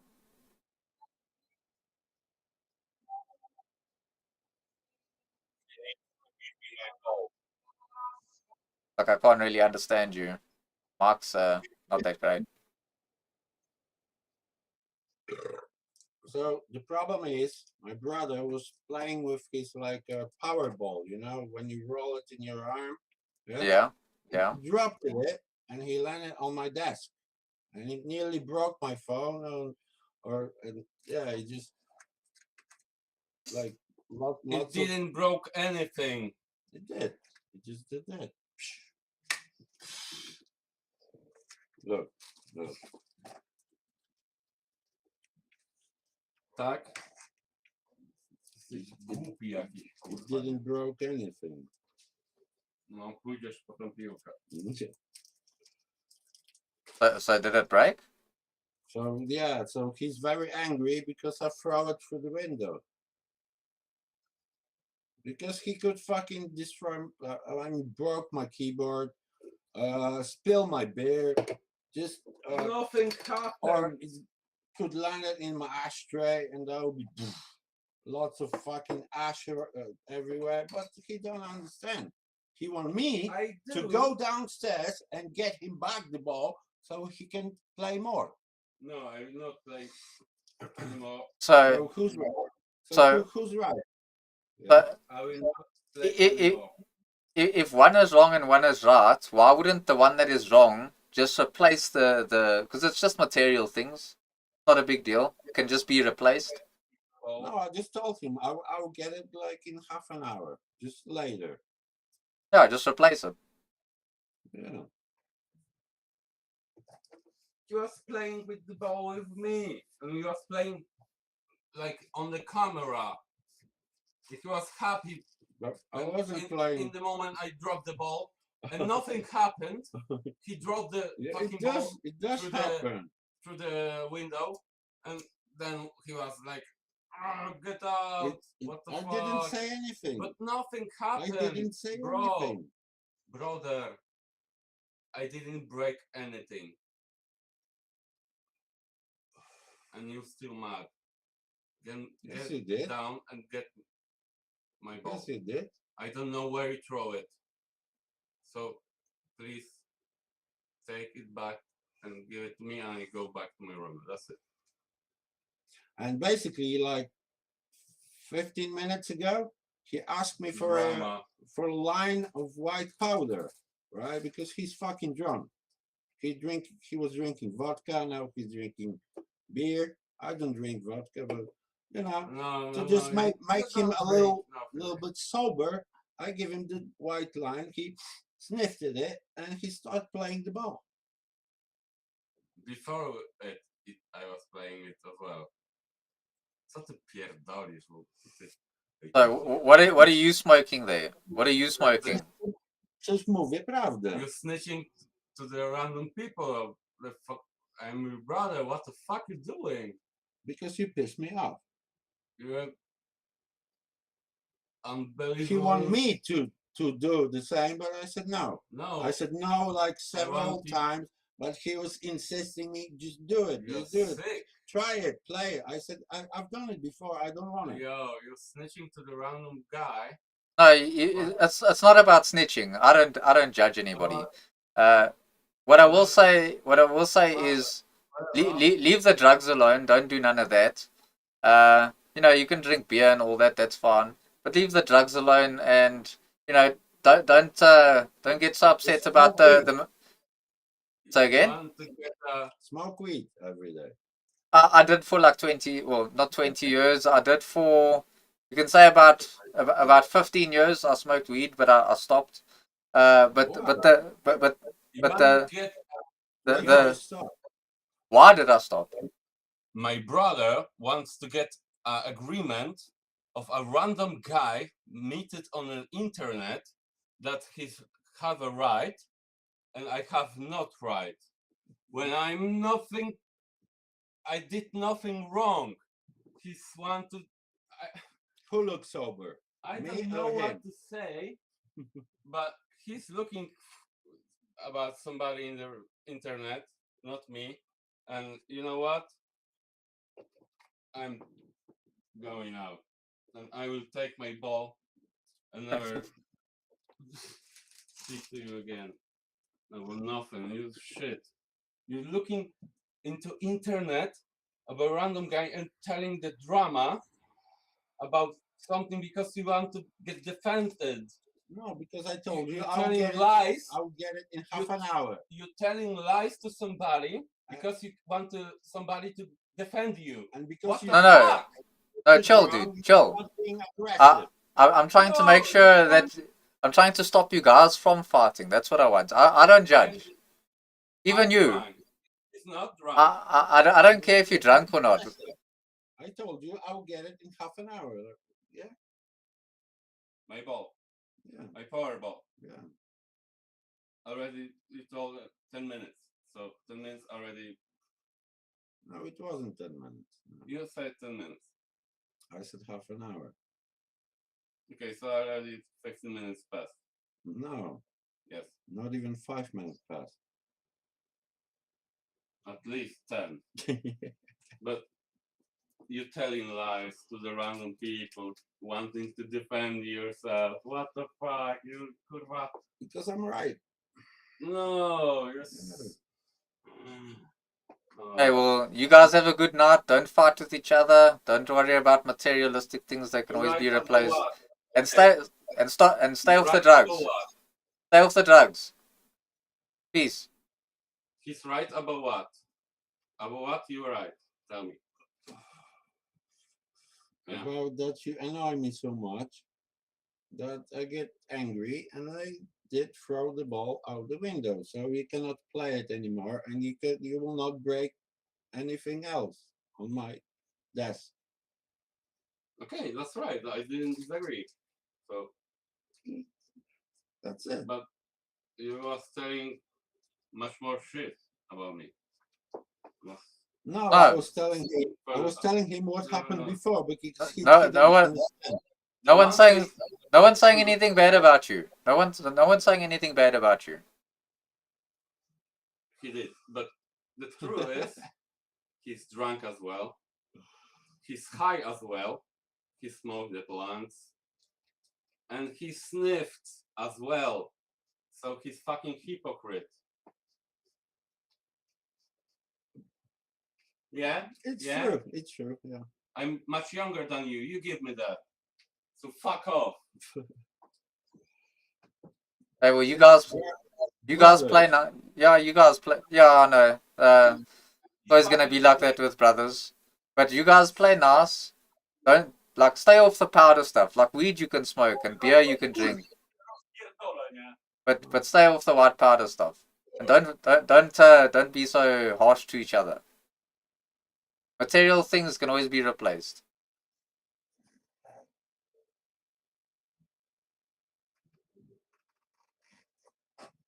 No, I don't want to like play like therapist or anything, but that would be my advice to you guys. Hold on a second. Where are you from? It's the Republic of South Africa. Yeah. Holy shit. You know, we got a new guy at work. He's from South Africa. And Okay. he said, when like he's got nothing to eat on his break, my manager gave him a yogurt. And he was like, wow, where do you get that from? He never had a yogurt in his life. Is that true? We've got plenty of yogurt here.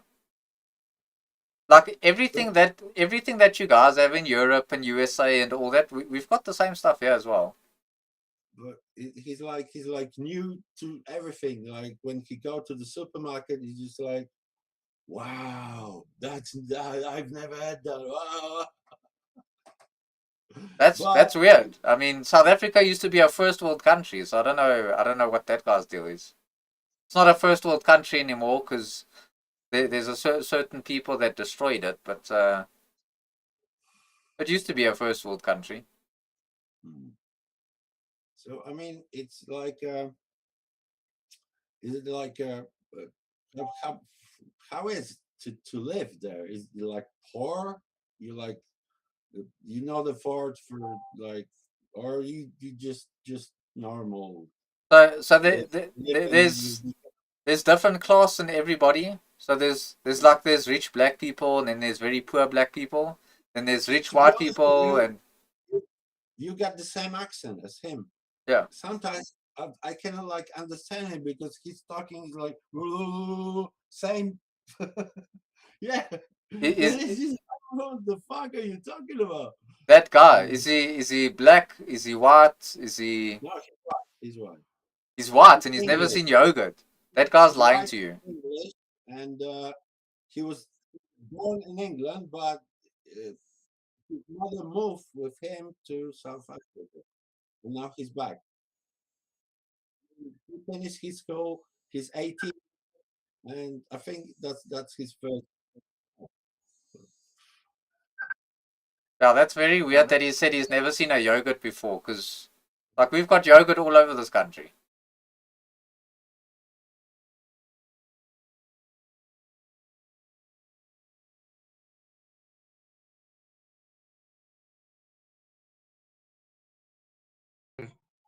What about Like literally, I'll even demonstrate this.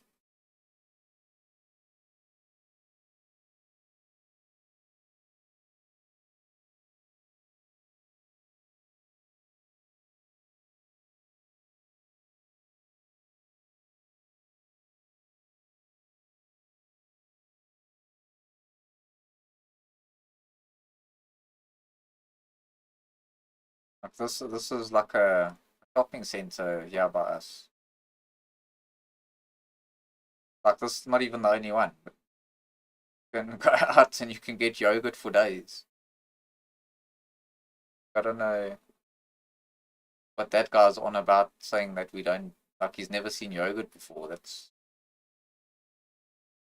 he must have been trolling or something, because we've, as you can see, we've got plenty of yogurt here.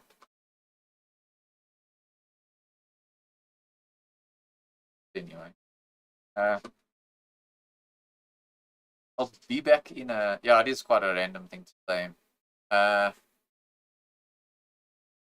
Joe, but on South Africa, you got supermarkets, yeah? Yeah, we've got plenty of supermarkets here. We've got supermarkets that are called like Pick and Pay, like the one I just showed you. Then there's ones that are called like ShopRite and Quick Save, and like there's plenty of them. Plenty.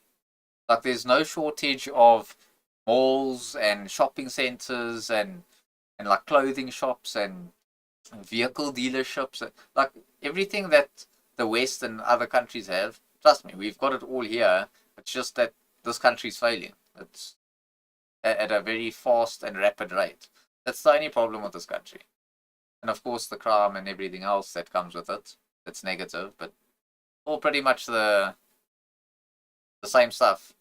Like we also get the latest models of cars and we get all that type of stuff here.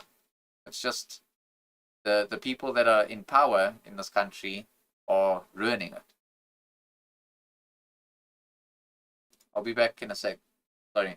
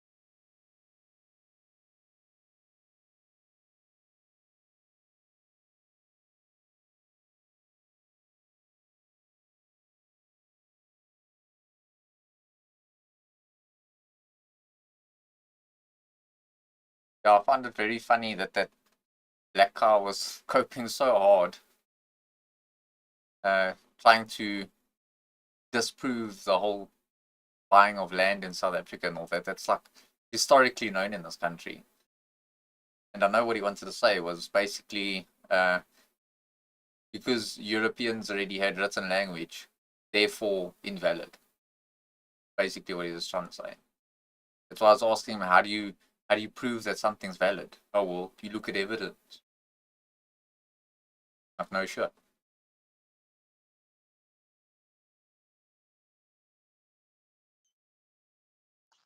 Stop.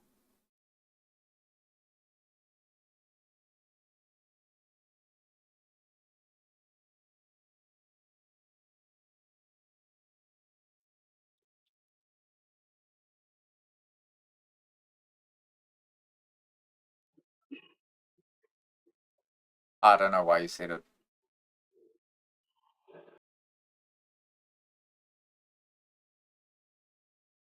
Like I said, he's coping.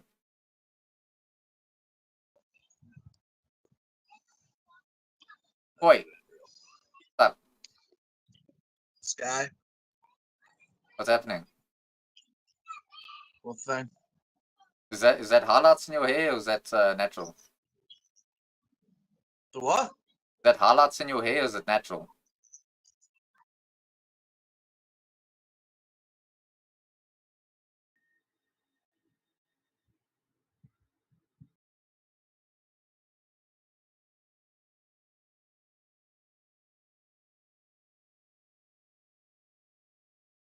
It's Omegle, but it's used through. So this is called the Monkey app, but essentially it uses Omegle. It's just bigger screens.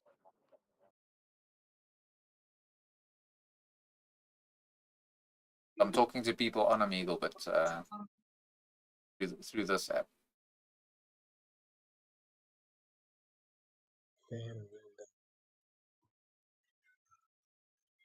Nope.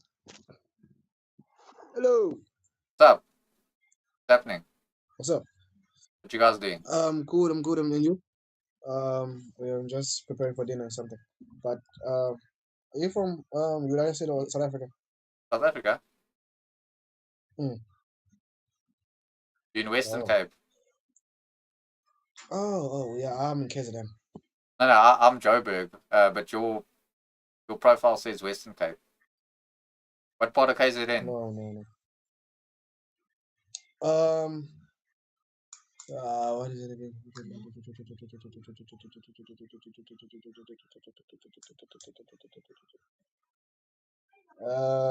Yeah, I forgot right now.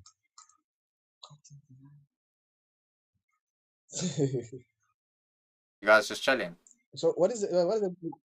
Yeah. So what's that behind you? Is it a photo frame or something? It's just the background. Oh, wow.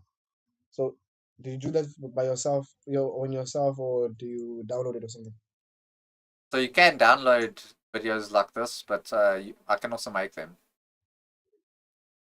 Oh, because I really want, like, I wanted to start something like that. I wanted, like, to learn something like that. But first I needed, like, a laptop and all that. Yeah, well, that's how I can do this. Is I'm speaking from my PC. Oh, okay. Yeah. So is this your first time on this? On this app? Yeah. Nope. I'm just a newcomer. I'm just trying to find a way. Yeah, I probably would ask me for a donation. I had a Nigerian asking me to send him money off this app. It was yesterday.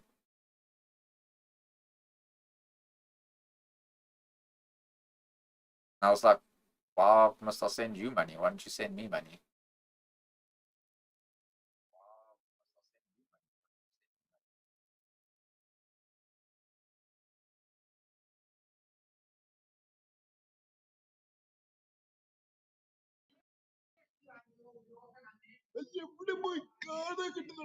Majid, my son.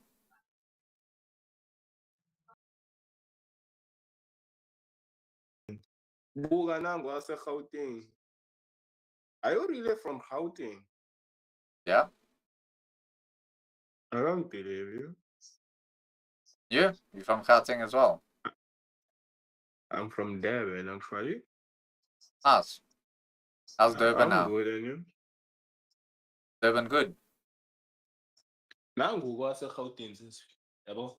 Wase-Gauteng, yeah. You know something strange? Tell me. Omegle from PC shows nasty stuff, man.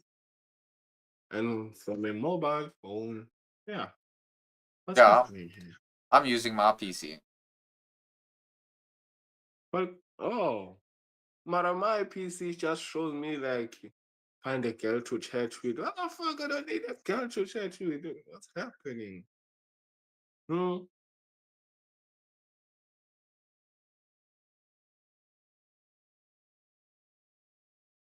Bento.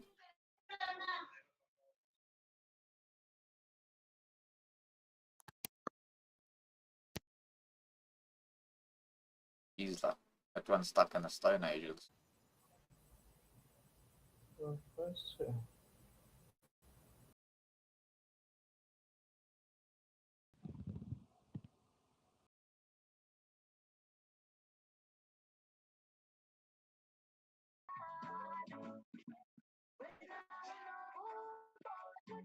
Stop.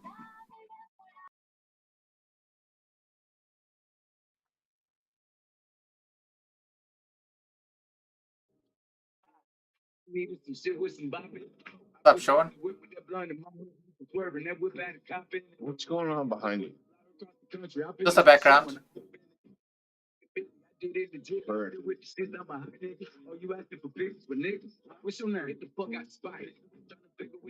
you up to? Trying to figure out the day. I mean, for you, it's probably Sunday. Sunday for you too. What up? Say again? Sunday for you too. Well, for me, it's Sunday night. Sunday? What are you doing, math? No, I'm just chilling. It's Sunday. Yeah.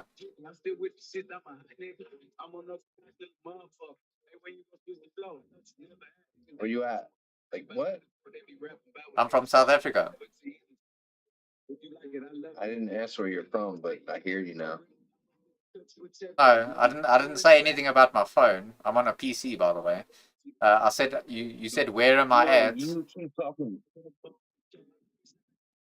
in life.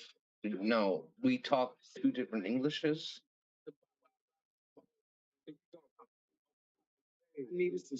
I mean, besides the spelling, what's so different about it? What? Besides the spelling, what's so different about it? What am I can't understand you. You're talking too fast. So, British English and US English, two different languages. Two different Englishes. Yeah, I agree. But the language that I'm speaking, you still understand. But like I said, what is the difference between the two languages besides the spelling?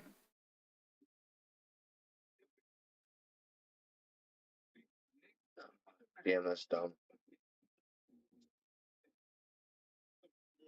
It's dumb. I agree. You talk English, I talk English. That motherfucker over there, those three motherfuckers over there talk dog. But we talk English. But me and you talk different. We just You have get it? different we have different accents, but we still speak the same language. It's dialect.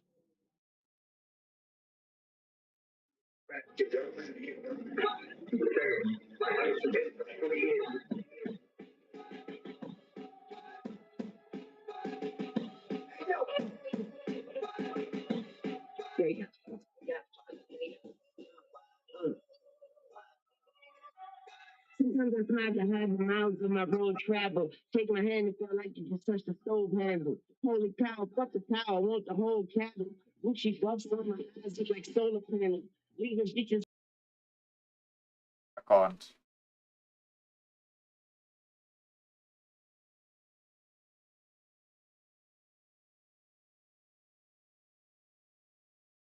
That guy's nuking his brain over there.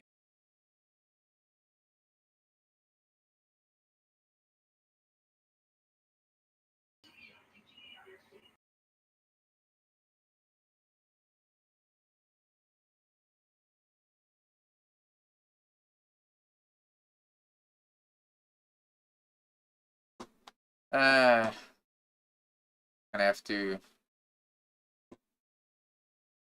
flip over to the actual Omegle app now. Okay.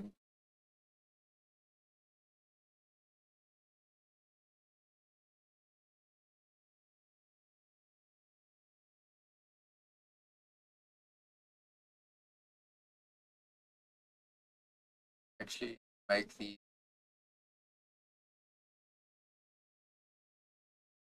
I'll make this one much bigger.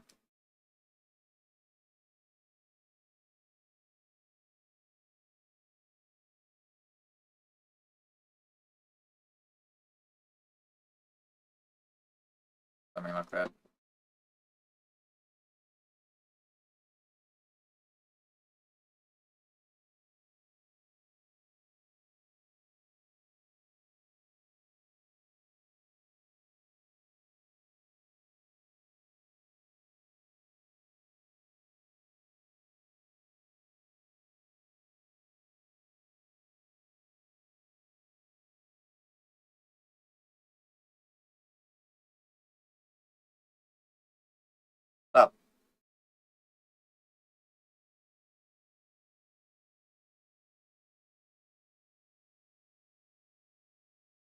Can you talk?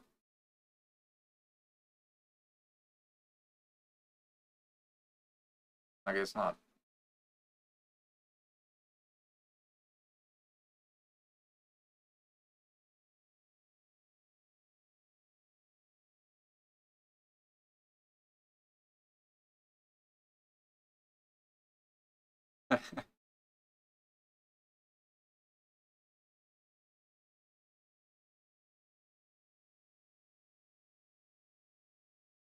Go.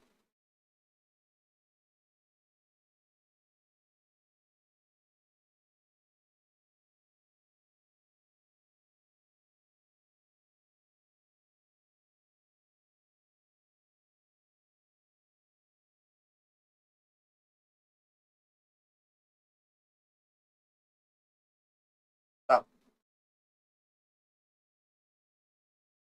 Hello.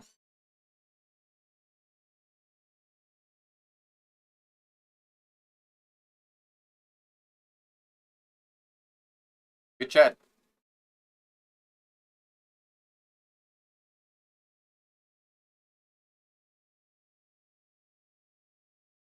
Hello.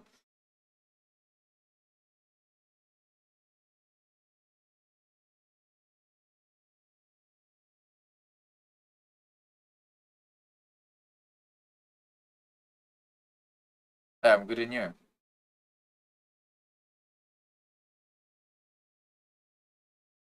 Yeah?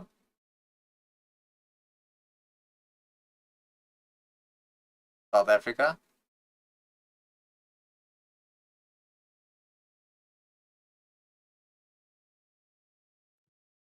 You from? Yeah, Nigeria, I can see. Yeah, now. Yes, yes, I'm from Nigeria.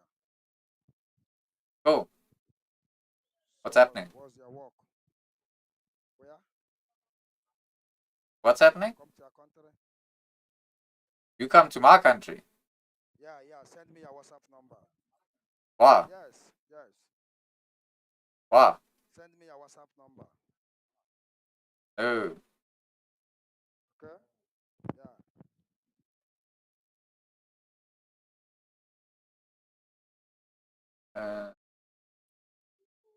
Hello. stop. Yeah, fucking maybe.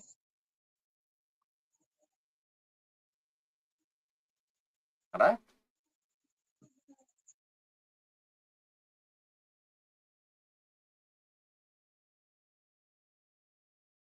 Hello. Where you from?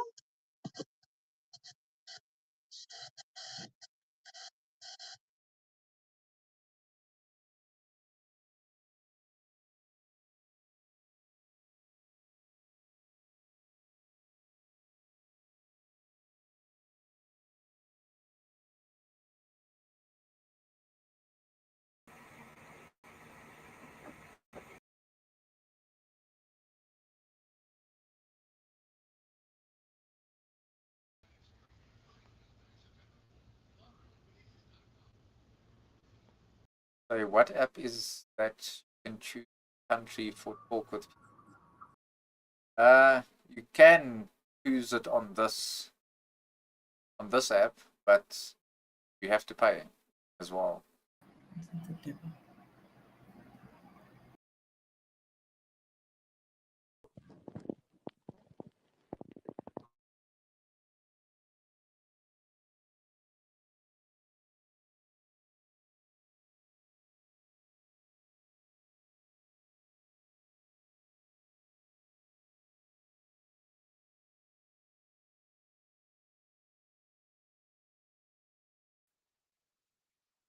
Nope.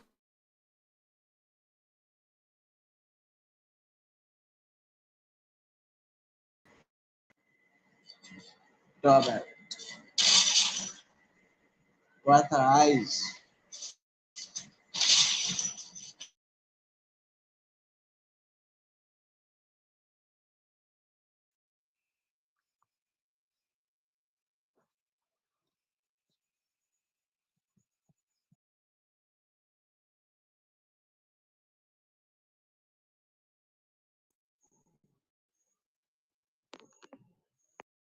Omegle, if you pay, you can choose country. That's all for Monaco. Yeah, but like I wouldn't suggest anyone pay to like use app like this. You can use it for free.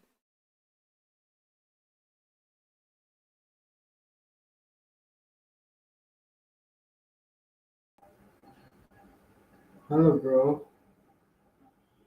What's up? I'll show you. For example, let's do this.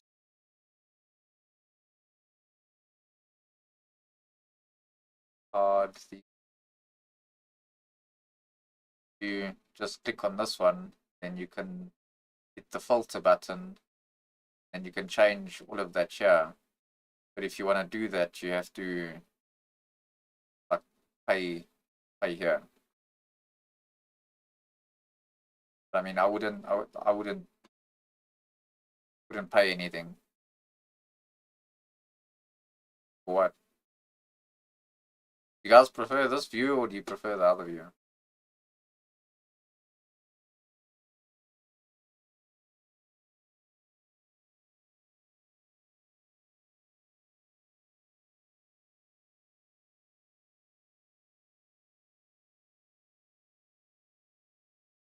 The other one. Yeah. Yeah, you can make the cameras a lot bigger.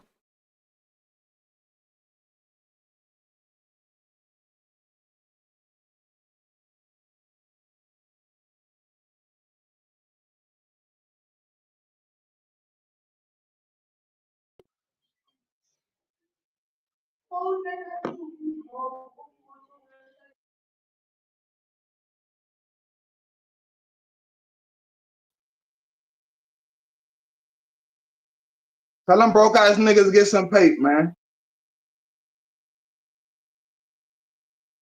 You feel me? Who did you rob for Tell that? them, oh, you don't feel it? I can make you feel this.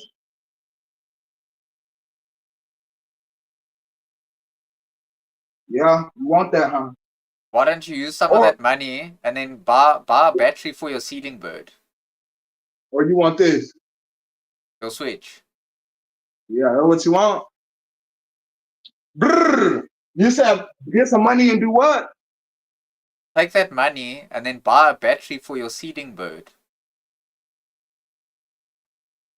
A bed sheet. Not a bed sheet. The fuck I need a bed sheet for? A battery.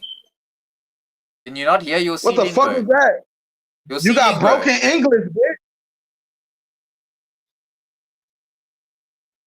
You not hear your ceiling bird? What the fuck is a ceiling bird? What the fuck is that ceiling bird? Your smoke alarm? It's going bleep. I already got that. I know, but it's making a noise. It shouldn't make a noise. Take your money. It's not making a noise at all, dumbass. It's right here. Do you not hear it going bleep? Did you not hear that? That's your shit. I don't have a ceiling bird. Oh, then hold on. Let's be quiet. Let's hear.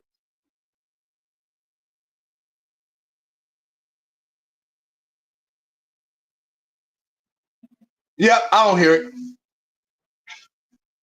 Give it some time. It'll make a noise again. All right.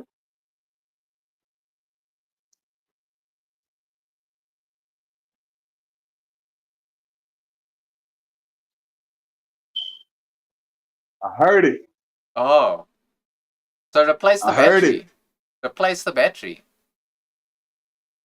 The battery.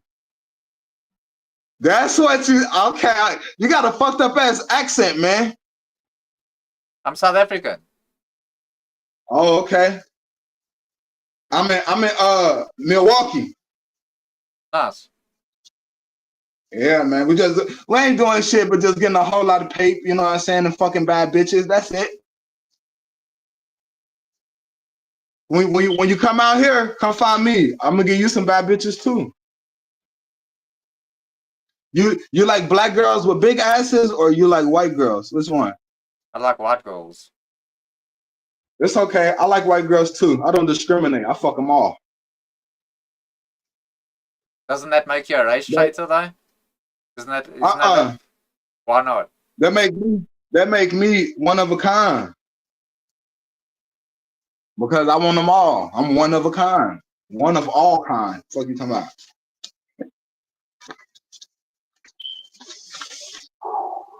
Bleep. Blue, I'm finna skip you. Quit doing that. Leave my fucking fire detector alone. It ain't did nothing to you. What Kermit back there doing? Kermit finna go get some pussy?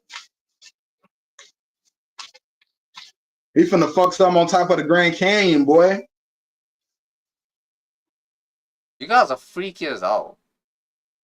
Nah, we ain't freaky. I'm just a man. Yes, sir. Yeah, average black American for sure.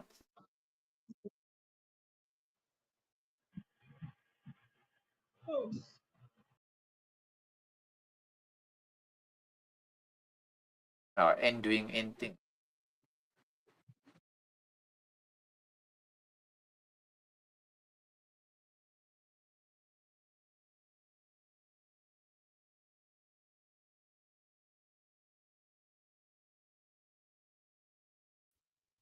The ironic part is he thought I didn't hear his ceiling bird. And then when we waited for it, then eventually he heard it because I pointed it out.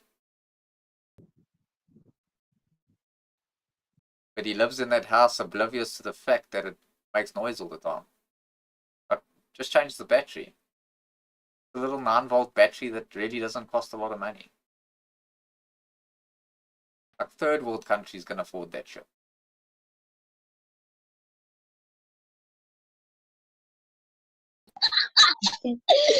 Yeah, bro.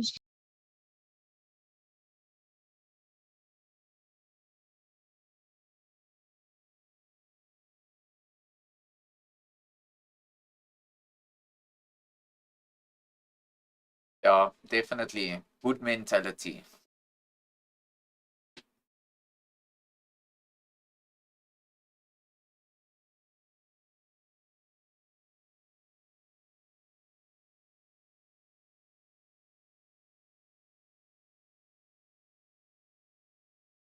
Like in my country, a 9-volt battery, I don't know, I'd have to actually Google it, but it's really not expensive. Check quickly. 9-volt.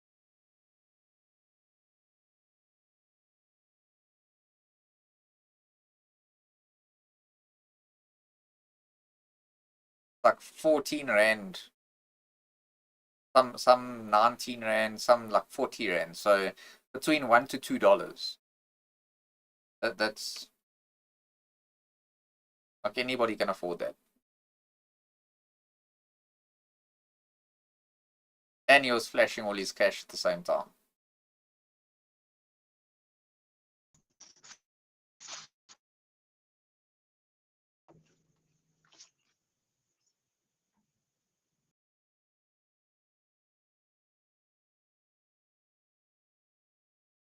Está poniendo. So, Elon.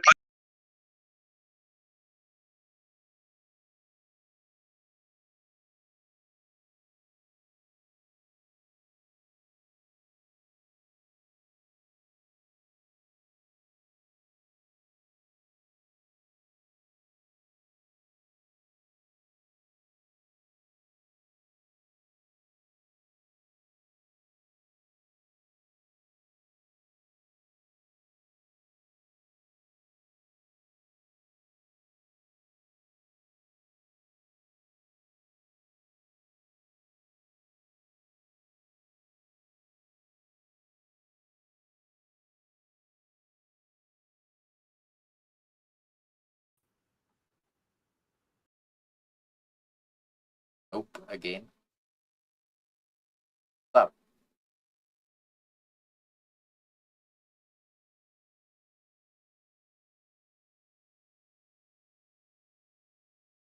Busy Joe. Take it easy, man.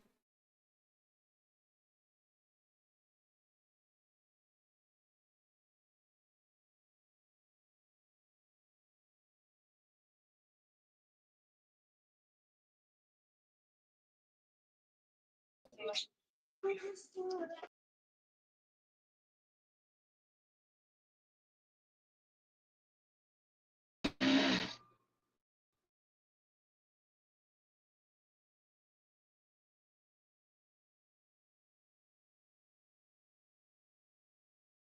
is why I don't like Omegle.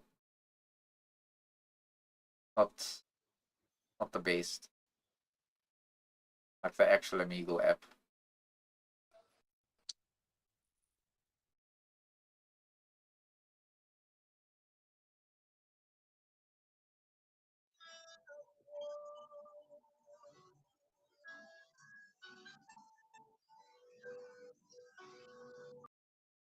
I'll be here now.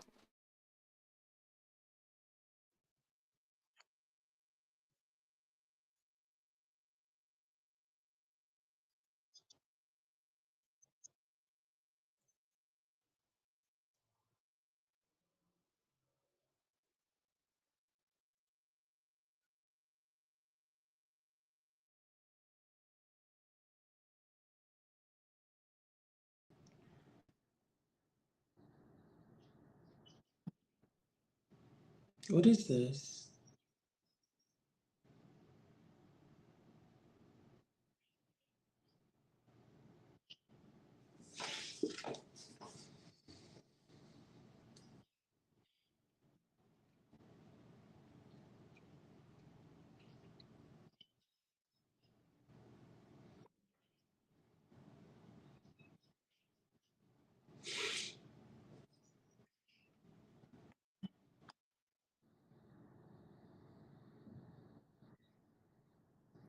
Oh, hi. I was just looking at your animation background, and I was just getting lost in it. Oh. Like it? Yeah. It's It's nice. the Pepe the Frog. Like, I know about this animation, but I didn't know that there was an actual, like, show, quote unquote. Yeah, it's like a short little story, if you want to call it that. Or like I didn't know there was one. Is it on YouTube? You can actually find them on not this particular one, but you can find them on YouTube. What about this particular one? Where is this one?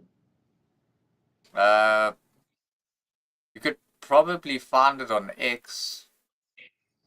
No, Twitter. Okay. Yeah, X. Okay. But That's you'd good have to to, know. Okay. like, you'd have to know what to search for. So I don't know how you'd find it on X. Well,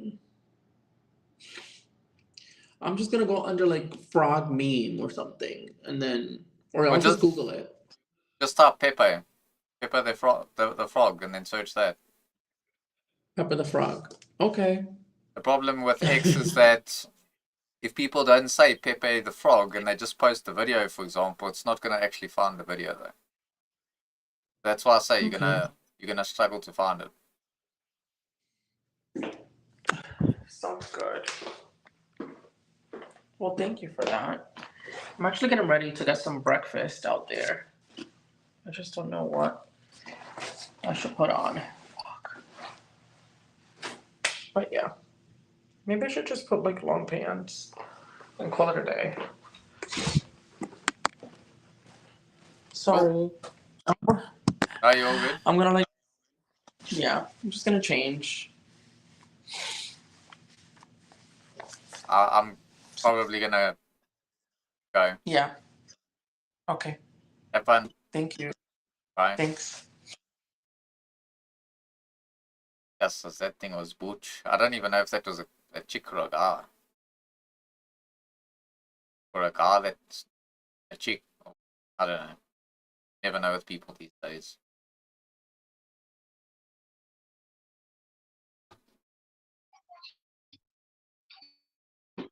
Yeah, a chick with a dick.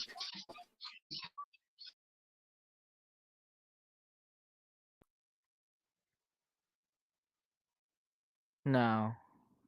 Yo, it's Pepe. Yeah, but what are you guys? It's Pepe. Flashbang. I'm sorry. It's Pepe.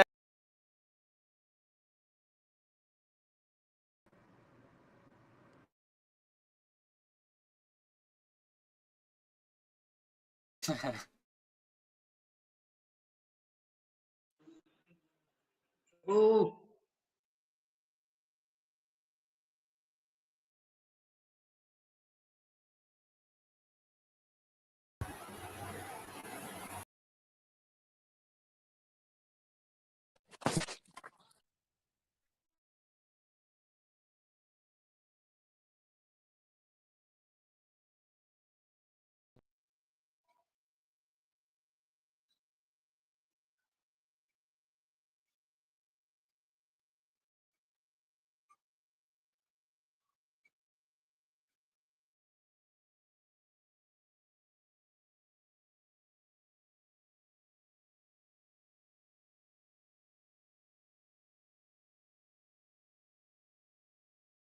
Shailen Chetty. Yes, see, that's an Indian name if I've ever heard.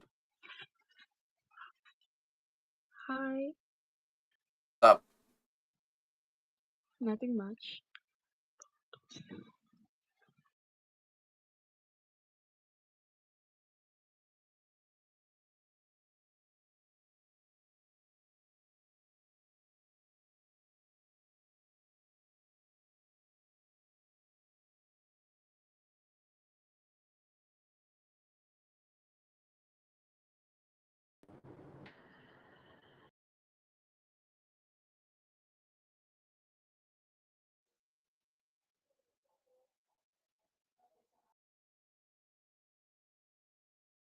No, half of them run around and saying they Ibrahim.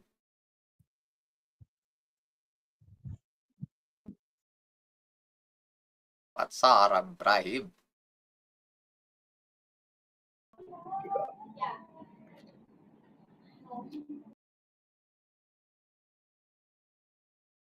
Alright, to skip that one. That's name already started looking a bit sus. What's up?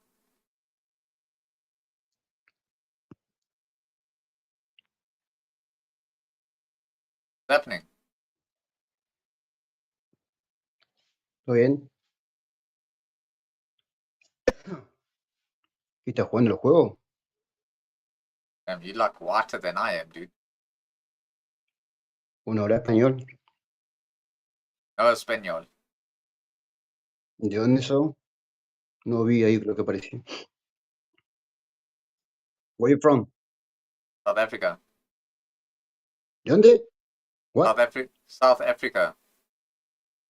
África. South Africa. Sudáfrica. Yeah, South Africa.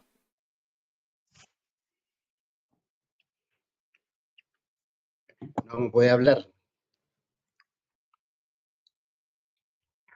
Anyway, cool, dude. Take it easy.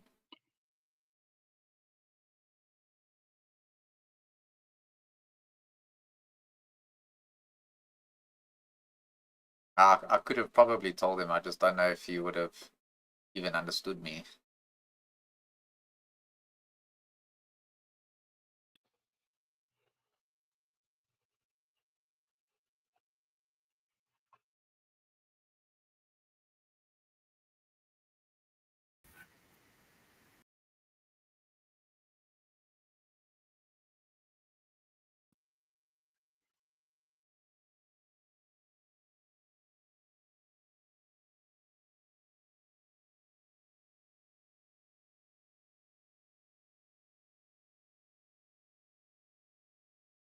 Nate Higgs.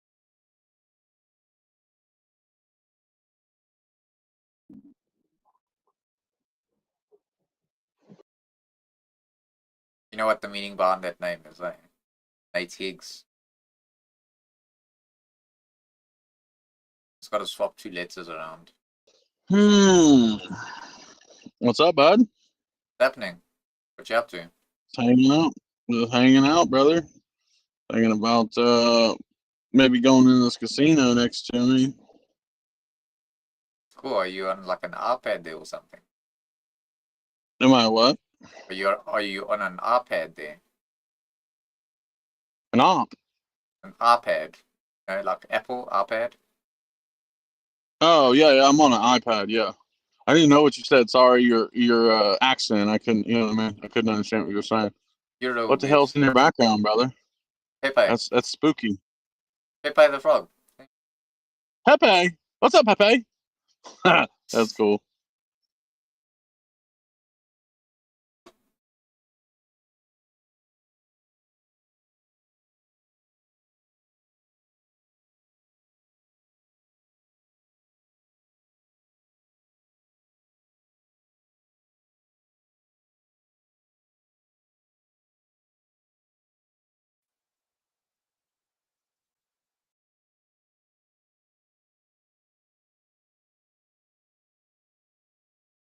Uncensored, uncensored. What are you uncensoring? What is this blurry stuff? What are you hiding? Oh, you Uncensor playing? everything. There's no censorship here. What are you playing? Not playing anything. Just the background. Oh, no, I thought saw the headphones. So I thought you were playing games, maybe. No, that's just so that I can hear you. Oh, okay. I was planning on playing games now, but I thought, okay, maybe I can still speak to someone else and What games you playing? see. Call of Duty, Fortnite, the finals. I'm downloading FIFA 2025 now, and then I also have Naruto.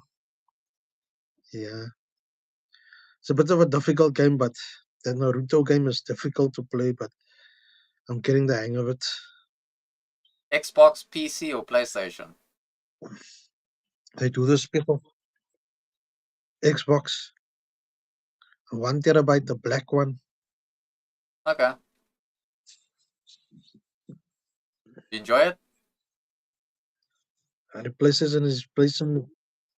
Yeah, I do. I play Call of Duty all the time. I've been playing Call of Duty this afternoon and yesterday. Friday night also after I got home from work, I was working afternoon shift. So I was working from 3 till 11 o'clock. And then when I got home, so quarter to 12, I started playing just so for half an hour. Half past 12, so I was done, so I went to bed. Yesterday I played, and I played today as well. So, Which so Call of yeah, Duty you it's playing? keeping me busy for the weekend. Is it Warzone on Verdansk or? Black Ops 6. Okay. Yeah, thanks. Awesome. Nice. Oh, you familiar with this? You used to play Call of Duty? I've been like a gamer for the past like 20 years, but I don't really play games so much anymore. Mm. Kind of get I also don't play a lot. I just play weekends. I used to. I just kind of get bored with it now though. It's kind of like redundant and it's all repetitive really. Nothing exciting about it anymore. So,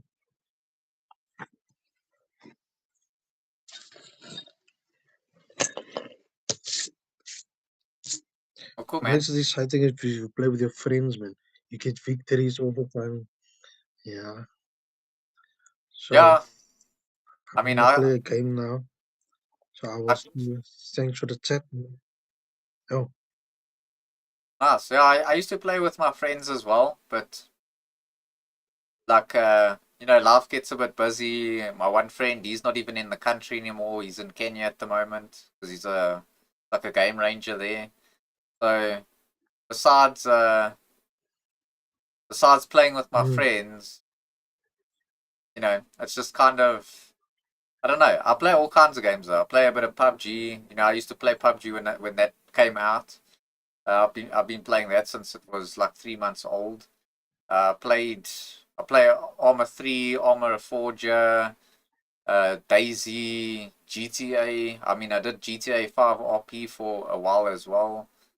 But I don't know. It's just not exciting anymore. Even Verdansk. I come from the old OG days of yeah, I can Verdansk.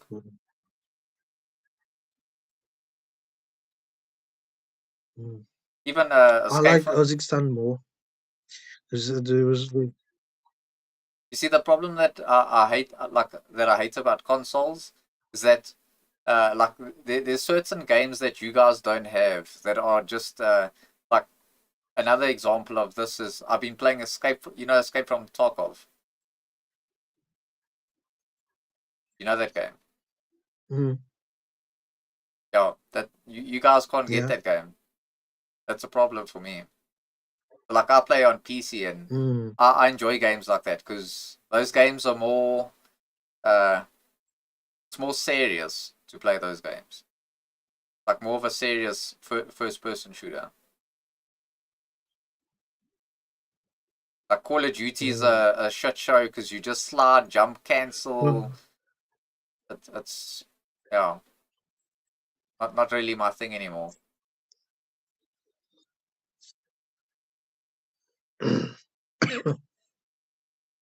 I can understand you. But I got a lot of good clips out of it though. I used to clip all my gaming. Hmm. I used to stream as well on TikTok, but now because of my setup, I don't have a place to put my phone and stream, so I don't stream anymore.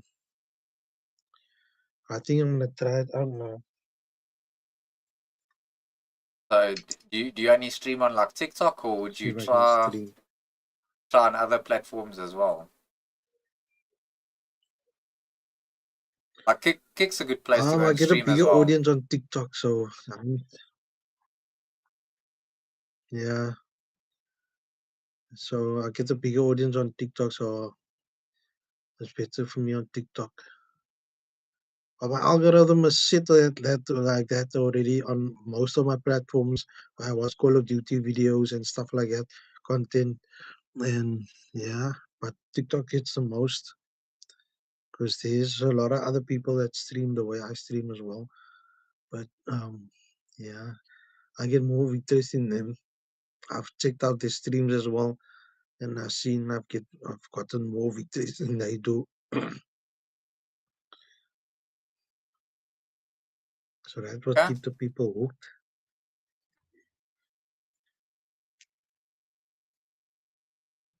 Awesome, man. Well, enjoy your night further. Have fun. Yeah. Thanks for the chat. Same to you. Sweet, man. Cheers. Cheers.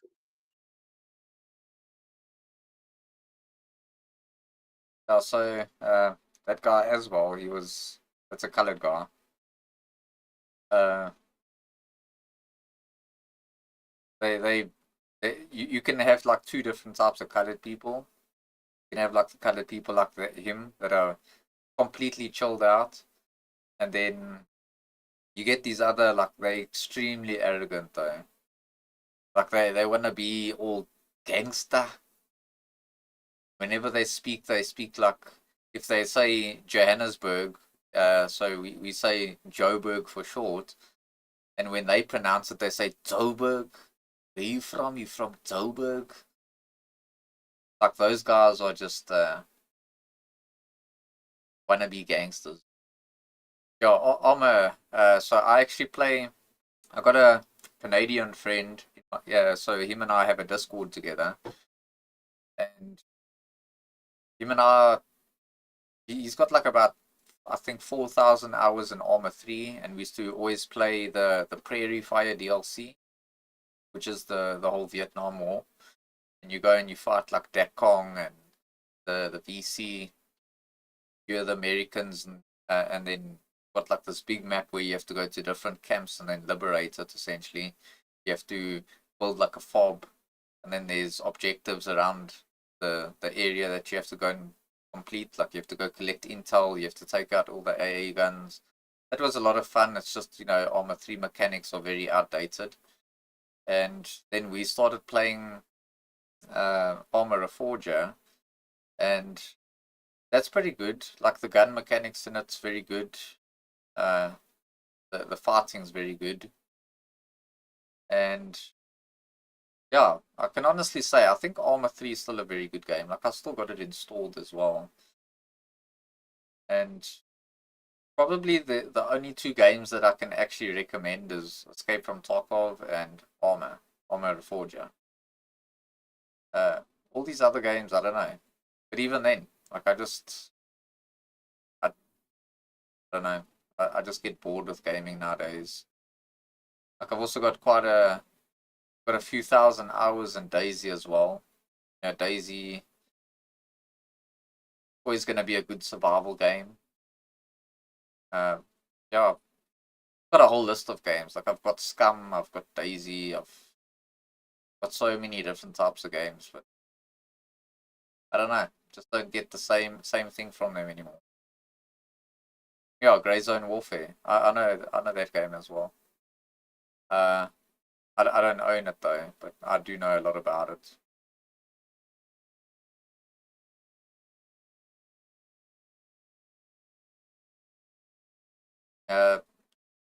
Like with Grey Zone Warfare, can't say I can say anything bad about it. I just don't know if it's really my style of gaming because like there's what you call it, arena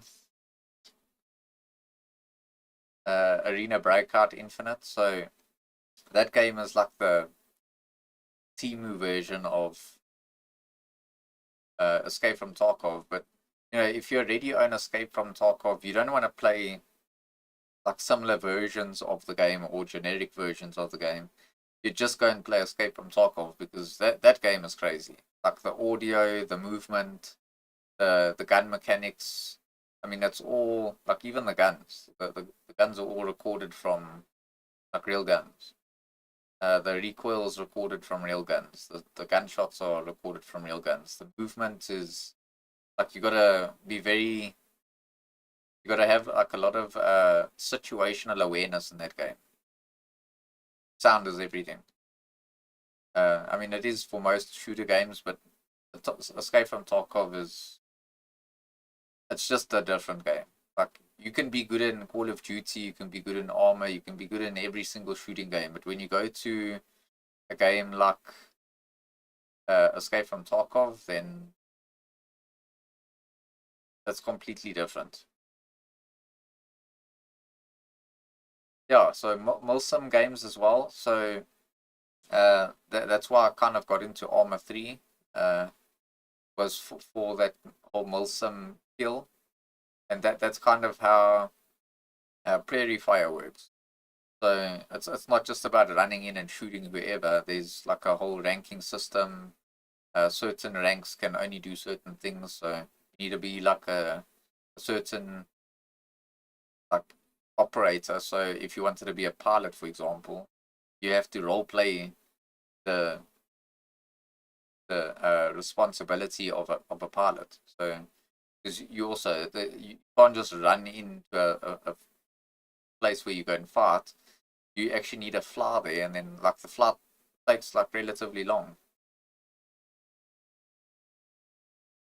Yeah, Escape from Tarkov is gonna be the most serious game that you're gonna play though. Like it's a lot of fun, but it gives you like a feeling, like a feeling of fear almost, because the thing that separates Escape from Tarkov from everything else is, you know, if you die in Call of Duty, you don't care. Like you're just gonna start up another game or respawn or whatever. With Escape from Tarkov, there's none of that. So if you die, you lose your loot, which ultimately costs you money, and you know that's the big factor behind it is the gear and the gunfights are uh, like the gunfighting in that game is like it's high quality. Like that. Just some cheaters do ruin that game though. Like they all do.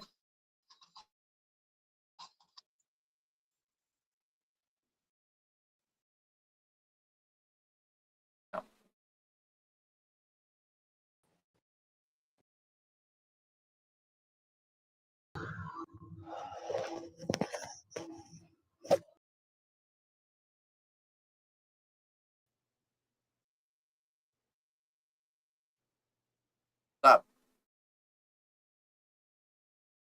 Trey there.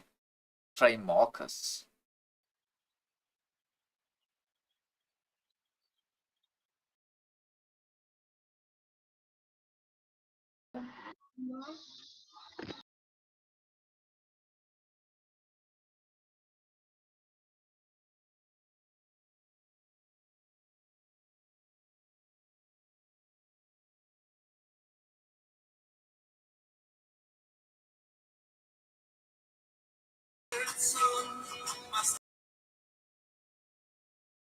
That looks like he's having fun.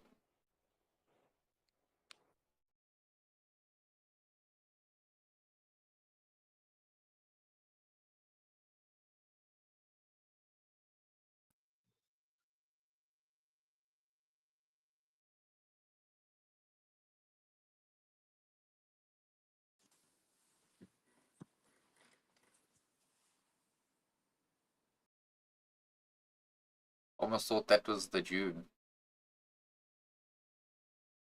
from yesterday. Yeah, I'll Let Loose is also a very good game. So I don't know the Vietnam one, but when I did play Hell Let Loose, I don't own it either. I got in with like a free weekend type of deal, and that was also a lot of fun. I did enjoy playing that as well, but I haven't seen the Vietnam version of it though.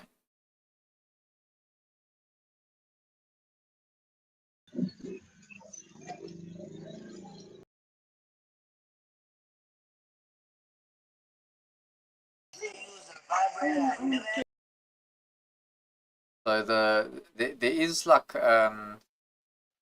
stuff. There is already Vietnam. I didn't go and check them, but even in Armor of Forger, they've got like Vietnam type of servers. Yeah, it would. I'll Let Loose also has very like good gaming mechanics as well. I did enjoy that.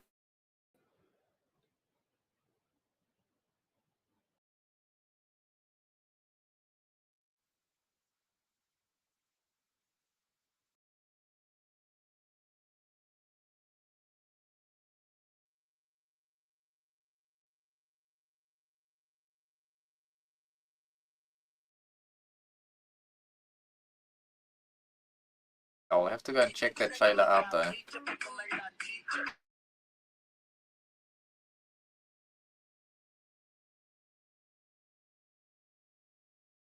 Those were definitely Mexican.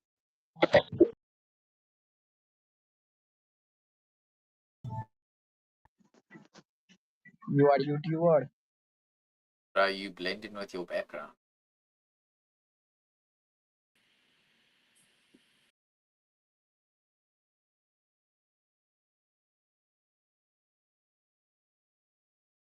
Up east. What's happening?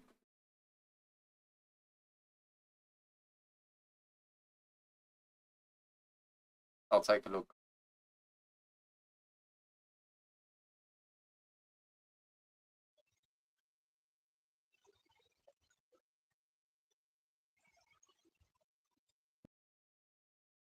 You're a graphics designer.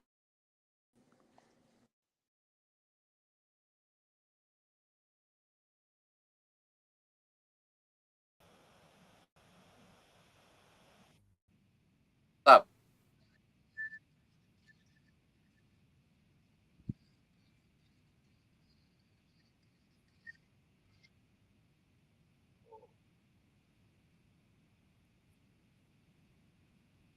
Okay, well, anyway.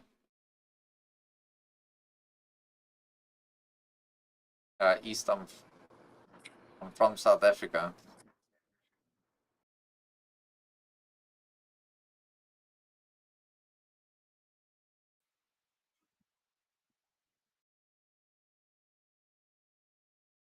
Yeah, South, where are you from?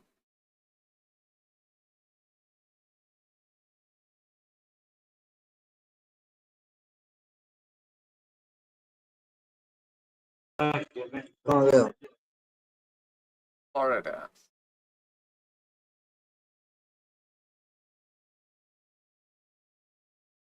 How's what's it called? Alligator Alcatraz.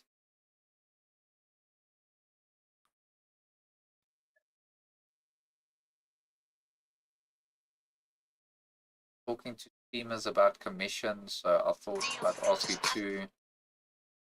Most people have said no anyway. A commission on what?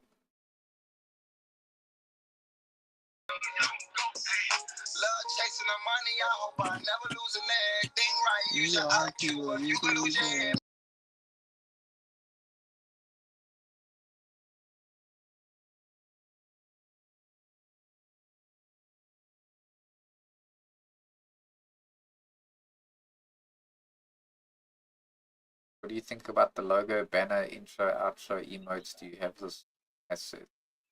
Yeah, like I can get plenty of them. I can also make them. No, with your finger.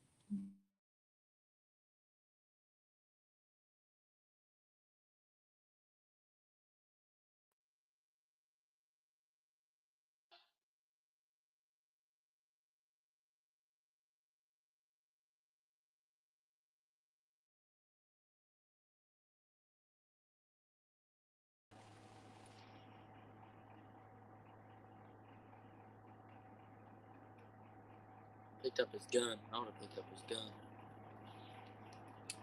He just dropped a bankroll. I would have picked up his guns. How much does that cost? What game are you playing right now?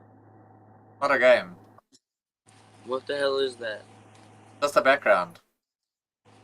It's a background.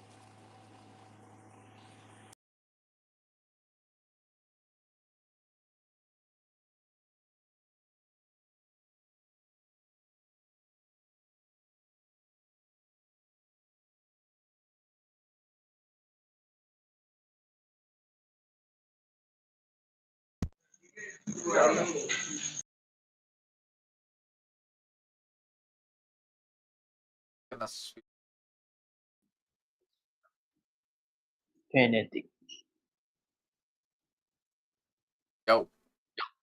Yo. What's happening?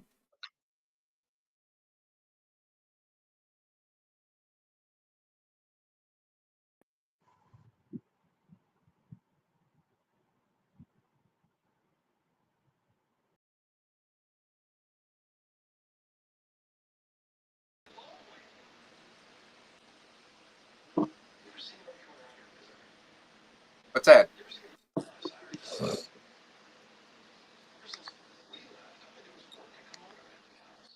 Cool. Your vape.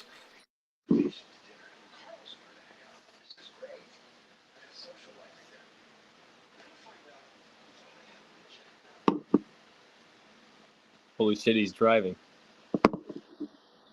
Yeah. Holy shit. That's badass. It's going to work. These He needs to be cutting up. Cindy lover. I need to teach him how to lane switch.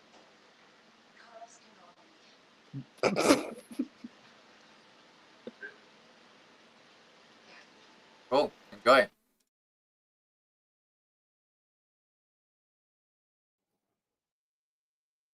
Hi. Hi. Ramairan here, dear. What's up, bro? How are you?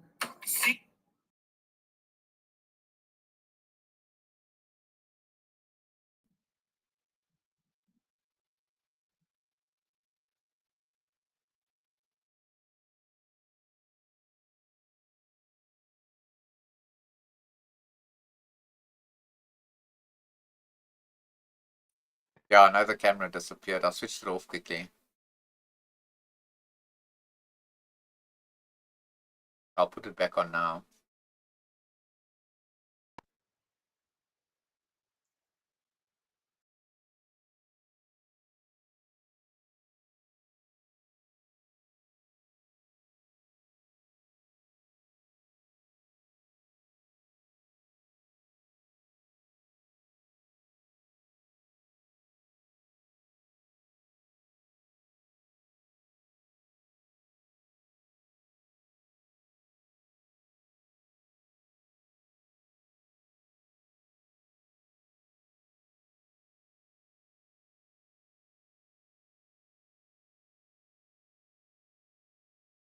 East, I'm good, brother, but thank you.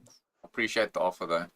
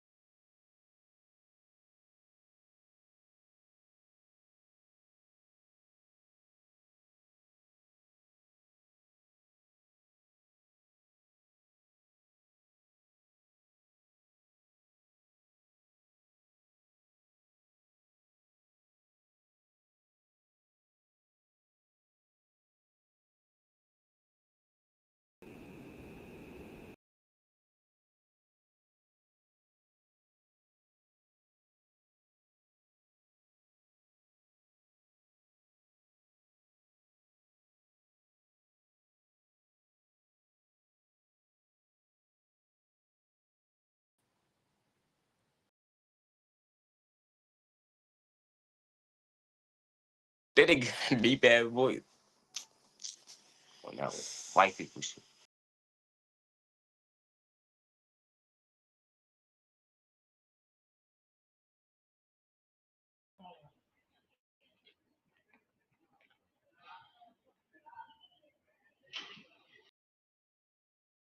Just get out of the UK.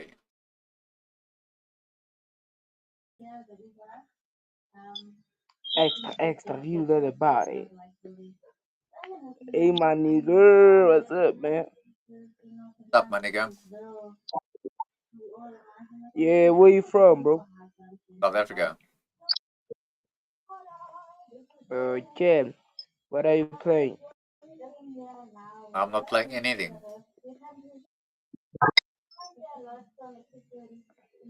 What are the headset for? So that I can hear you. Oh, I get it. So why do I see a cartoon behind you or something? Oh, it's just the background.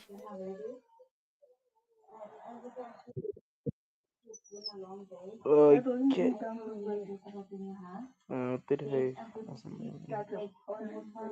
Cool. No, Well, mom. enjoy.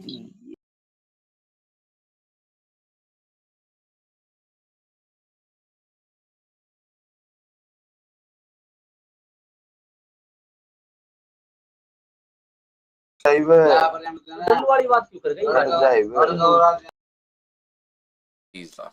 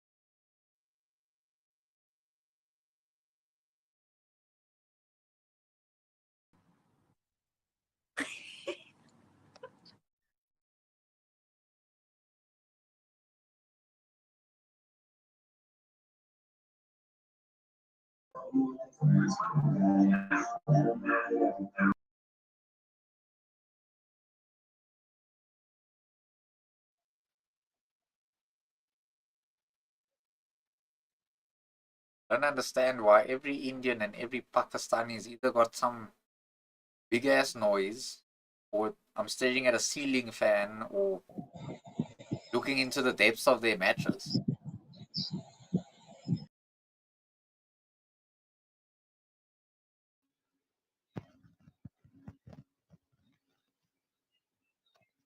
ਹਾਂਜੀ channel ਵਾਲਿਓ ਸੁਣਾਓ। I got no idea what you're saying, dude.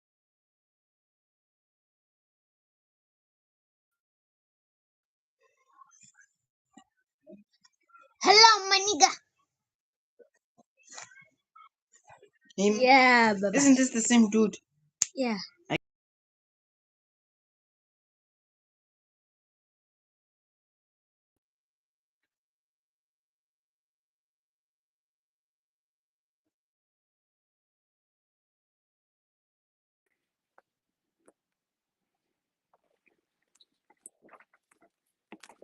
Oh.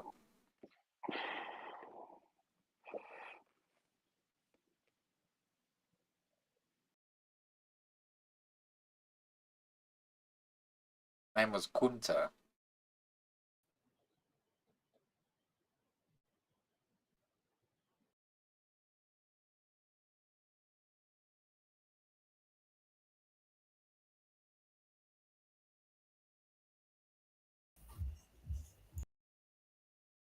Yeah.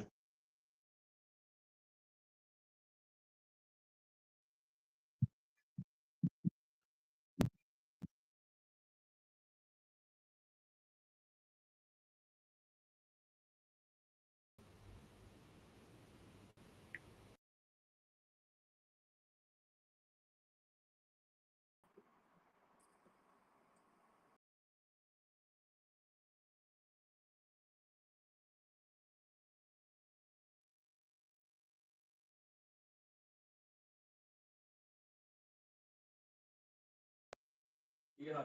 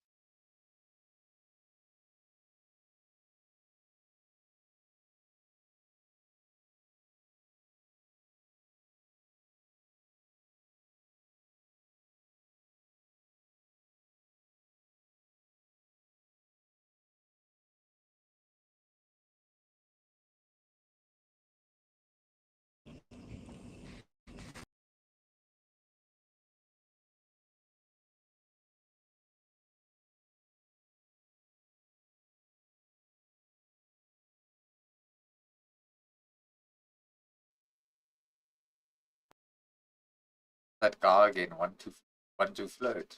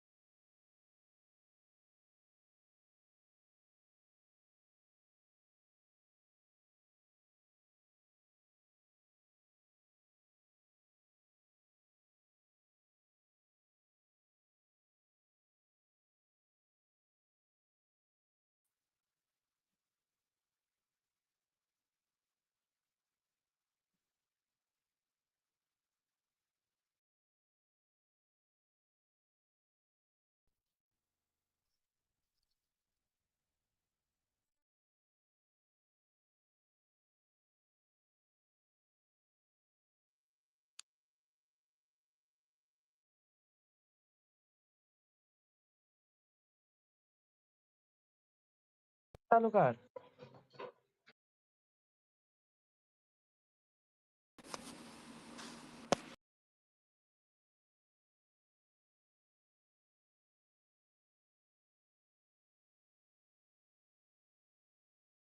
Mhm.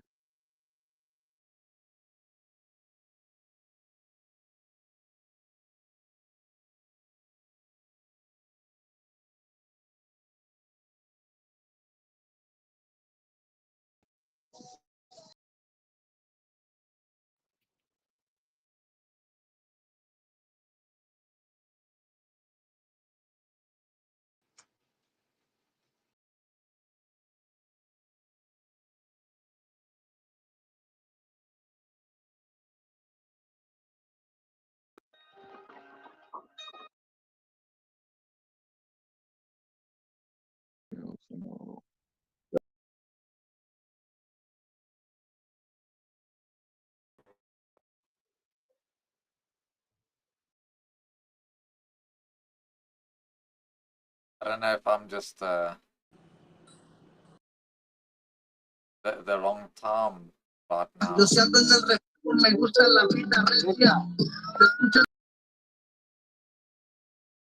CJNG.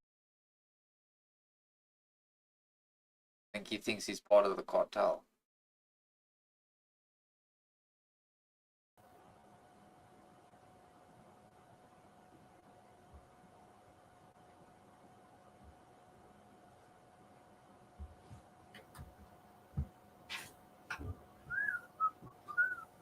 At least there's an English flag there.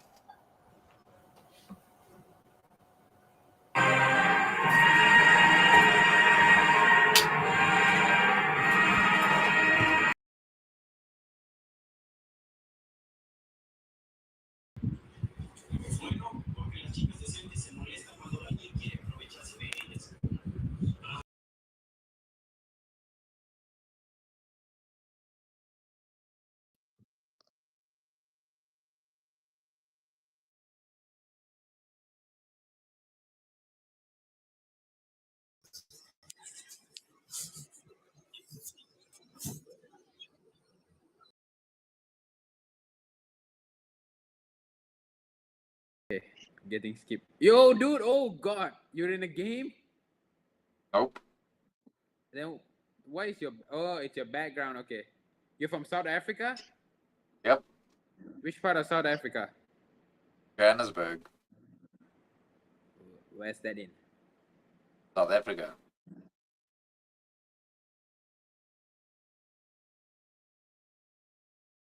Questions get stupid answers.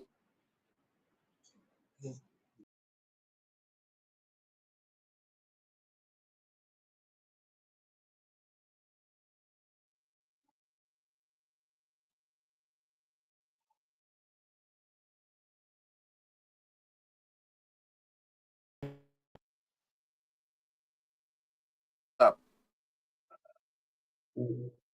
What the hell? Where are you? I'm in my house. What is that behind you? Background. A background? Like, how you do that, my nigga? Off PC. Oh, for sure. That's crazy. That's cool. That's cool. Where you at? Joburg, and yeah. Okay. Same country, huh? Yeah. Yeah. Were you in Free Nice to State? meet you, man. Nah, Eastern Cape. Man. Eastern Cape. Yeah, yeah. Cool. Nice to meet you, man. Take it easy.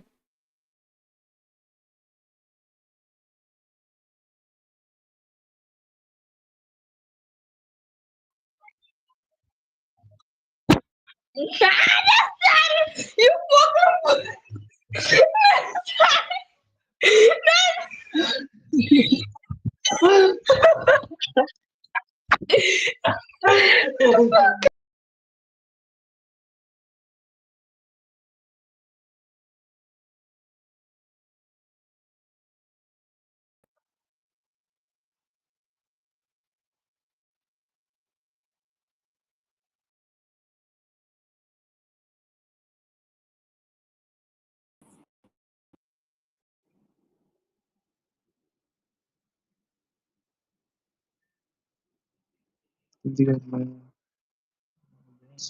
skip করো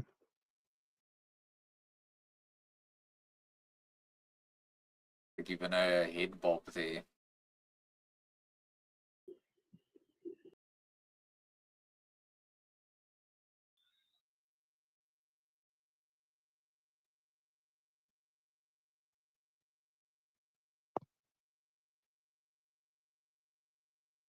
Up. Are you looking at me right now, or what's that? Yeah, I'm looking at What's you. in the background? Oh, it's just a cartoon, like a video. Part of my background. Okay. You live in South Africa. Yep. You're British, right? German, Dutch, and a little bit of British. Okay. What do you do for a living? I trade forex. Okay, good for you. Bye.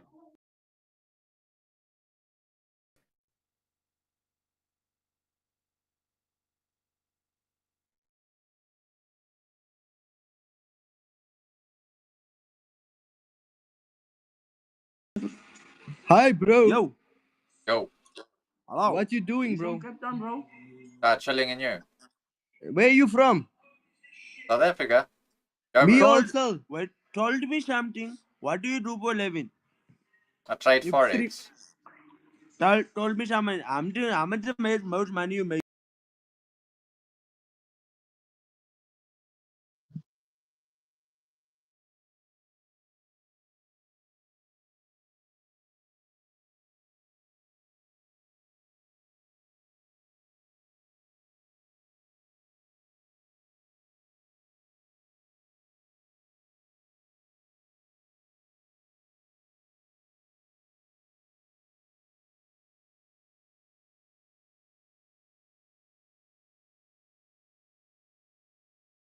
Thing must.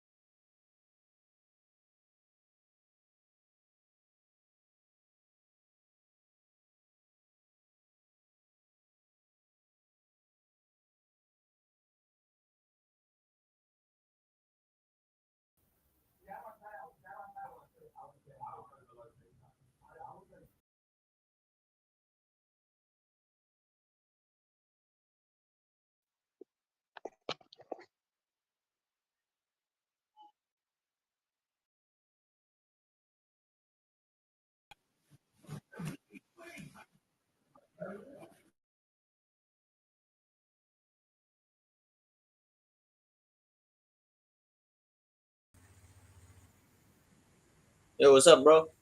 What's happening? Whoa, what you playing? I'm not playing anything. Oh, it's your background or something? Yeah. Oh, shit. From Indonesia. Yeah, do you know Indonesia? Yep. Well, I don't know your languages, but I know where it is. Oh, really? Have you ever come to Indonesia or something? No, I haven't. Is it a good place to visit? Oh, really? You should I don't. try. I don't know. I'm asking you. Is it a Yeah, good it's a good place? place. It's like you know Bali. Yeah, yeah. Yeah, it's a good place Nice. because Bali is in Indonesia. You know Bali Island. Yeah. A very beautiful place to visit. Yeah, What you up to? you should try, bro. What are you doing?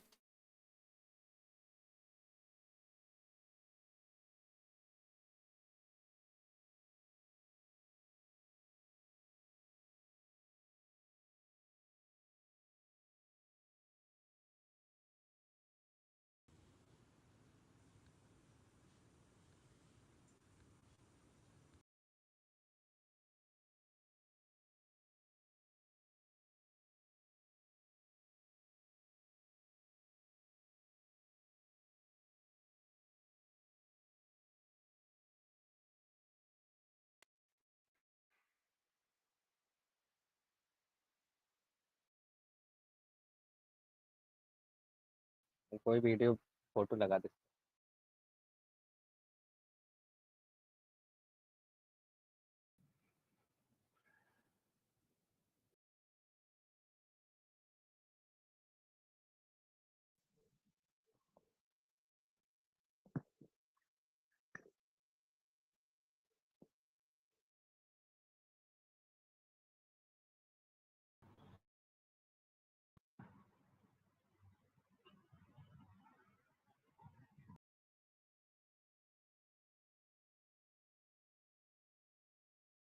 business idea also.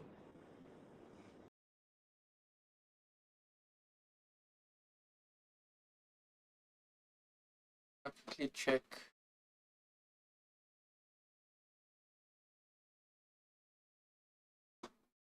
I'll check that link quick.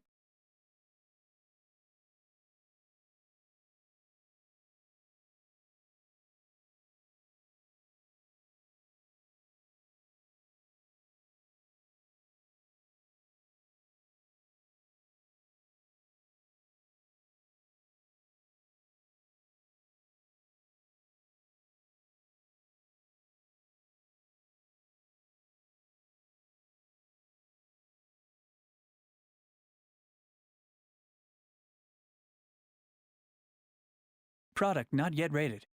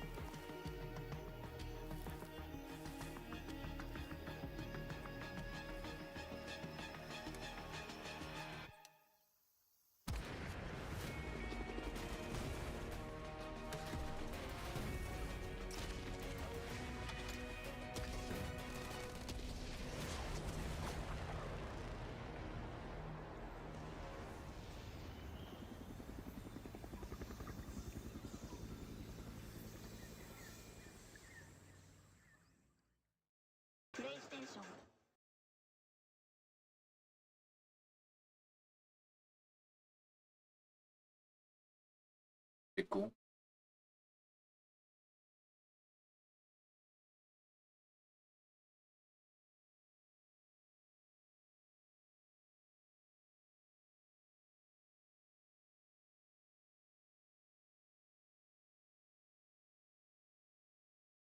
Looks good.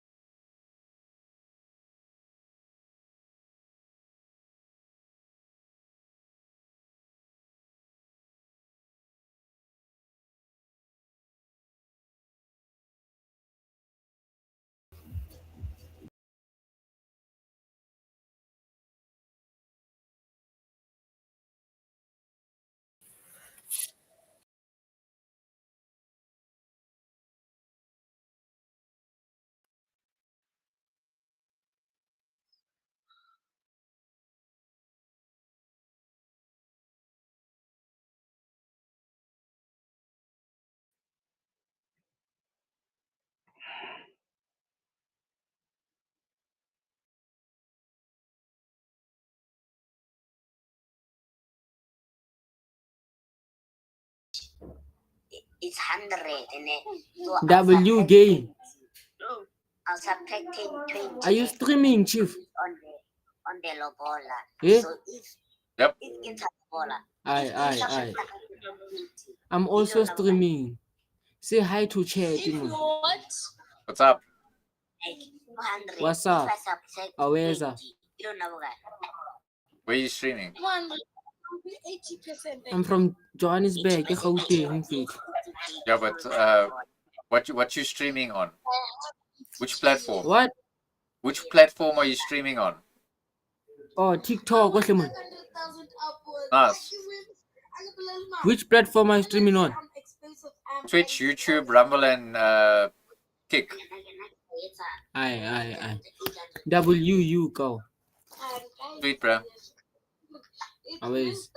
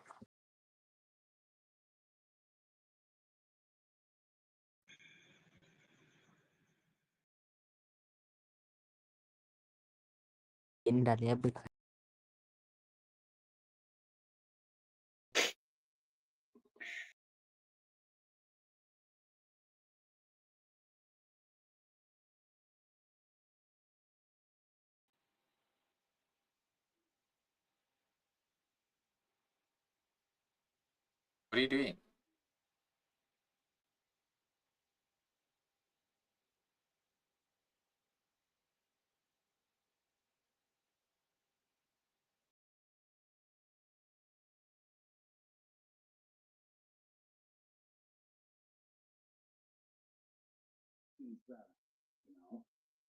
I feel like I was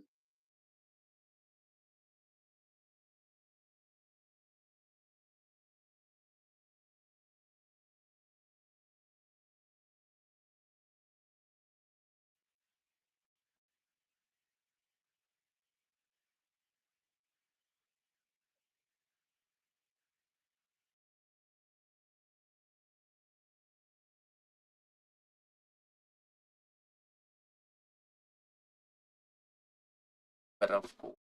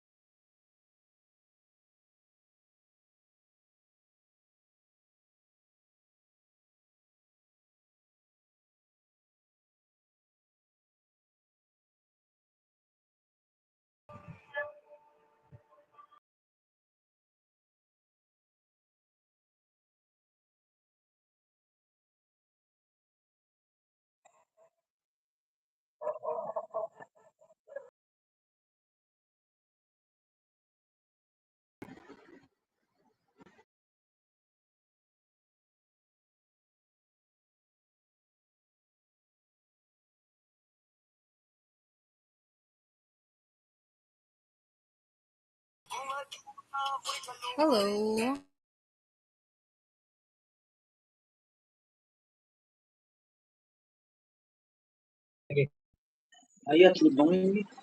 Oh, लग जाएगी भाई.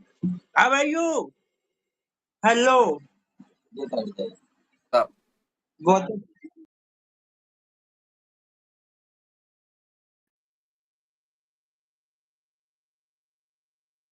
Yo. You're Palestinian? Yes. Nice. So what are the Jews doing there? Wait. They're in Gaza. What the Jews? They're doing bad. Boom, boom. Gaza, Yeah. boom, boom. Every time. Fuck them, man. They cause the problem. Yeah, they cause problem everywhere. Even in the Europe, in the USA, the Canada, the Australia, they cause problem everywhere.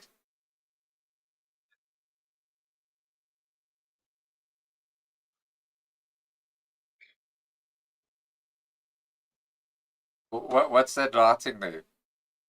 What does that say?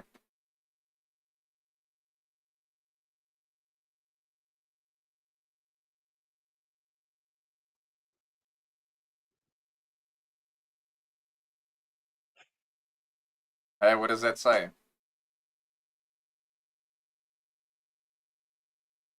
Maybe I can screenshot it and then I can translate it. Oh. I can do it like this.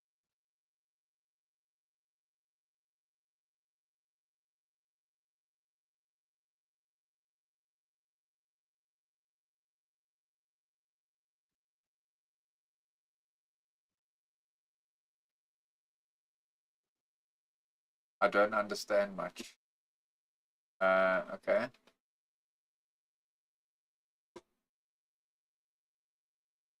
Stop.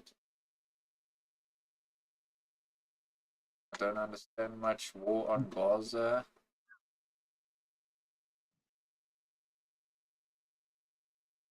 The whole world is against us. Oh. Yeah, wait, one. World against.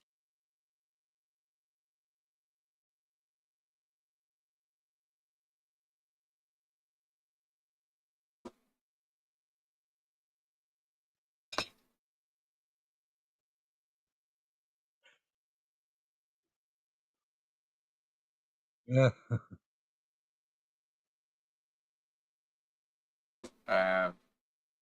One more. Son.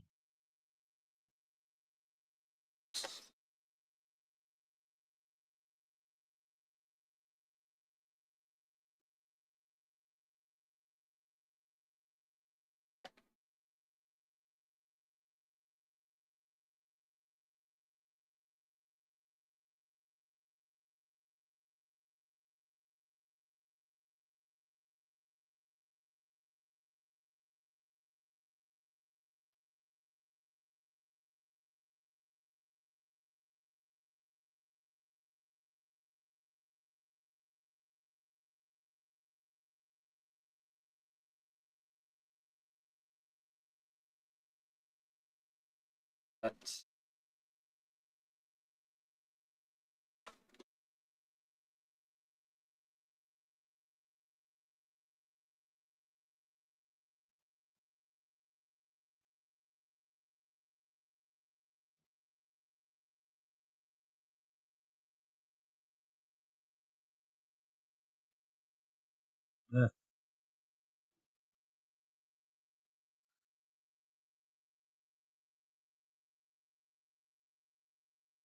11.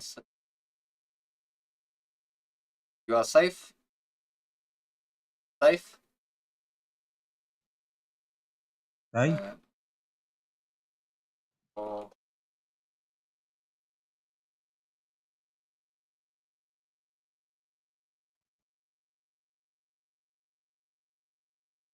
Yes, yes, Good, good.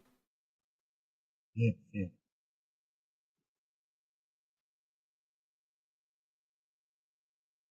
Alhamdulillah, Alhamdulillah.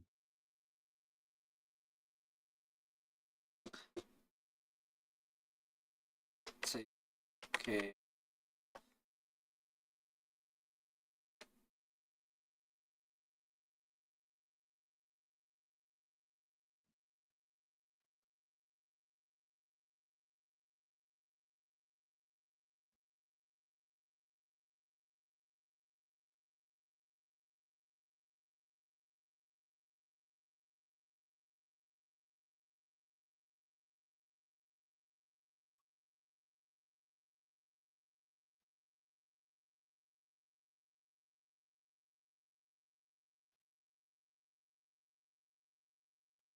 Inshallah, inshallah.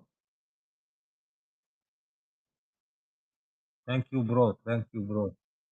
Cool, man. Take easy. Take it. Look after yourself. Okay, okay. Yes. Add me, okay? I did. I did. Thank you. Yalla, goodbye. Cheers, bro. Bye bye.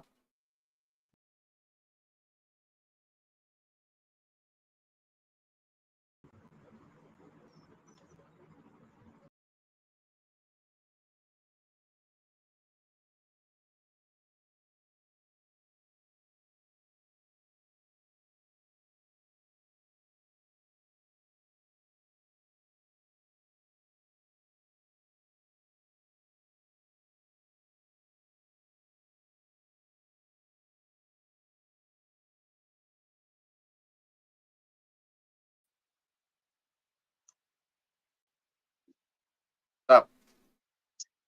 Sup, bro? What's happening? Yeah, bro. Nice to meet you. Doing? What you doing? Nothing. I was playing Call of Duty. Playing Call of Duty. Yes, Nice. Are you good? I'm good. Cool. What map do you play on? Verdansk. Uh, I play on random maps. I mostly play Frontline and Battle Royale. Cool.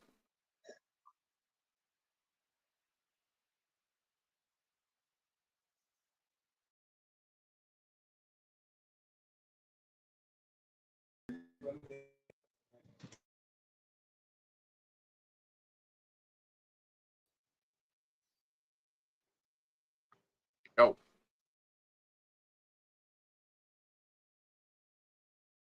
Okay. Okay.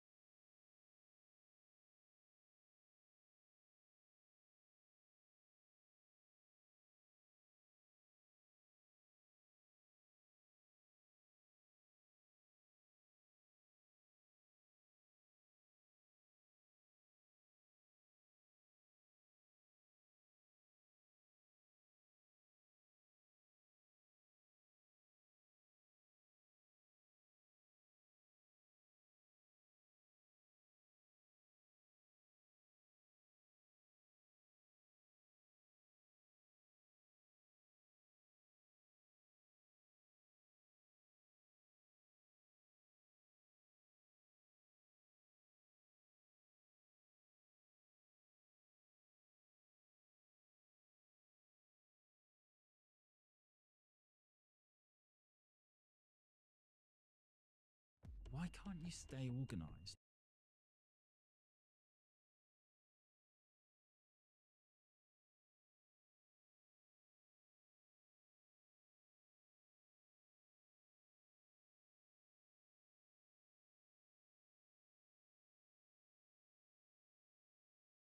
Has been split across two main battlefields, World War II and modern warfare. We've stormed Normandy, we've cleared the buildings in Fallujah, we fought the same wars in higher resolutions across better lighting engines, but one era, one incredibly cinematic, chaotic, and emotionally raw era, has been largely ignored, the Vietnam era. The last Vietnam game we had was Rising Storm 2 Vietnam, which came out in 2017. And while it was an awesome game, it was built on the now ancient Unreal Engine 3. And unfortunately, the player base has dropped off pretty dramatically. Since then, games like Call of Duty World War II, Hell Let Loose, and Postscriptum had us once again storming the trenches of World War II, while titles like Squad and Battlefield 2042 locked us into modern and near-future combat. But Vietnam? Vietnam was left behind.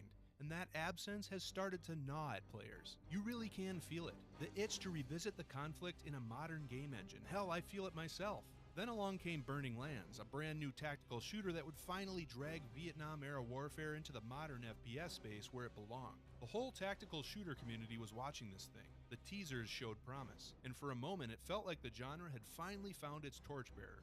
But behind all that promise was a walking red flag. The project's lead developer turned out to be a full-blown narcissistic creep, more focused on using and manipulating people than building an actual good game. Not long after the game gained some decent traction did the lead developer get hit with some serious criminal charges. His development team jumped ship, and just like that, Burning Lands collapsed under the weight of its own bullshit. And with no other Vietnam-era titles on the horizon, it felt like the door had been slammed shut. That is, until now.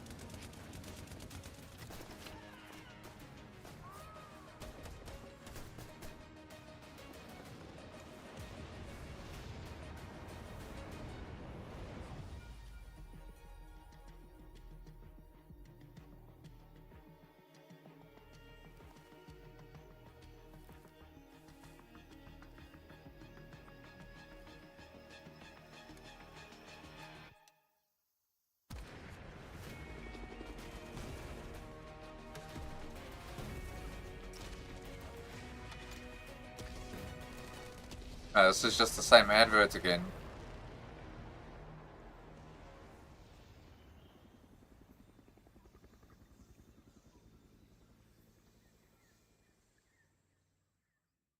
That's right, baby. Hell Let Loose Vietnam. So the trailer gave us our first little taste of what's to come in Hell Let Loose Vietnam, but it barely scratches the surface. The devs also dropped the very first developer briefing for the game, including a detailed Q&A. So why don't we go point by point and break down exactly what we know and what it means for the future of the franchise. But real quick, before we dive in, if you're new to my channel, I'm an official content partner for Hell Let Loose, and I make in-depth tutorials and cinematic narrated gameplay videos. So whether you're a longtime Hell Let Loose player or just finding out about it now, consider subscribing to the channel for more awesome content. Okay, first things first, Hell Let Loose Vietnam is not an expansion or a sequel. It's a standalone entry in the franchise, built from the ground up, running on Unreal Engine 5 with entirely new codebase, gameplay systems, and visual and audio overhauls. And thank fuck for that. As much as I love Black Matter for what they created with Hell Let Loose, their spaghetti code has been a frickin' nightmare for Team 17 to work with ever since taking over the IP in 2022. They've spent way too much development time just trying to unfuck the game's code so they can develop the game further. So hearing that Hell Let Loose Vietnam has a clean slate and a fresh code base, that's frankly orgasmic. The game drops us into Vietnam, 1965, during the conflict between the United States Armed Forces and the North Vietnamese Army. You can expect the same massive 50v50 battles, immersive realism, and tactical intensity the series is known for, but reimagined for an entirely different kind of battlefield. We're talking dense jungles, claustrophobic tunnels, rolling hills, muddy rivers, and brutal asymmetry. This isn't just a reskin of Hell Let Loose, it's a full-on transformation. And honestly, of all the possible settings they could have chosen for a new Hell Let Loose title, this is the one I was hoping for the most. I cannot frickin' wait to see iconic Vietnam-era operations brought to life with the same level of detail, atmosphere, and storytelling that Hell Let Loose has become known for. Their map design has always had a cinematic edge to it that I love, and Vietnam is going to push that to the next level. I'm also relieved that they're not scaling this thing down to appease the COD casuals. Yeah, looking at you, Battlefield 6, this is full scale, full scope, and unapologetically Hell Let Loose, the way it should be. At launch, HLL Vietnam will feature 6 unique maps, each one inspired by key operations and locations from the war, like Operation Starlight and Operation Piranha. And while these aren't exact one-to-one recreations, they are grounded in historical accuracy. We can expect rice paddies, coastal regions, jungle choke points, river networks, and beach assaults, all designed to feel authentic, distinct, and chaotic in their own ways. For me personally, the maps have always been one of Hell Let Loose's strongest aspects. The atmosphere in a good Hell Let Loose map is second to none, and bringing that same approach to Vietnam, holy shit, that's what I'm excited to see. I'm also crossing my fingers for an urban map. Something like Hue City would be incredible. Give me tight alleyways, blown out buildings, rooftop ambushes, just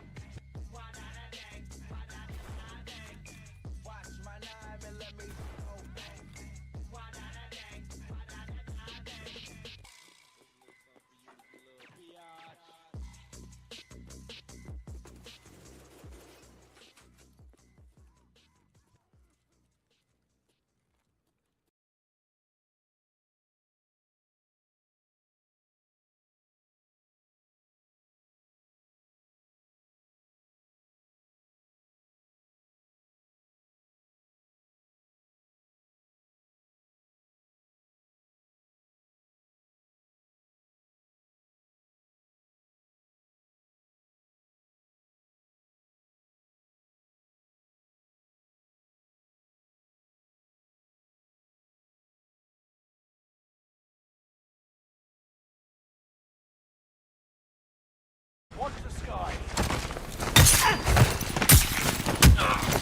Dood, Mokkie.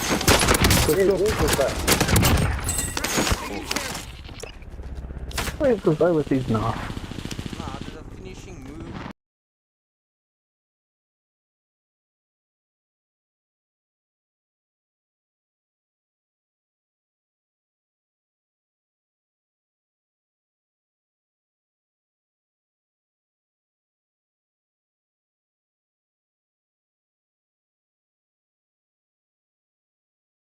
Just as possible.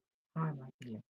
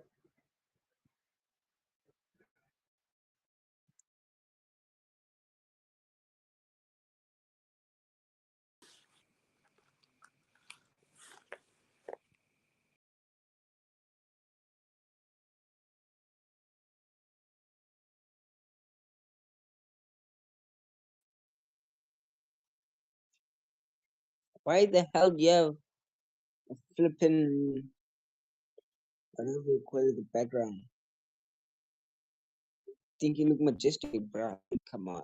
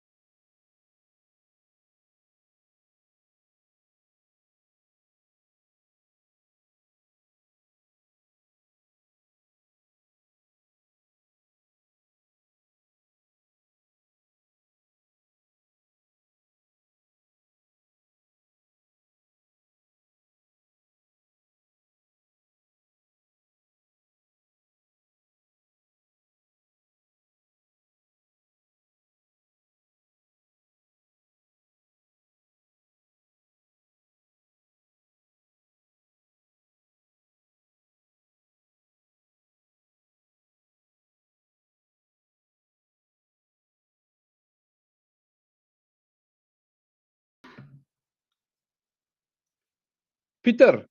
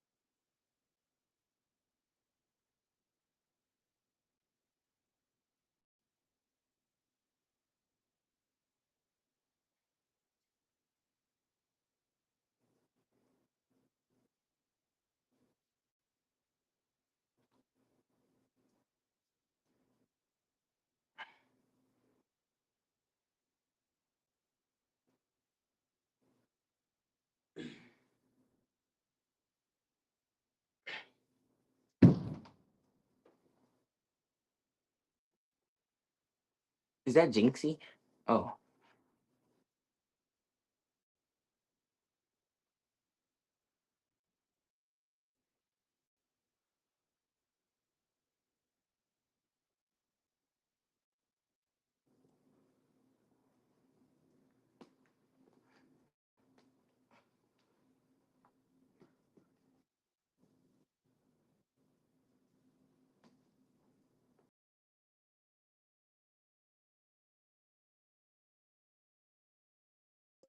Plastics, chemicals.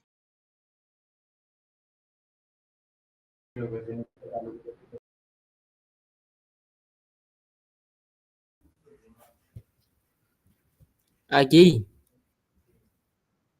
yeah.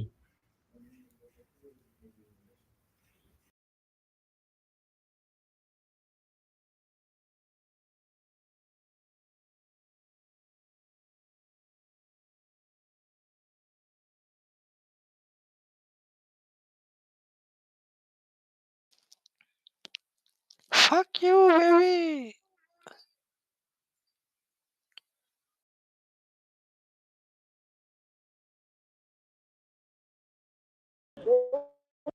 Who's this?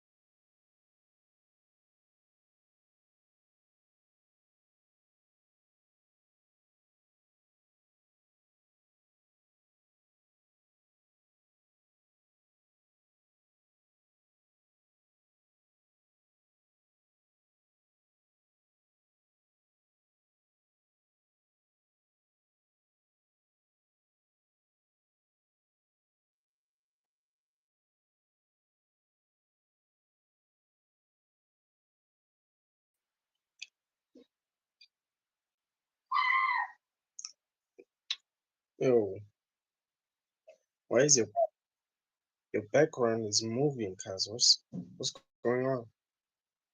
Yo, some technology over there. What the hell? Yo, am I oh, it's on a PC. It's like I'm watching a movie. Yeah. Yo.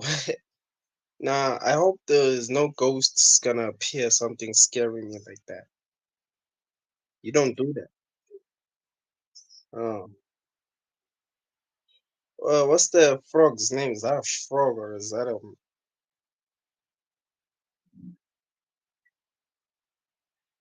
yo? Yeah, it's kind of lonely. It's like me. Yeah, something like that,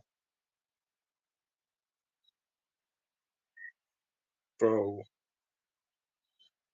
Anyway, I was looking some Geldams there, you know.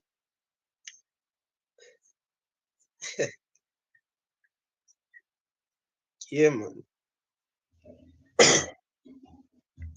Yeah, yeah, it is funny though. I have to like practice like what I say to girls, yeah. It'll be easier to approach.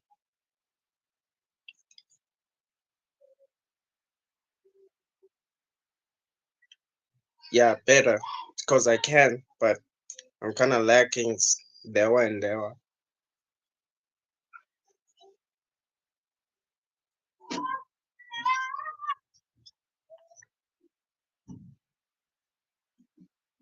Well, I don't have that high confidence. Let's say there's a group of girls and I know one, bruh, I can't approach that. I can't. I don't know, cause it's killing them because like I don't know the rest and like doing an intro like my name is it's kind of killing too. It's kind of killing. It's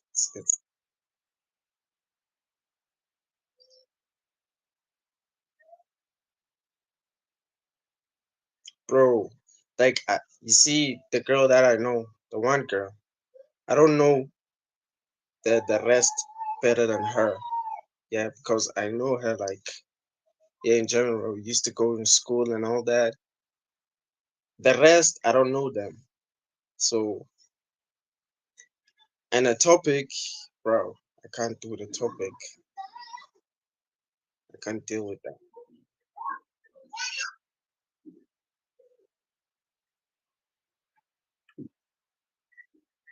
Yes, yes.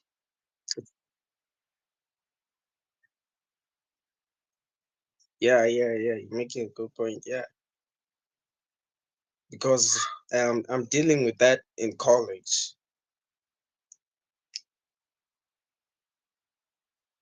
There's this one girl I used to go to school with her, but we didn't like talk that much. Then when I met her in college, because she ride Durban, I never thought that she's gonna appear. When I saw her, I was like, man, I know that girl.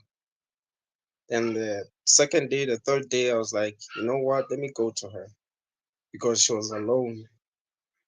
I was like, yo, it's been a while. She was like, oh, I thought you don't see me. I was like, yeah, I see you. Yeah, I never really something like that. I see her. Then a group of friends approached. I was like, I'm gonna talk to you later. She was like, yeah.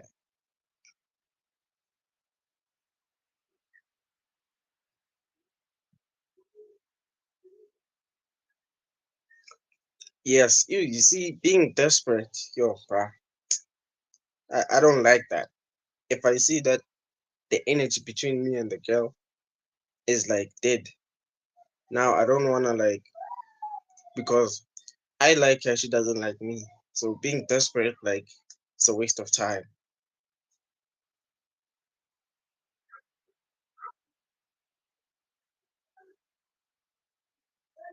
Yo, bro, it's so funny because it's really funny. I always laugh at that album. Like, why they do that?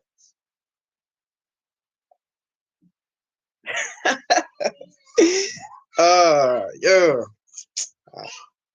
I wanted to hear that. Very, yeah, it is true. It is. I'm 20. Yeah,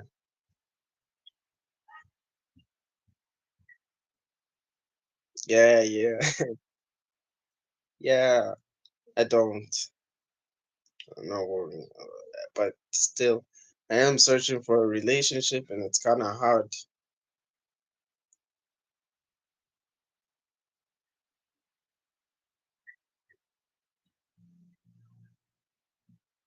Yeah, yeah. I don't want to like. I don't want to like. What's this? To be dry. Yeah, get me when I say like be dry. Next thing you forget how to talk to girls. Next thing you forget like almost everything because now you've been focusing. Not that you've been focusing on yourself because you haven't told your no tell or told. I don't know. I don't know English proper. Yeah. Yeah. Oh, you haven't tell yourself that I want to focus on myself. Yeah. Next thing you just hanging around with your brethren, your bros.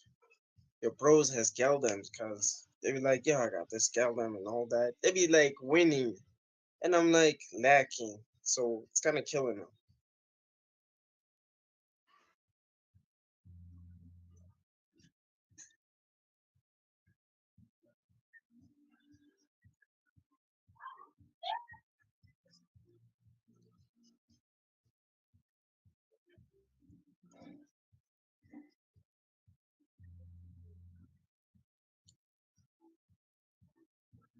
Bro, you see,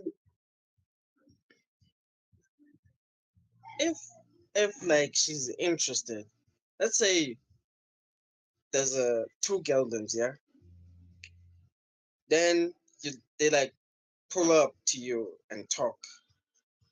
So in the ordinary, you're gonna like chat to them, yeah, not knowing. Well, every time girls when I approach me, like I always think that one of them wants me, but low key, I just keep it calm. I don't want to like jump into a conclusion. So now this girl, then you see that she wants me because a friend told you. That's where I want to like relate to the stuff she knows and all the stuff she loves. Because now it's a waste of time approaching a girl. You're already liking what she likes and all that. Then you're trying to like press her and tell her that you like her. Then the results failed. She'll be like, I'm not interested. I'm not looking for dude and all that. Now she's zoning. And I don't like zoning. It's a pain.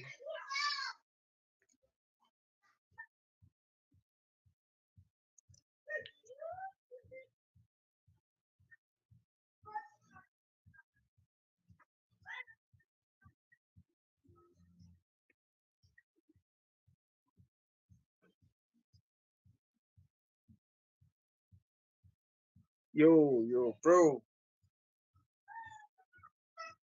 Yes, it did happen in college. This one girl, she was like, let's be friends. I asked her, do you know like what's the consequences being friends? She was like, yeah, no. But like observing, I I don't know, cause I always carry like money, yeah, like 20 rand. She be chowing that money, cause we like, yo, I want this, I want that, almost every day.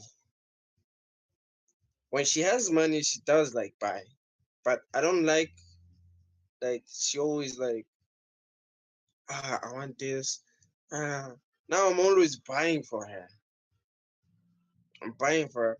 Then as a friend, because she was like, yeah, I'm like, you're the top, or she was like, what's this? I'm top one in her friends list. I'm like, okay, I want to put that on a test. I tried like sharing some small personal things that be like, but she didn't listen. She didn't listen at all. I could tell that she has like 6 men or something like that. She be telling that, I love you. Don't. I'm like, we friends, but why are you telling me that? And at the end, when I check, like, let's say I'm standing somewhere in class, she be like touching the guys, doing like funny stuff. I'm like, hey, we didn't talk till what's this on May. Yeah, I cut her off on May. I was like, it's March, April. So 2 months I was observing her. I was like, hey, she's not the one. Because now she's using me some kind of funny way though.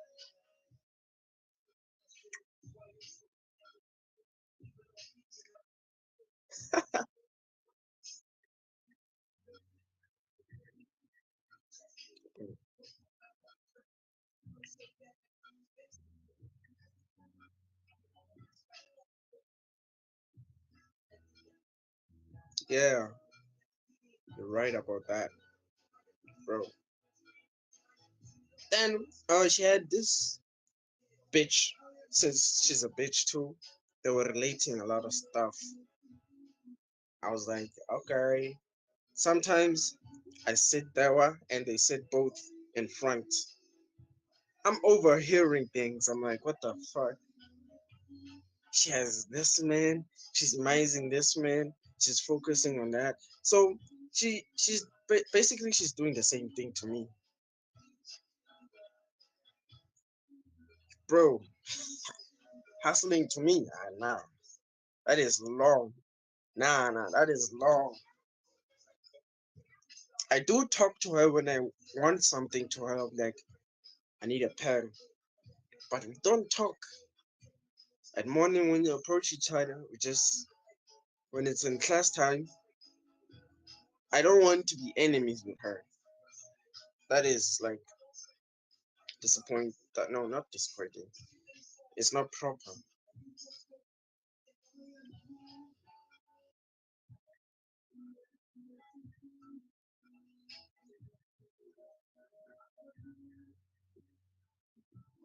Bro. Yeah. So every time I approach girls, I'll be talking to them. It's funny how they always, can you buy me this? Can you buy me that? What the fuck? Am I your father? Am I your, like, what's this? A Ben 10? I'm not that, bro. Nah.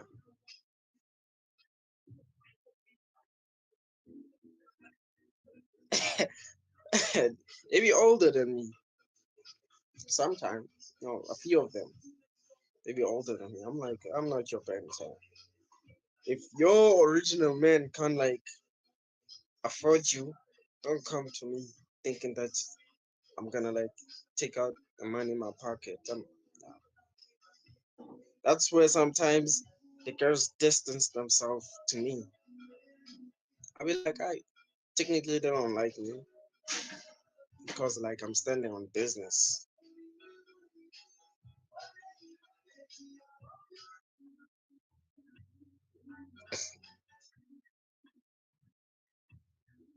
Bro, bro. But yeah, it is what it is. I will experience something new every time, and I'll learn a lesson through that.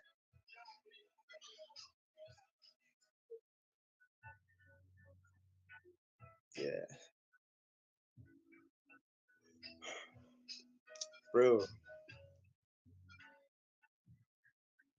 Yeah, by tomorrow I'm gonna start. What's this gym? I'm start gymming,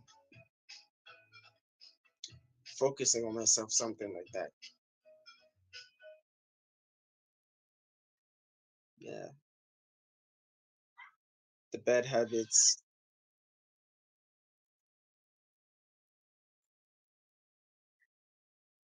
Yeah, yeah. No, that was 4 years ago. So I don't know about drinking. Let me say sometimes, not like let's say twice in a year.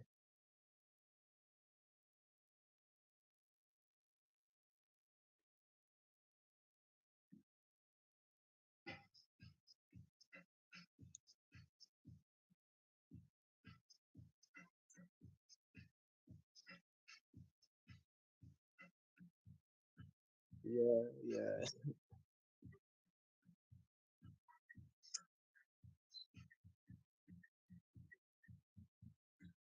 bro. Yeah, yeah. I'll be focused on myself. See, bro, like you don't ever kill them,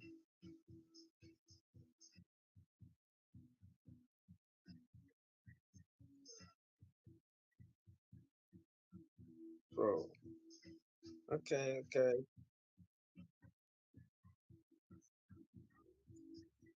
Yes, yeah, yes.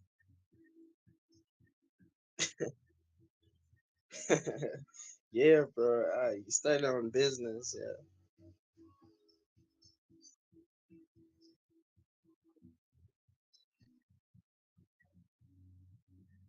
bro.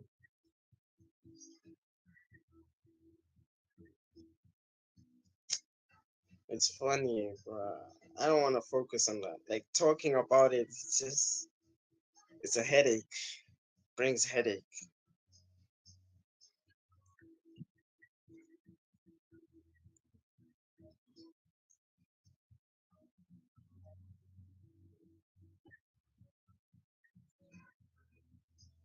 Yeah, yeah.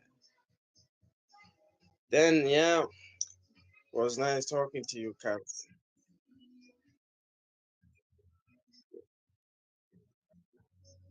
I I'll see about that. It never worked like since I started dating. Nobody was chasing me.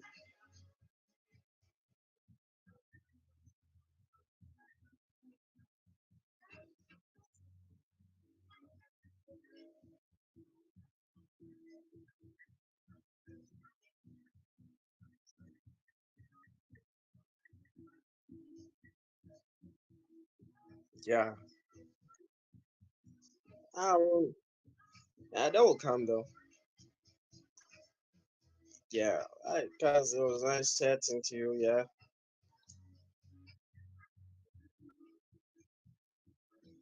finance. You know finance, yeah, finance management. Yeah, accounting and all that. Yeah. Yeah. Thanks, bro. All right. Say less.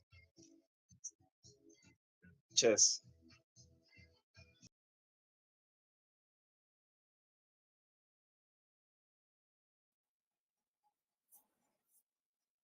Hey, brother. Hello.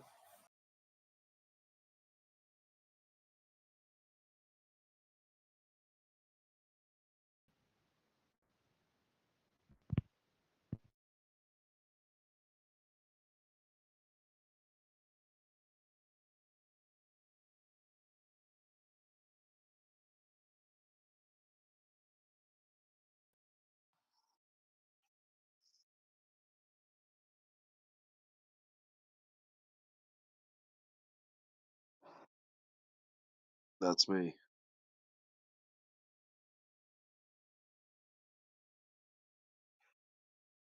I don't know. Are you a good Jew or a bad Jew?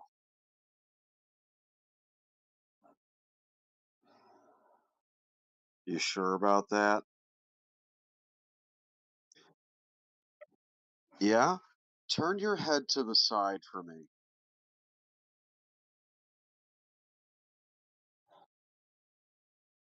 You're goddamn right. Oh, drummer! Oh, yikes. That is that is the worst case of jewelry I have seen in a while. Oh my god. No, you got that Jew in you, brother, and you gotta get Jesus to get it out, brother. Do you believe in Jesus? You think Jesus was Jewish? You believe in that shit? I bet you think the Romans killed Jesus, not the Jews. I bet you say shit like that. Don't you? You sure about that? Ah! I fucking knew it. I called it. I read your fucking mind, brother.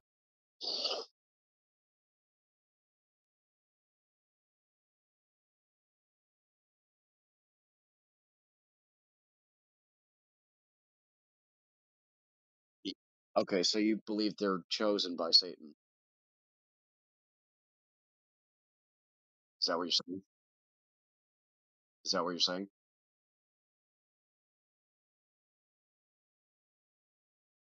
Did you hear about this Israeli official who got arrested in the US on a pedophile sting, and then Israel made a phone call and forced them to let him go?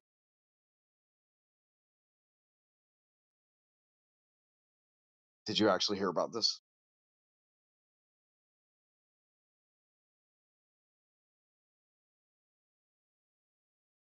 So what's your final solution, buddy?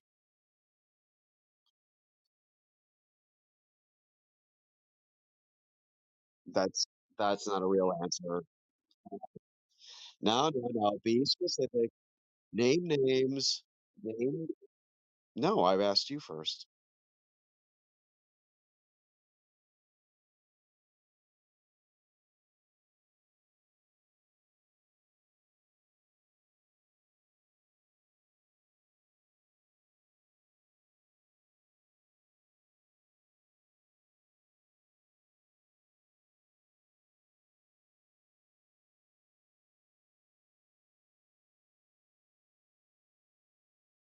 Um,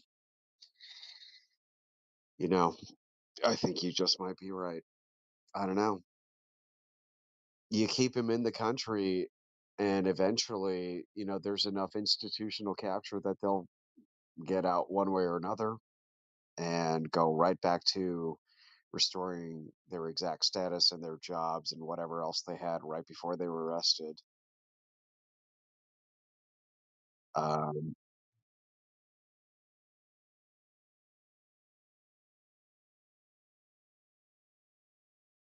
oh yeah, and a lot of times they have sponsors who are facilitating the whole transfer from the Israeli end. A lot of rabbis do this. So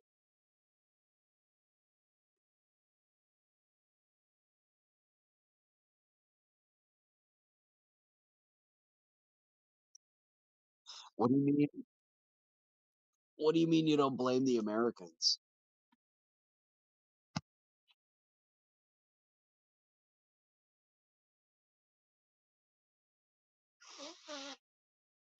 No, I see what you mean. Yeah, but what is the average American doing about this? Nothing. And hey, I say this as an average American, so I'm disappointed in myself too, I suppose, right? I don't know. What are you doing about it? What is anyone doing about it? All we seem to be doing is talking about it in endless fucking circles. We keep outlining the same fucking problem, the same fucking lobbying group, the same country. Um, but look, unfortunately, we're still in the first year of Trump's fucking second term. There's still 3 years left, 3.5, actually. And within the first 6 months, he literally sold out all of MAGA to Israel and the Israeli tech sector. We sold the entire country out to Palantir. Um, and God knows what is behind the scenes behind Palantir. The fact that we're allowed to know about Palantir means there's probably half a dozen other programs that are even more covert that we'll never know about. Okay. So I think that's a pretty safe assumption.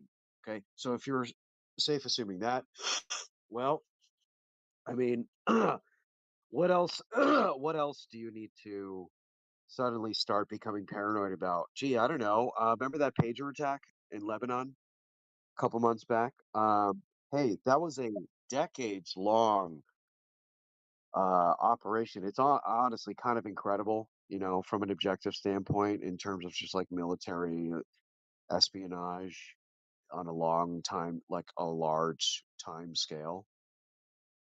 But God, if that's what they were capable of doing to a bunch of fucking Lebanese pagers over the course of 10 years, well, Israel's had how many years to basically play around with our government, with our infrastructure, to essentially establish roots in a foreign country so that they can essentially, control any kind of system that runs the country. How do you how it's just like the illegal immigration problem. What, 10 million just from Biden alone, right? Or I think that's the last number, probably closer to 15 million just in the last 4 years. Okay, so we know, I think anybody with common sense knows that it's literally just going to be fucking logistically, physically impossible to ever get all those people out. Okay, well, what about the Jews? What about all the people who have already infiltrated Congress? What about all the lobbyists who are basically like barnacles on pretty much everybody except for Thomas Massey and Marjorie Taylor Greene supposedly? Go ahead.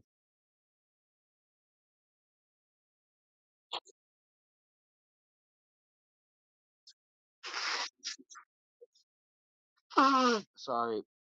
Go ahead.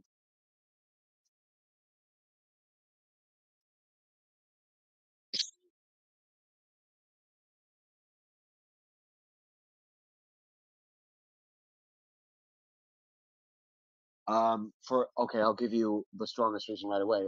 First of all, Trump and Elon Musk and probably just about everybody else in excuse me, in the Trump administration, even before he got elected, they were already saying during this campaign, hey, actually, you know what? Maybe we're not going to deport everyone. They they were already starting to talk about like planting seeds to make exceptions for H-1B visa workers that are in the hospitality and agricultural industries. And look what happened just like a fucking month ago. He basically said, yeah, okay, yeah, it's official. We're making an exception for immigrants in hospitality and agriculture. Oh, and I think like yeah, just like hotel businesses, restaurants, et cetera, et cetera. So he was floating that from months back. So was Elon Musk. And if you remember, even back during Christmas, when MAGA first had this big split in December, it was over Vivek Ramaswamy and him opening his big fucking mouth about how American culture is lazy and stupid, and that's why we're losing. Basically they were all essentially making the case for justifying H-1B visa workers to be a part of a permanent indentured, servitude class in this country. And all we have to offer actual Americans as a concession is, well, you're lazy. Maybe you should have tried harder. Maybe you should have had less sleepovers, like me, an Indian. Maybe you should have, lived your life like me, an Indian. Um, Maybe you shouldn't have, you know, started that white family.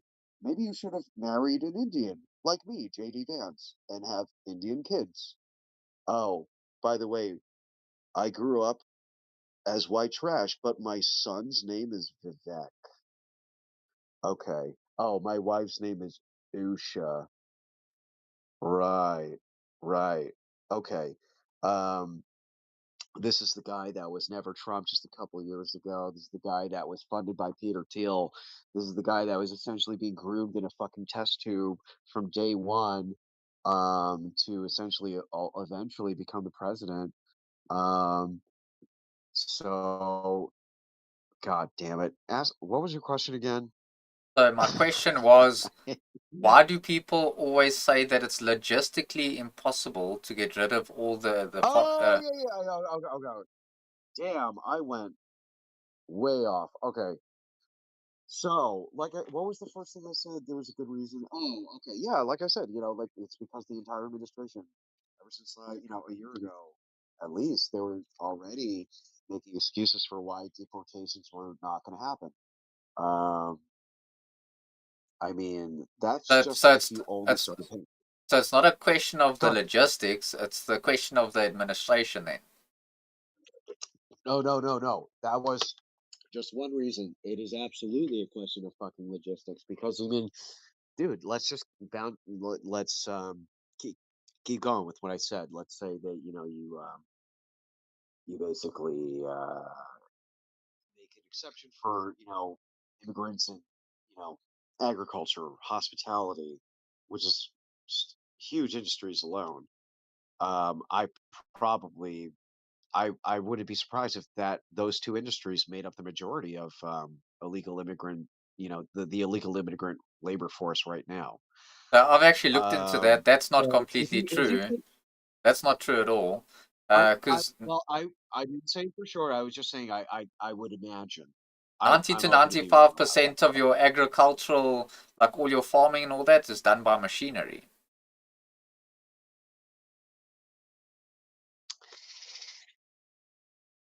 90 to 95%. I am a little skeptical about those numbers. You can That go and sounds look. a little. You can go and check. Yeah, I mean, where are those numbers from, and when? What study? Where was it done? I mean, I'm not trying to split hairs forever, but I feel like there's a little more context that you need before you say something like that. Yeah, Just but I so. mean, it would be more unrealistic to say that illegal immigrants are the ones controlling the whole agricultural sector of the whole USA. Like that's unrealistic. I don't think so. I think it's entirely possible that maybe both of us are wrong on a certain level. That I mean, because really, I mean, let's just use common sense for a second.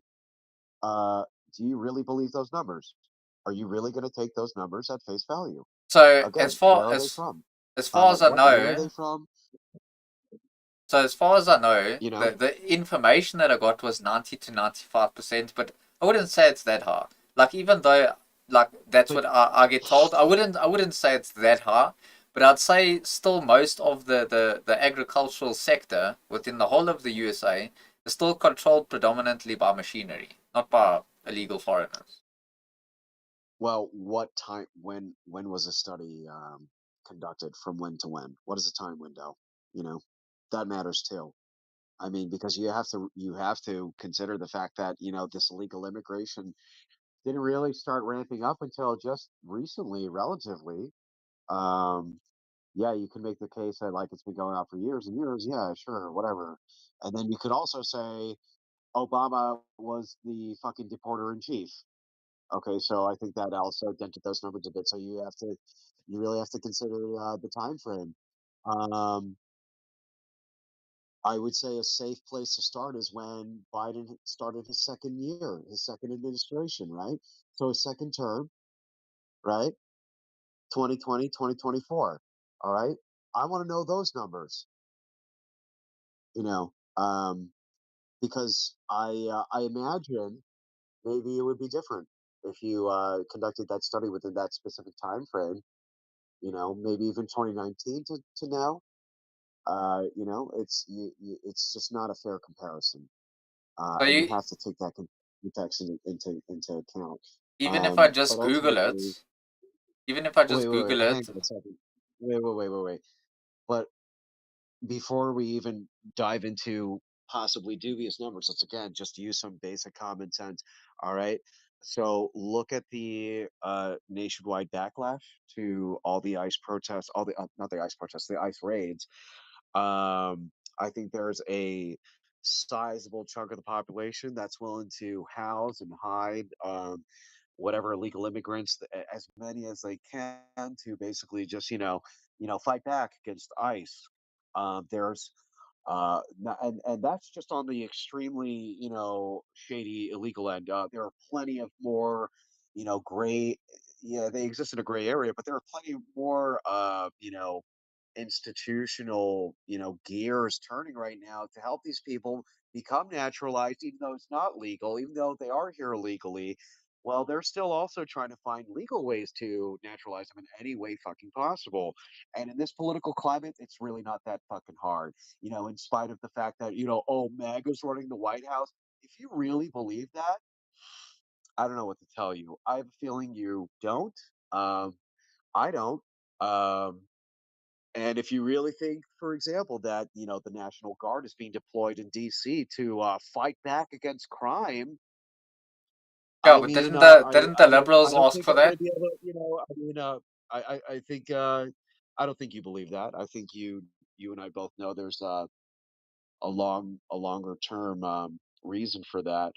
Just like the same with all this illegal immigration that's been happening. I mean, for fuck's sake, the Koch brothers were talking about open borders for decades. I don't know if you saw this. There's a clip even of Bernie Sanders from I don't know how long. Probably like 10, maybe even 20 years ago. Even Bernie Sanders, uh, from all the way back then, he was asked during I think it was like Charlie Rose interview where they basically just asked him point blank, like, "Do you support open borders?" And he without even skipping a beat, he was like, "Oh no, no, absolutely fucking not. That's a Koch brother plot. That is, that is like a neocon kind of." Well, he said everything except it's a Jew plot, but even he identified what would eventually become a giant conspiracy theory that we know is a great replacement theory today. But back then it was just common sense, even to the point where even Bernie Sanders was, not afraid to just call it out for what it was. And he wasn't concerned about being canceled for it at the time. It was still a palatable opinion to have. And now it's impossible to it's not impossible, but it's obviously, um, yeah, people are already being deported and arrested and sent to jail for criticizing Israel in fucking the UK and America. I mean, Yep. that's already happening now, right? So, I mean, like, we're pretty, like, how much farther do we have to go? I mean, I feel like we're already pretty much reached the end point. I don't know how much farther we have to go to reach the finish line to total Jewish supremacy. But again, to go back to your question about why it would be so impossible, I mean, again, I have heard from other people that I do trust about this figure about like the majority of agriculture today being run by being essentially automated. um I don't necessarily I'm willing to take your word on it, but I feel like that's still besides the point, because who knows, maybe agriculture and hospitality are not the biggest source of like illegal immigrant labor. Maybe there are other industries that we don't. I don't know. Maybe, probably like food processing. I know a lot of food processing plants employ a lot of like illegal immigrants too. Um, but again, besides what I already said about the administration already backing um, hundreds of thousands of more H-1B visas by 2030. Again, you on every level, I feel like there's just going to be enough resistance that it's going to be impossible. And I mean, if you really want to like run it through like an AI fucking simulator, like the way that people like ask Grok to like process the Holocaust, like how many cookies would you have to bake a day to bake 6 million cookies? Well, I mean, I'm pretty sure you can scale that to the in the same way, in terms of like, okay, let's say every day we loaded up an entire 747 full of illegal immigrants every single day.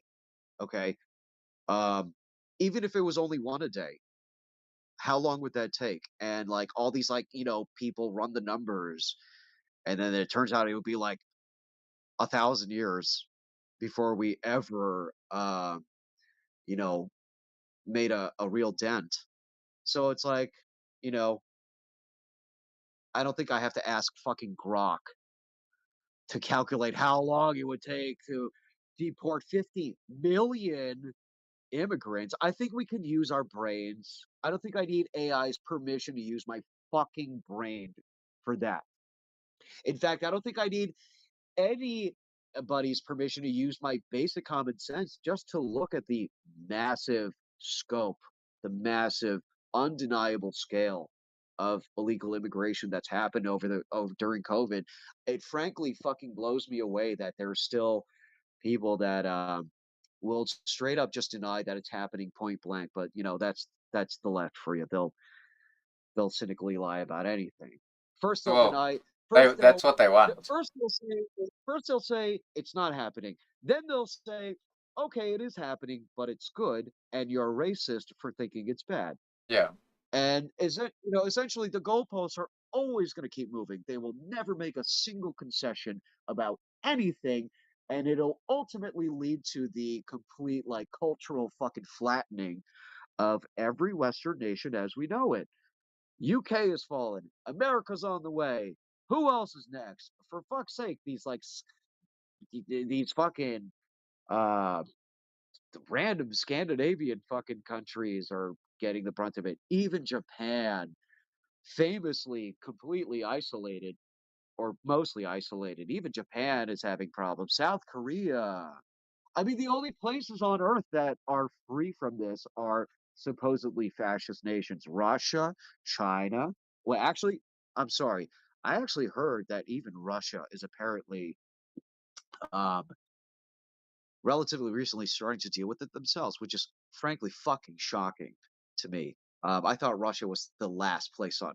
Oh, Hungary, apparently. Poland is also apparently, you know, but Anti-immigration. look, yeah. Anyways, what do you think about all that? I'm sorry, I know I've been talking for a while. No, I appreciate you. I I think you've appreciate you made. listening and just letting me go on. No, I think you're an interesting character to be honest, and So I mean, I don't think I you're gotta wrong. ask, do you agree? No, I don't. I Okay. don't. So I do agree with you, and I don't think you're wrong. But I think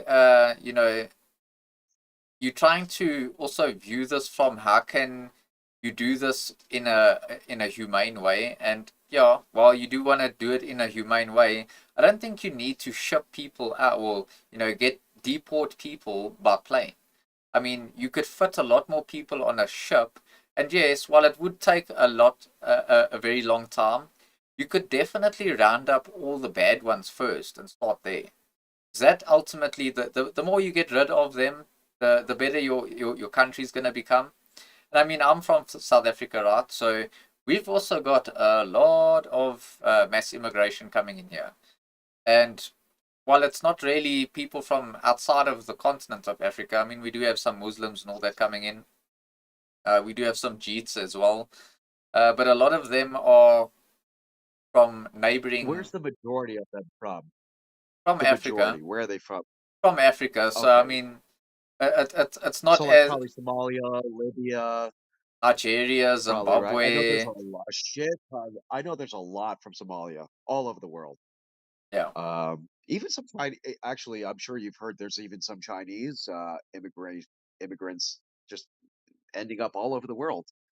So it's not even just these African countries either, you know? Yeah.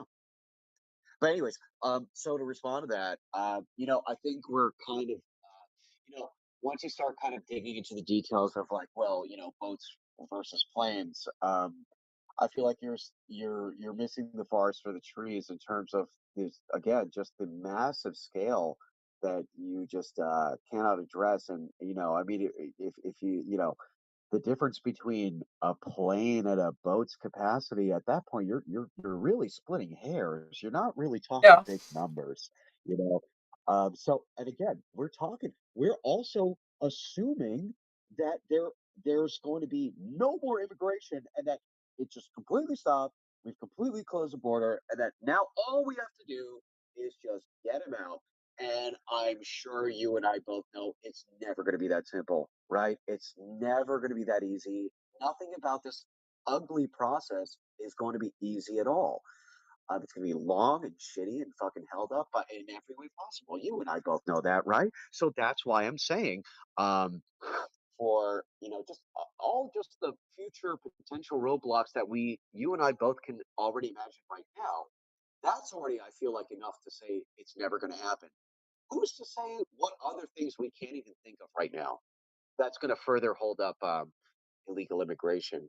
I mean, if you really, um, I'm not saying I don't want to put words in your mouth. I'm not saying you say this, but if you believe for a second that, honestly, that you're ever going to see society ever go back the way You remember it it. was when you were growing Yeah. up, I don't know. I really honestly doubt that. I'm not trying to sound all black pilled. I don't get anything out of being cynical. I don't want to be cynical. But it's such a impossibly huge undertaking. I mean, we can barely maintain our own infrastructure in this country. What makes us arrogant enough to think that we can handle anything beyond that? Because what we're talking about would literally have to be like a nationwide project, right? You and I can both agree on that, right? It would For really sure. have to be a nationwide civilian struggle. So that's why I'm saying I don't think it's gonna happen. Look at all the shit Americans swallowed during COVID. I mean, we failed that fundamental test, and then we left the back door open, and then we opened the front door too, and we failed that test too. We've basically shown the new world order like, hey, we're ready for it. Oh, you can just come on in. It's no real resistance. Who is the resistance right now? And this is something I think is really interesting. Basically, all of like the mainstream conservative sphere has been exposed by one fucking guy. It's basically Nick Fuentes. This fucking guy basically groypers. It's Yep. insane. Even CNN has recognized, and I never thought I would live to see this. Even CNN is running viral Nick Fuentes clips. Even CNN is recognizing that groypers and that anti-immigration, like America First politics, are going to be the future of conservative politics in America. Um, yeah. Hey, if you were part of that old crowd that were still trying to like you know, argue that we should have gone into Iraq and like there were neocons and that we should have fought Israel's wars, they're on the way out. They're either going to be dead in the next like 10 years or so, or within a very short time, the Groypers, they're going to draw battle lines real quick. They're going to expose everybody. Candace Owens is done. Tucker Carlson is done. And they were one of the biggest mainstream fucking voices on the, alt right, even though they were still mainstream for they're you know what I mean by that, like semi-mainstream. Yeah, yeah. Um, and look how quickly Nick Fuentes completely torched their reputation. They'll never recover from this forever. Um, but if you ask me, if you really ask me, uh, as much as I like Nick, as much as I agree with him on pretty much almost everything, and as much as I love watching his streams, I think he's, you know, um, like a great podcaster in general, I still have the same impulse as I did with Trump. Ultimately, it's like, what if he's the biggest psyop in the world? You know, and I say that fully acknowledging that, like, as of right now, I'm still like a Fuentes dick rider, I guess. But hey, I'm open to that. You know, because it's funny, Fuentes. Do you watch him? Yeah, I've seen quite a few of his clips on X. Okay, but you don't like keep up with the streams on a kind of like regular basis, right?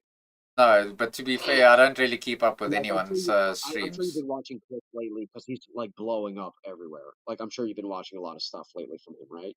Yeah, Okay, yeah. so my point is that lately he's been, when he's been destroying Tucker and when he's destroying Candace, the narrative he talks about that is like, hey, well, Candace and Tucker, well, they suck because like, Dave Smith also because like, see, they say they don't go all the way like I do. So they'll say, oh, um, yeah, I disagree with Israel's foreign policy, but I'm still think they're like our greatest ally. Like they'll always, pull back from allowing any position to be too extreme. Yo, are you still there? Oh my Yeah, yeah. God, your shit froze for a second. I thought you left. No, no, I'm still here. Anyway, so it's funny that he yeah, so he was talking about Candace and Tucker about how like, all these guys, like, yeah, they've only been talking about Israel for like a year. Nick's been doing this for like 10 years and he sacrificed everything compared to these guys. Like they've gotten fat, they've gotten rich talking about the Jews, talking about Israel. Um but here's the thing. He himself does the exact same thing that he's accusing these other people of doing because he himself, by being the gatekeeper, he is essentially just the new gatekeeper, right? So he's essentially, ultimately, yeah, he's been talking about this longer than anyone. He was talking about it before anyone, but that's the problem because he had a head start in creating, in building the fence around this topic about what's acceptable, what's not acceptable. And I think that's a really like kind of subtle way to manipulate the kind of discourse that I think is even lost on a lot of like longtime Nick Fuentes fans, longtime Groypers. And again, I really like Nick. I agree with I hate to say it this way, but there's really no other way to say it. So I'm just going to say, um, even if he was like like a Fed or something like that, he is still ultimately the only one in like alt conservative politics bringing the discourse to that extreme level in a way that Tucker and Candace never would have the balls to do. And that's my point. See, he makes us it's easy to make people think like I'm the real deal because I'm going to take this way more farther than Dave Smith or whatever is willing to. But hey, if you've been paying attention to what he's been saying long enough, you're also going to realize like he's been building a fence around this topic too. There are some things like he's also going to like shame his audience. Like for example, he's like a famous Catholic, right? So one of the main things he always talks about is like, oh yeah, I don't hate anybody, I don't promote violence, I don't promote hatred. Um, Look, he's not a dumb guy. We all know he has to be diplomatic to a certain point because he's like literally the most canceled person ever. But that's the gray area that allows some doubt. So you got to start doubting. You got to start wondering. Well, is it really just his like Catholic beliefs, his Catholic values that tell him not to resort to like violence or armed uprising? And he talks about all these like all these revolutions that happened throughout history, but ultimately, um, like his latest solution was essentially, oh, we need to go third party, and everybody was like shitting on him about that because he was trolling everyone and basically being like, "Hey, if we can't trust JD Vance, fuck it, let's vote for Gavin Newsom." And everybody was like, "What? They put this and he's voting Democrat?" And like it was hilarious because literally, like in the beginning of the stream, he was literally saying, "No, I'm not saying vote Democrat. No, I'm not really gonna, vote Gavin Newsom. I'm just trolling, saying, hey, we got this handsome white guy, Gavin Newsom, and his handsome white family. Why can't the Republicans have that? What do we have? JD Vance and his Indian family?" That was ultimately his point. His point was, why can't conservatives run the same kind of optics that we've always taken for granted forever? That we could run a white guy with a white family and a golden retriever, and he's straight with no child porn on his computer. You know what I mean?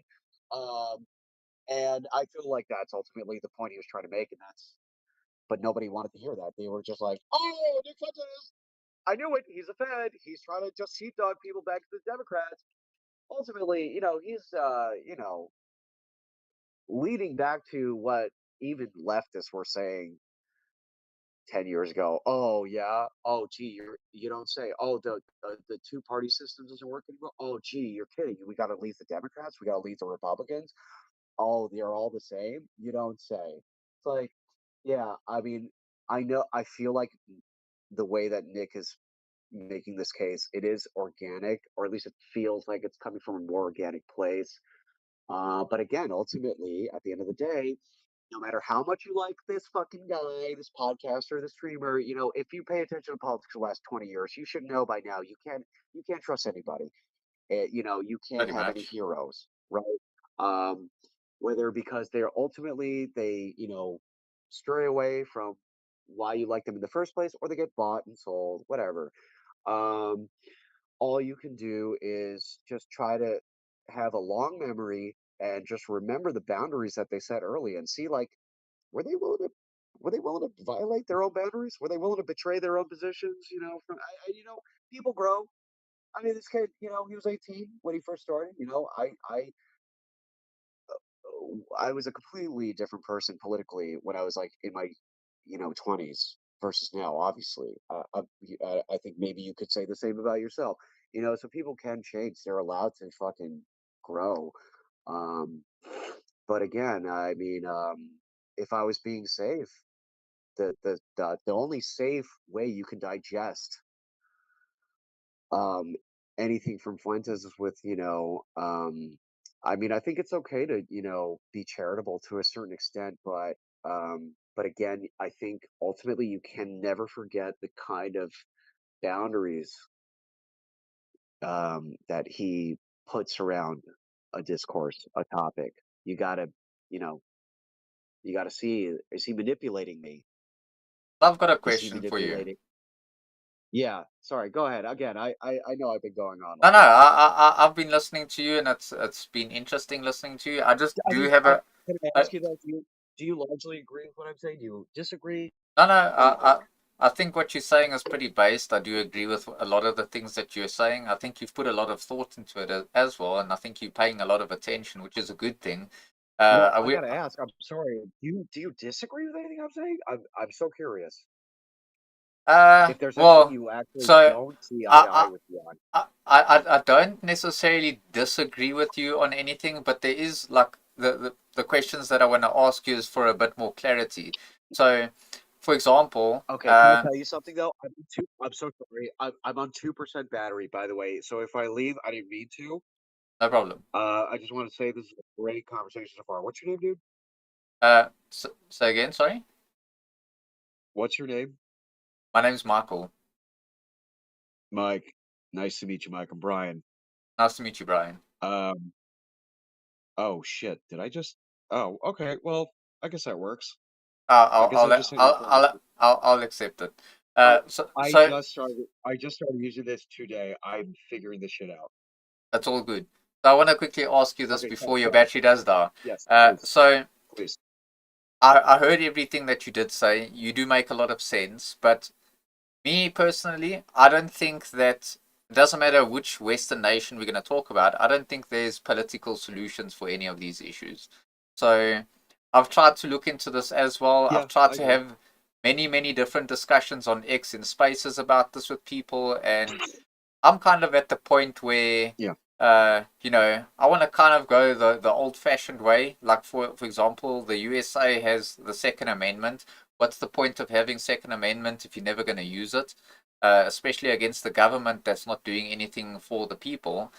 So I'm more interested in, if we've got two choices. Either we can accept having our countries demographically, culturally, and religiously replaced in a way where we're going to have all these foreign people come in, or we can actually rise up and make these people. Oh, okay. How are you? Good, are you? I'm good. Are you from Gauteng? Yep, indeed I am. Okay, I'm from Limpopo. Do you know Limpopo? Yep, I do. What part of Limpopo? Do you know okay, do you know Louis Shirt? No. Do you know Venda? Yeah. Okay. That where you from? Right? Yeah, I'm from Venda. I am a Venda girl. Do you know Makazi? Yes. Yeah, we are coming from the same village. Okay. So like, uh, Yeah. between Limpopo and Polokwane, the areas that I know the most is like places like Northam. You know where Northam is? Oh, you know Polokwane PLK? Yep. Yeah, yeah, I know Polokwane. Ah, so what you up to? So you have a family that side, I used to go to even right events. now. I used to go to events that side. Okay. Okay. Is that your real age? 34. Yep. Okay. Indeed. What's your real name? My real name's Michael.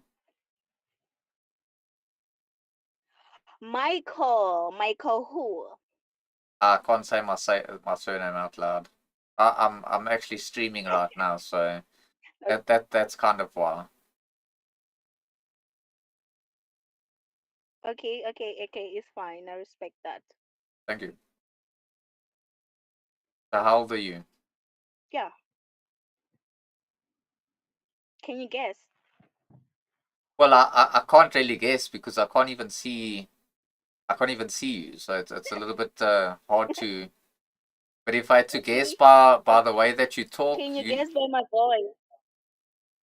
say again. Can you guess by my voice? Yeah, by your voice and by the way you talk, I'd say you probably still very young. I think you're older than 18, Very but young. Oh my god. yeah, I think you're older than 18, but younger than, let's say younger than 26.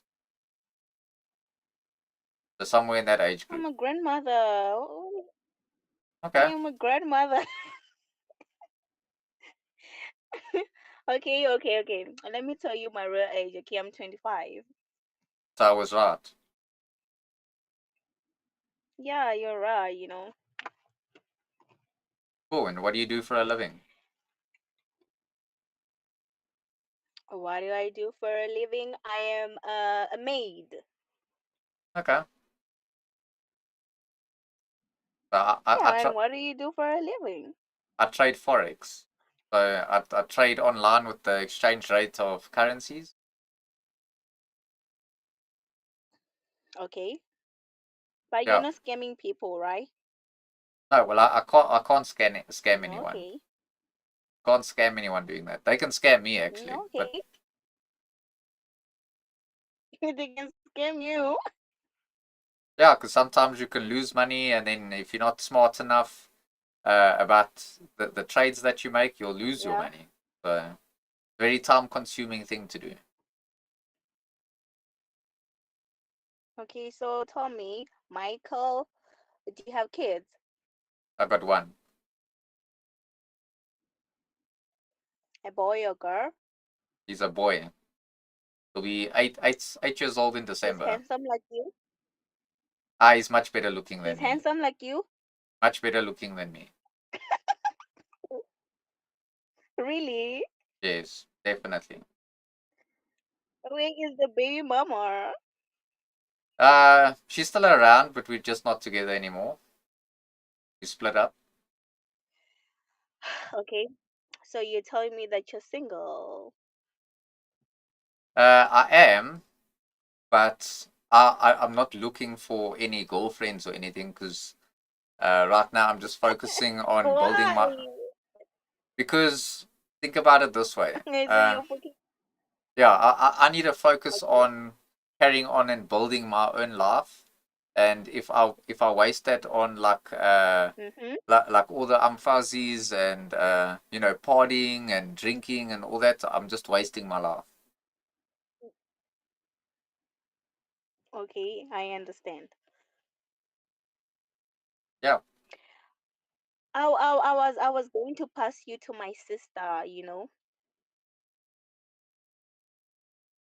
But Wow. unfortunately, since you're saying that you're not looking for a girlfriend right now, it's cool. So tell me, what is your girlfriend trying to find in a guy?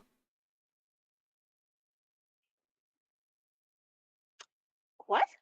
I say, what is your sister trying to find in a guy? Like, what is she looking for in a guy?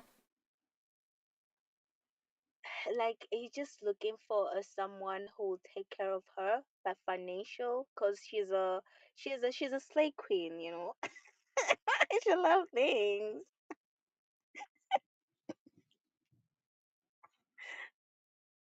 And Yeah, and but he should be loving, and caring and kind, family orientated. Since you're like your father, so uh, so why I why think you're a can't good guy. why is she struggling to find a man that's hard in Limpopo? Limpopo guys are broke, man. Yeah, but I mean, most of us are in this country. Everyone's not having a good time financially.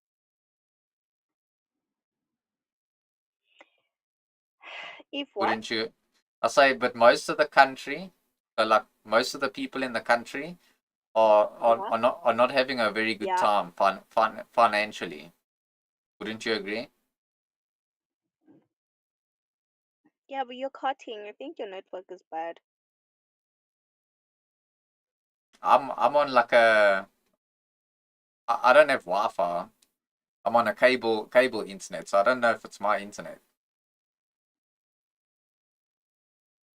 Maybe it's my internet, but now I can hear you clearly.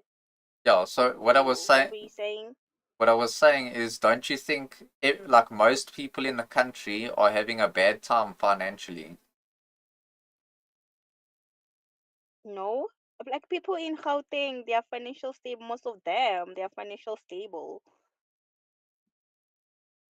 I disagree. You disagree? But anyway, let me tell you something, Michael. Go.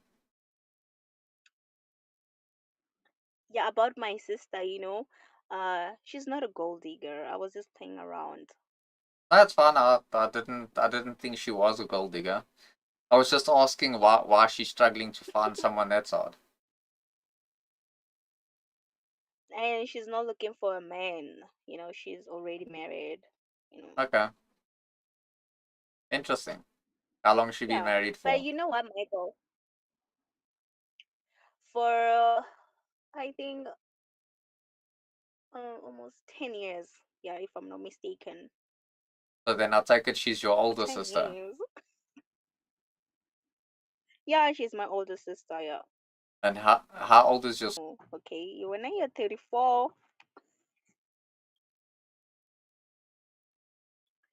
Okay. And does your sister have kids? Yeah,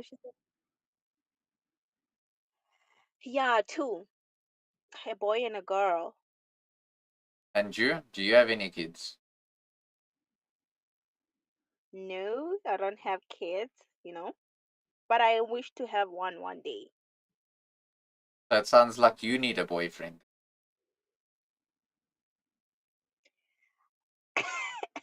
Right now, I don't need a boyfriend. Okay, so then you don't need a boyfriend, you need a husband. Nah, I don't need a husband. I feel like I really enjoy to be single. I don't need a man. It's more freedom. Yeah. But being in a relationship is not a bad thing because you get companionship. You always have someone to rely on and talk to, and someone to help you when you need it. So there's positive things about relationships as well. It's not all bad. Okay. Yeah. Michael, Go. I want to go eat right now. Okay. It was nice talking to you. You too. Keep well. Yeah, good night. Take it easy.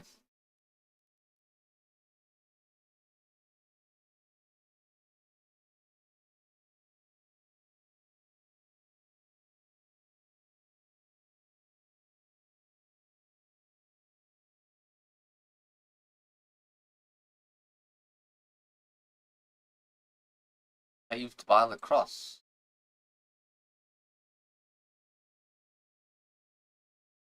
And comment.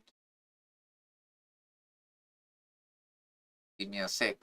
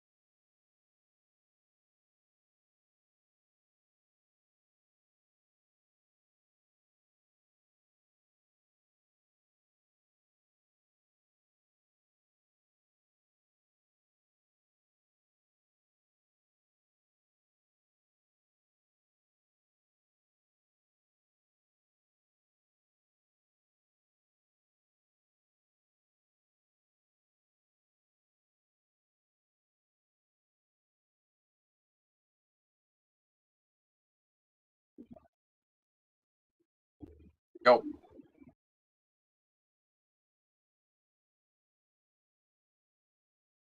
Setting.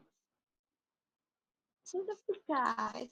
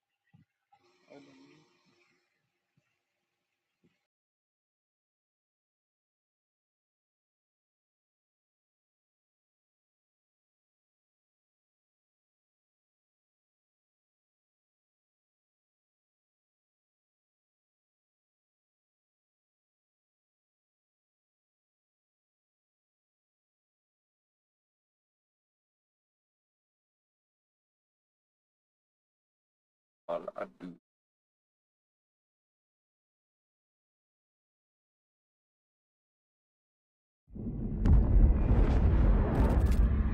Cadbury Lunch Bar, celebrating 60 years of Fuck.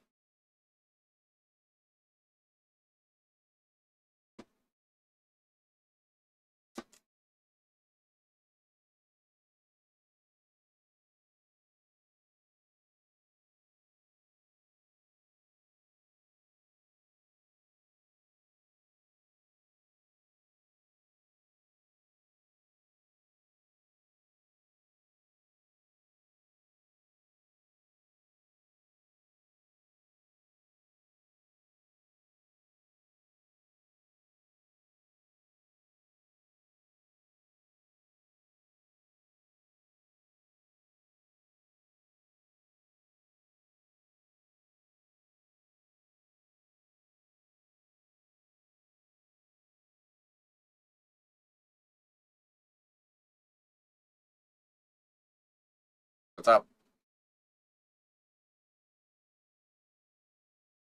What's wrong? Ah, not too much in here.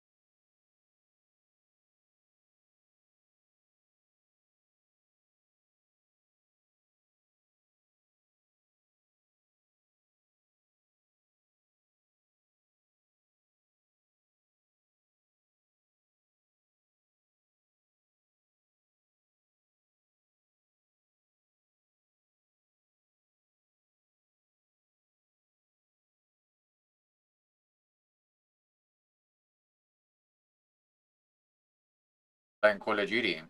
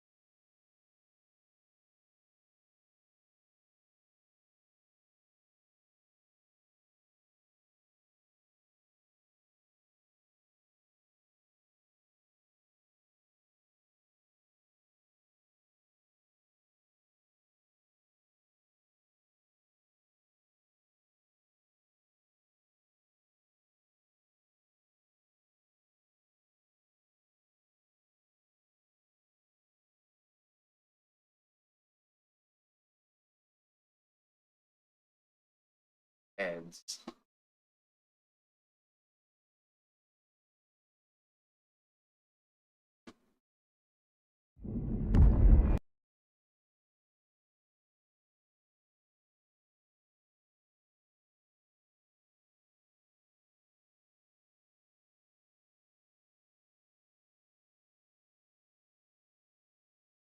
Movement എടുക്കുന്നുണ്ട് അതെ.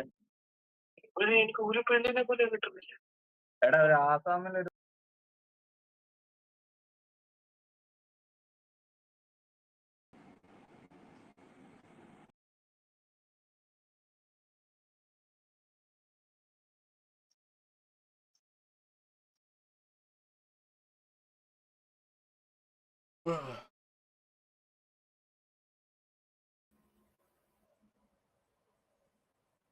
Up. Hey, what's up? Happening. Hey, what's up? You good? I'm fine, thank you. What about you? Pretty good. The nice Joker poster you got there. Yeah, it's a painting. You painted? Yep, Looks good. thank you. Yeah, Are you from Bulgaria? I am. Yeah. Where are you from? South Africa. Really? South Africa. Yeah, really? Yeah. Nice. So you like art? Yeah, I do. Yeah, I love painting and yeah. Pretty cool. What's it like in Bulgaria? What does it like? Yeah, what's your country like? Is it that like interesting country to be in? Probably, yeah. Depends what you like. I don't What know. it, For me, what what does your yeah, country for off? me, What does your what? country What does your country offer? Like what can you do in your country? A lot of stuff. Like, depends what we are famous with our.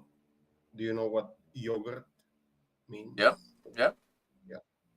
Well, Bulgarian have the most delicious yogurt in the world. So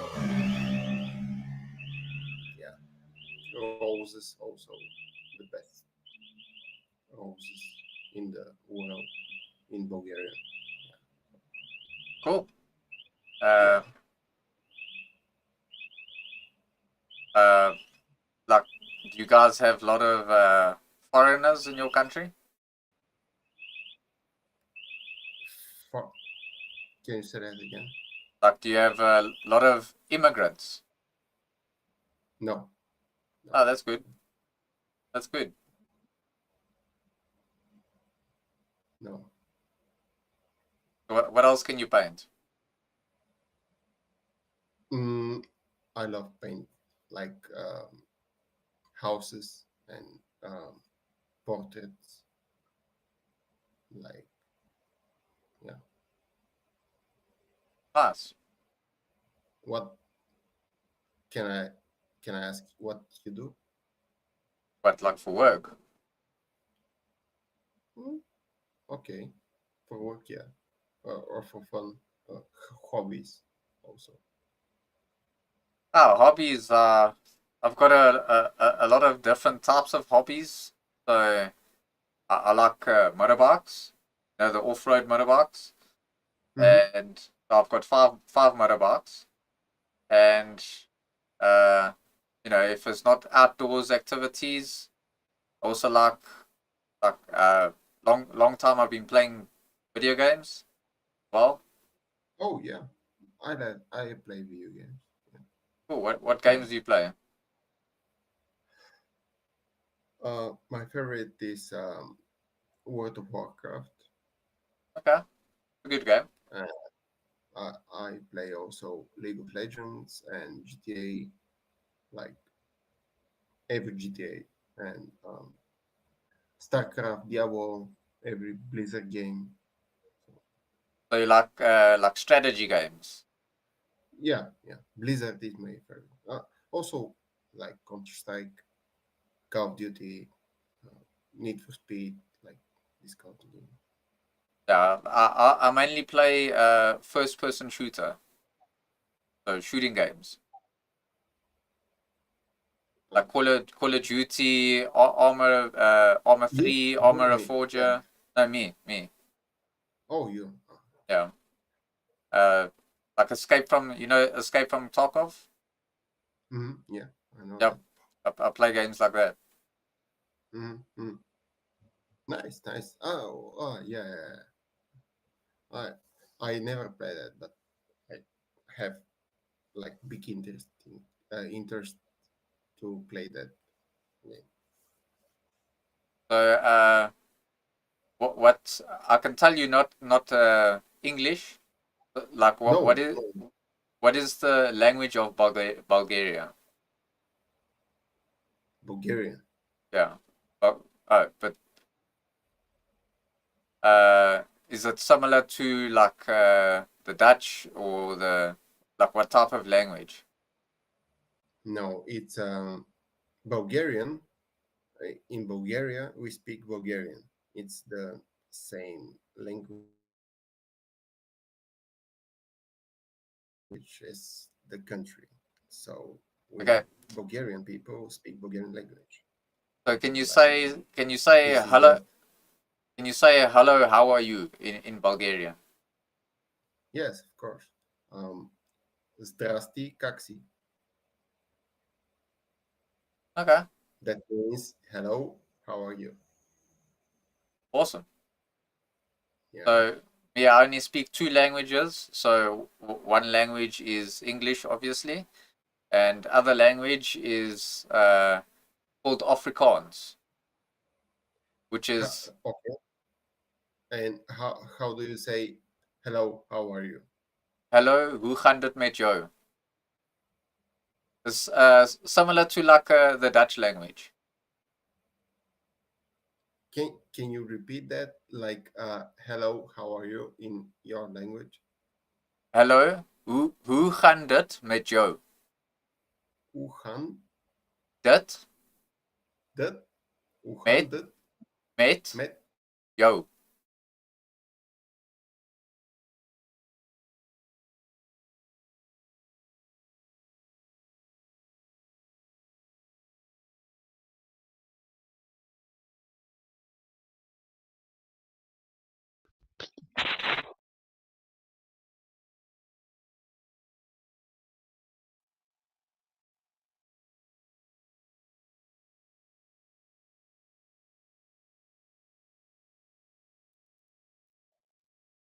Oh,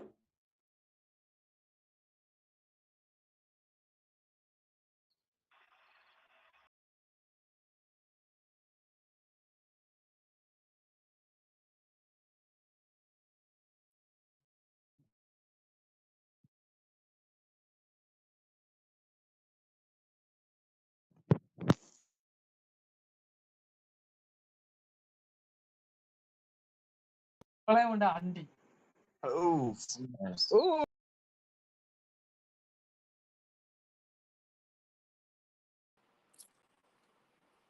Hey, Stop. what the fuck is that? behind Why is you. Pepe there? What are you talking about the background? Yeah. Yes. Wow. Whoa.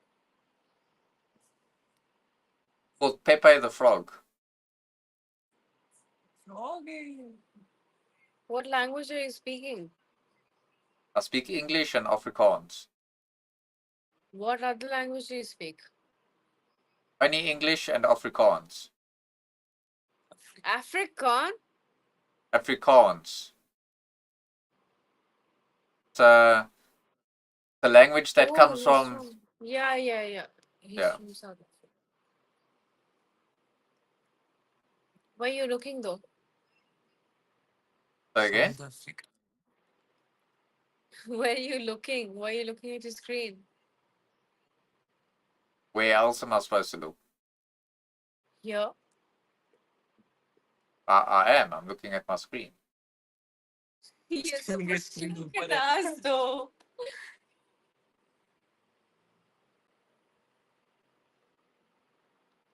What you guys doing? Sorry? Are you drinking? मुझे समझ आ गया क्या बोल रहा है. What are you guys? You're drinking. Isn't it Oh, like you want to talk? You want to talk to him? I don't isn't know. isn't it like early morning now in India? It's 1:19 a.m.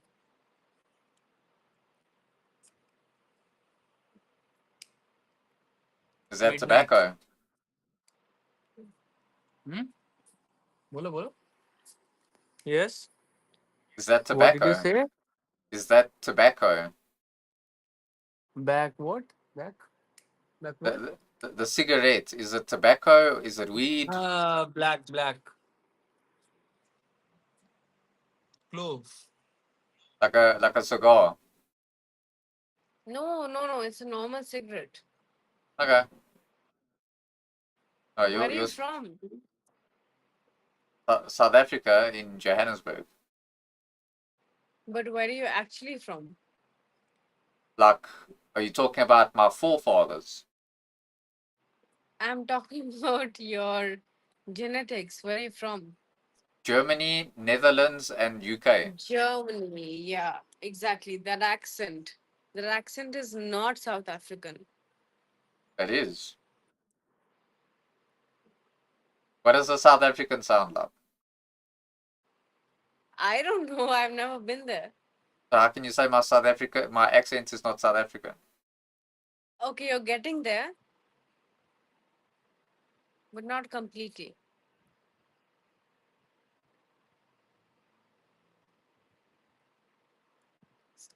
So strange.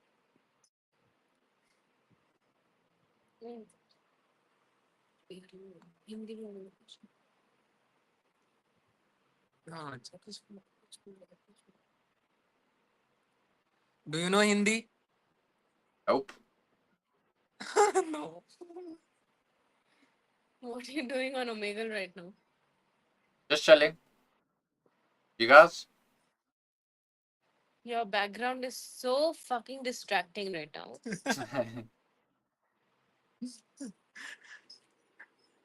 Your background, your eyes are so distracting. We don't even know what to say right now. Guys. Yeah, your eyes are fucking blue. Yep. My hair is also Beautiful. blonde. Thank you. Beautiful eyes, right? Yes. Holy shit. Oh my god, German eyes and blonde hair. You know what that makes me think of, right? Tell me. You know, No, I don't know. What does it make you think of? no, I'm not gonna say it. I'm not gonna say it. I'm not But gonna say it. don't worry. I'm not gonna say it. Even if it's bad, even if it's even if it's bad, What? you won't See offend what? me. She's saying Hitler.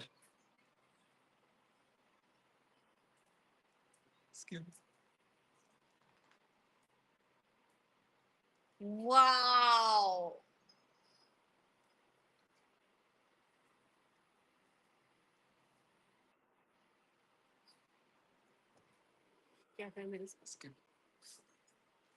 Have a good time, mate. Bye bye. Bye bye.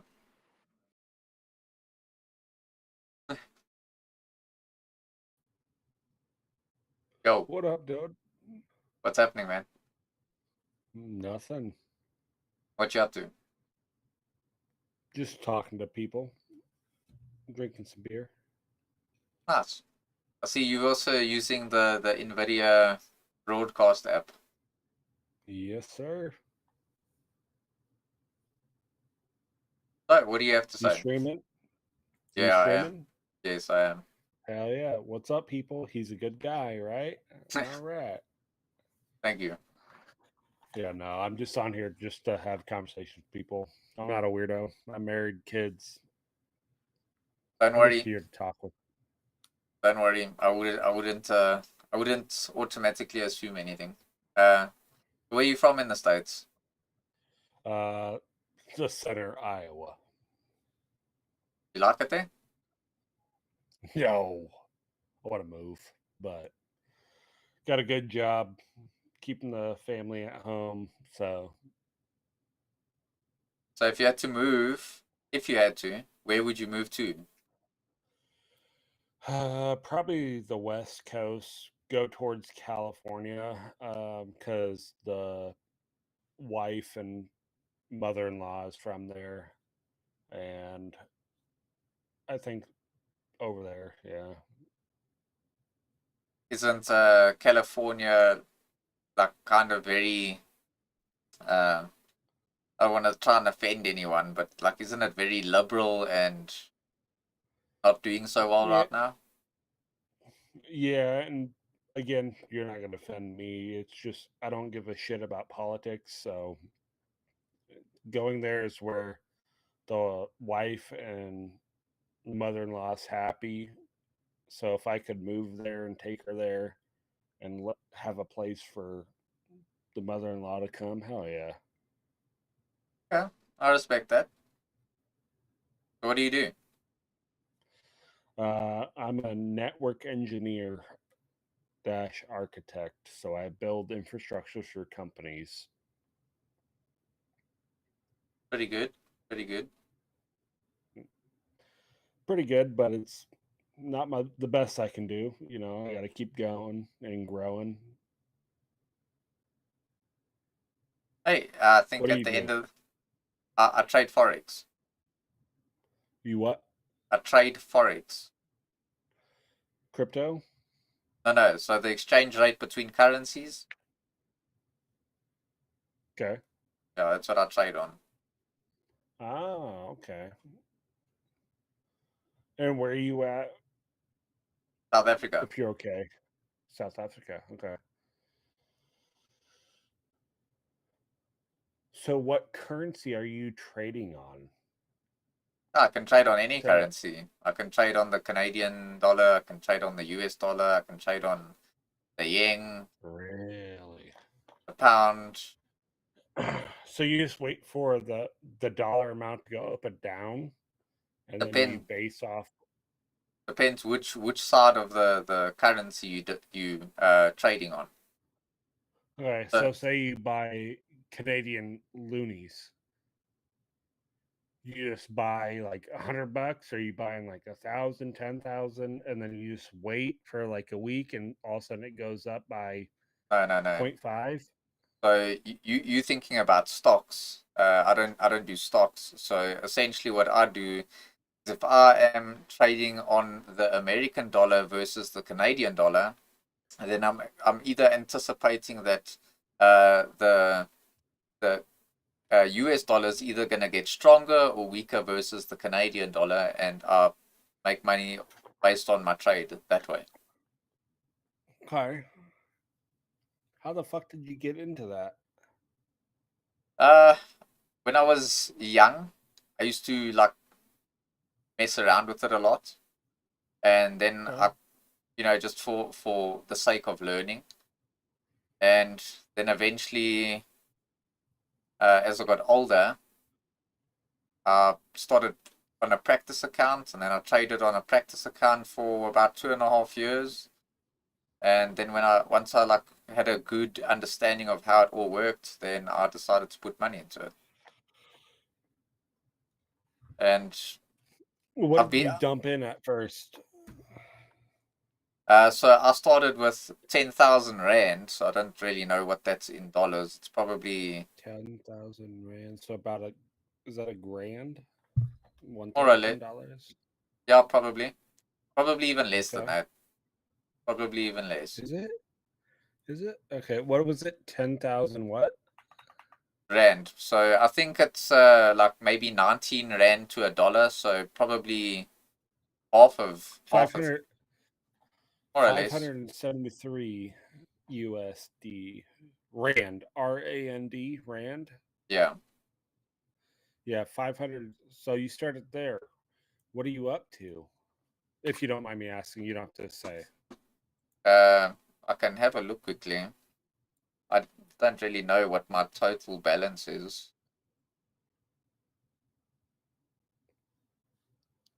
And again, you don't have to share. That's fine. I don't mind.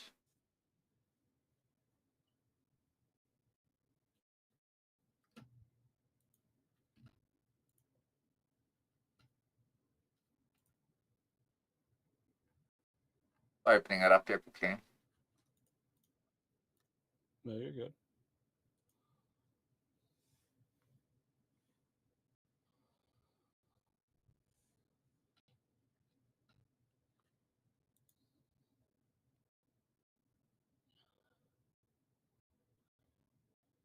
Oh, he's got the trading screens too. He's a professional.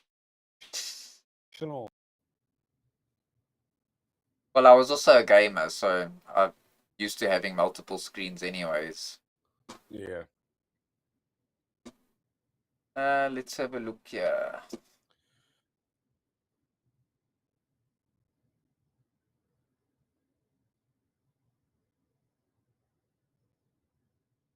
So in my trading app, I've got 638,473 rand in it now. You're in what, euro? Let me do it like this rather. I'll be able to tell you in your currency. Okay, thank you. Again, you don't have to. So we'll just say, let's just round it off to 638,000. So that's $36,500. $36,563. Very nice. Yeah, but that's just Very fucking nice. that's money that stays there so that I can trade with it. So you put more away. Yeah. Good I for have you, to. man. Because I have to essentially pay myself every month, but I don't take it all. I just pay myself what I need, essentially. Just pretty much for housing and family. Yeah, and also that way I Hey, also well, I don't get heavily taxed on it either. Yeah. Well, hey, congratulations. Thank you. Good for you, man. That's awesome. Yeah, I try. You're fucking killing it. It's not fun if you want to know that. It's very time consuming. No, and stressful. quite the headache as well. Yeah. But it's But one of hey, those. as long as you have your limit of where you stop and you can keep yourself there and you still succeed, good on you. Congratulations. Yeah, look, I mean, with trading, you sometimes do lose, but it's something that you have to accept when you trade. But you know, he's always try and make more than you lose, and you know, make a profit that way. I mean, that's yeah, but it sounds like you got a fucking good head on your shoulders to anticipate and be able to realize when to not go too far under and not to go way over. So good on you, man. Thank you. I don't trade alone though, so I don't make the same trades as other people, but essentially I have a group of people that I trade with. So it helps to it helps for a better flow of information. And like I say, it's very time consuming. So you know, before I even start trading, I've got to catch up with the news on those markets and understand what's happening with it. And See, I wanted to go into stocks and start trading stuff, but just with family and everything, I just don't think I could. so I'll say this much to you. I'm doing it now. I'm doing the trading thing now, but I'm hoping to make enough money where I can take that money and rather start something else. Because this is not something that I also plan on doing for the rest of my life. I'd rather when I start a different business or you know, try to do something else where I can have a more passive income where I don't have to grind out this way. So Yep. that's ultimately the plan. Hell yeah, man. Well, keep it straight. You got it. Sounds like you're already on the right path, man. Thank you. You're killing it, dude. And I just hope everyone around you is, proud of you, and I hope you stay safe. All right. Thanks, dude. You too. Take it easy. Thank you, man. You too. Sweet, man. Cheers.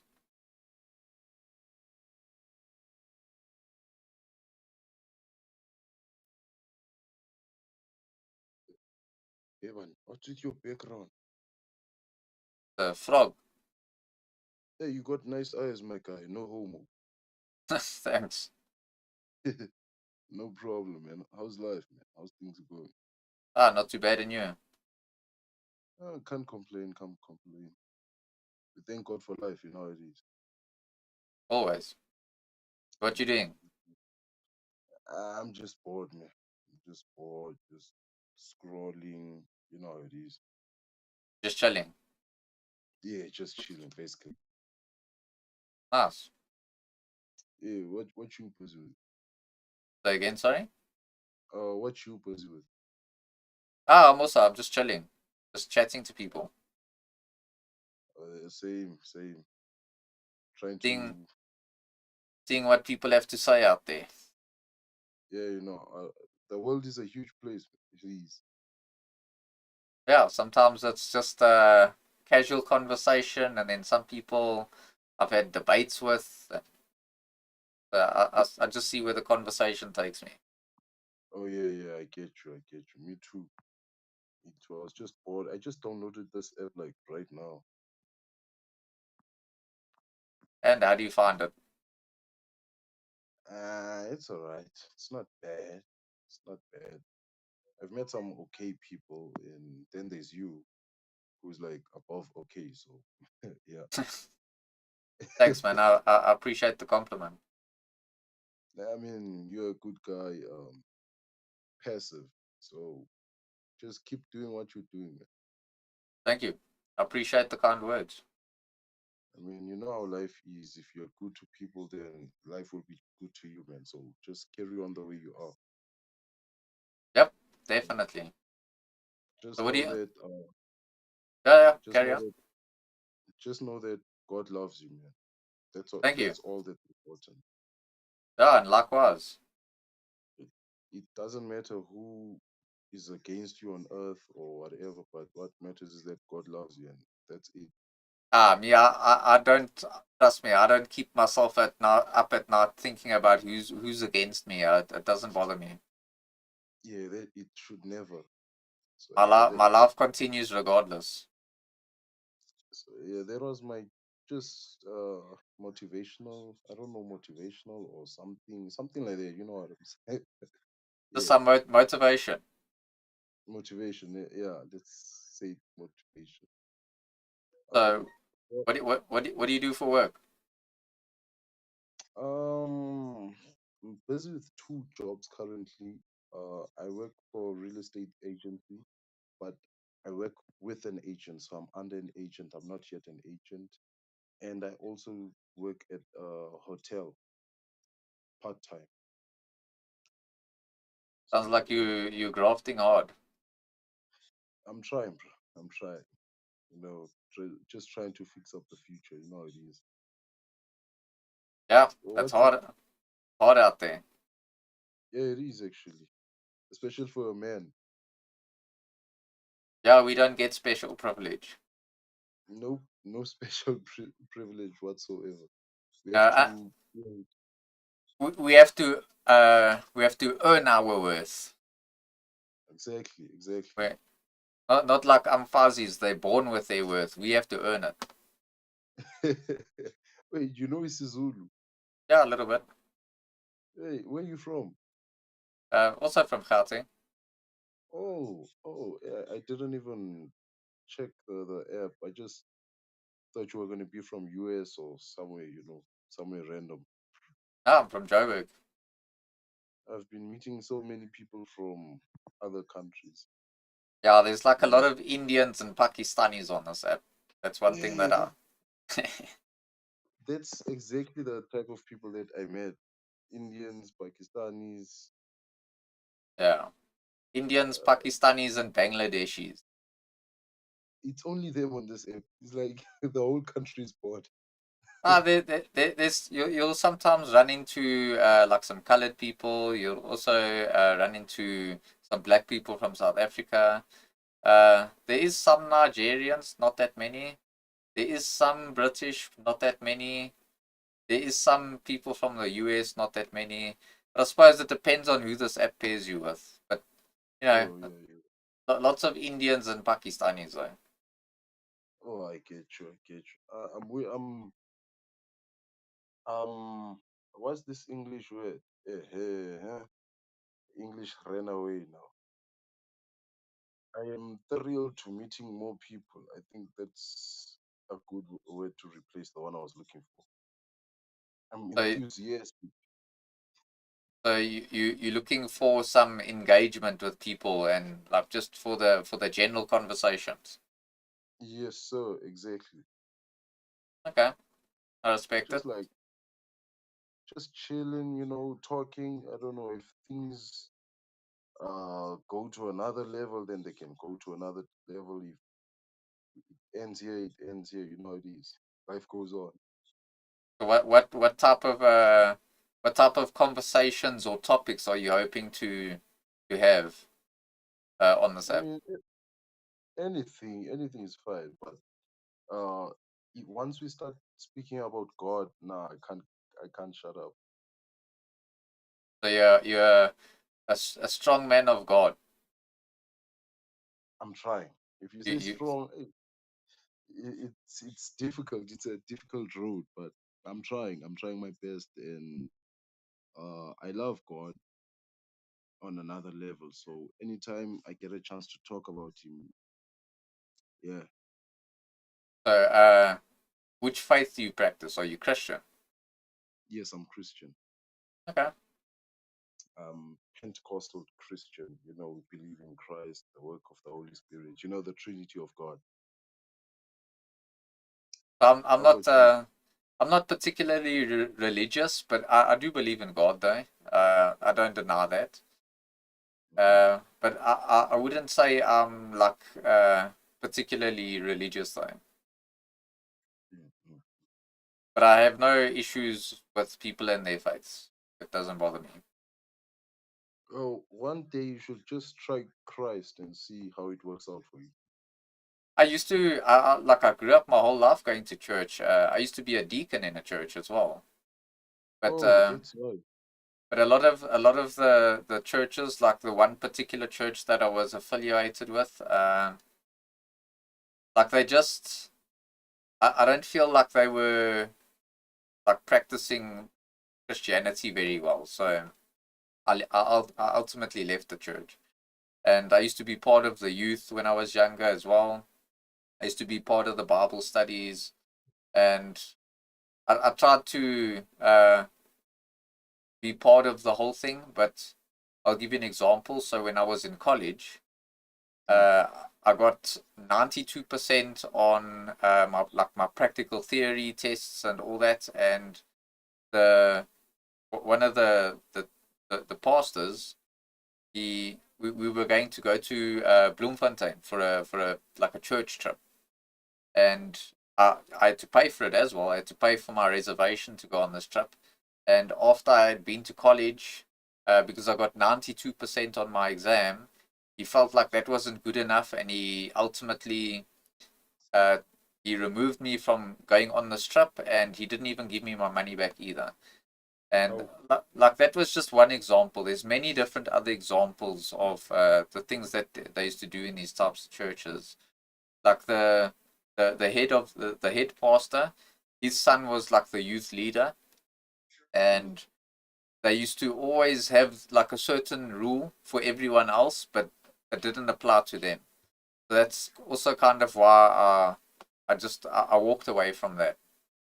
And I haven't really found a different type of church to go to, and like I've been uh, focusing on a lot of other things in my life, like trying to build my life and trying to make money, and so that I can live a normal life as well.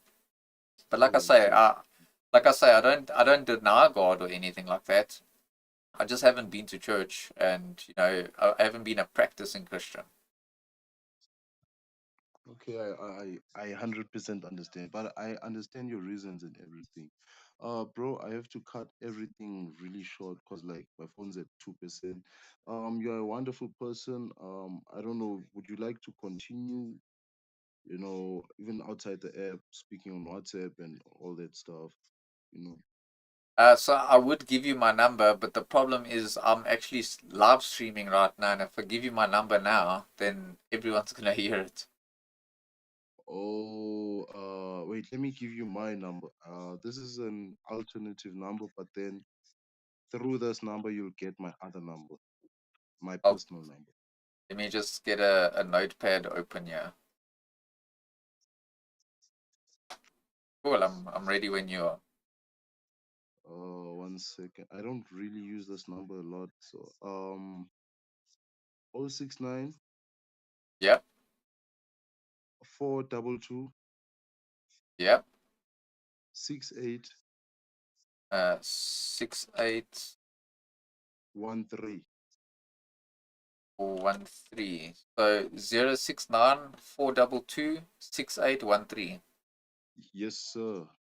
Cool. What's your name? My name's Michael. Nice to meet you, Michael. My name's Innocent. Nice to meet you, Innocent. So you've got the name to go with the religion. Yes, sir. Exactly. I have to keep the reputation. Makes sense. Makes sense. Okay, see you around, man. Just text me on WhatsApp. 100%. Keep well, Right, Innocent. have a wonderful night, man. You too. Cheers, man. Cheers.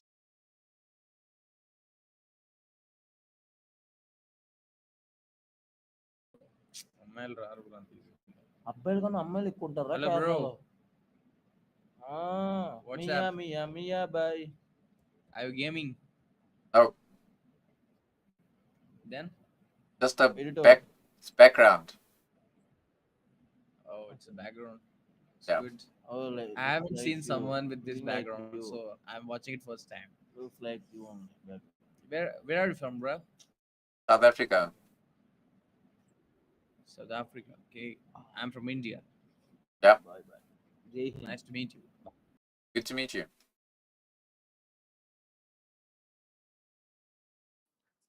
No. Oh, Tomek, listen. Good balls.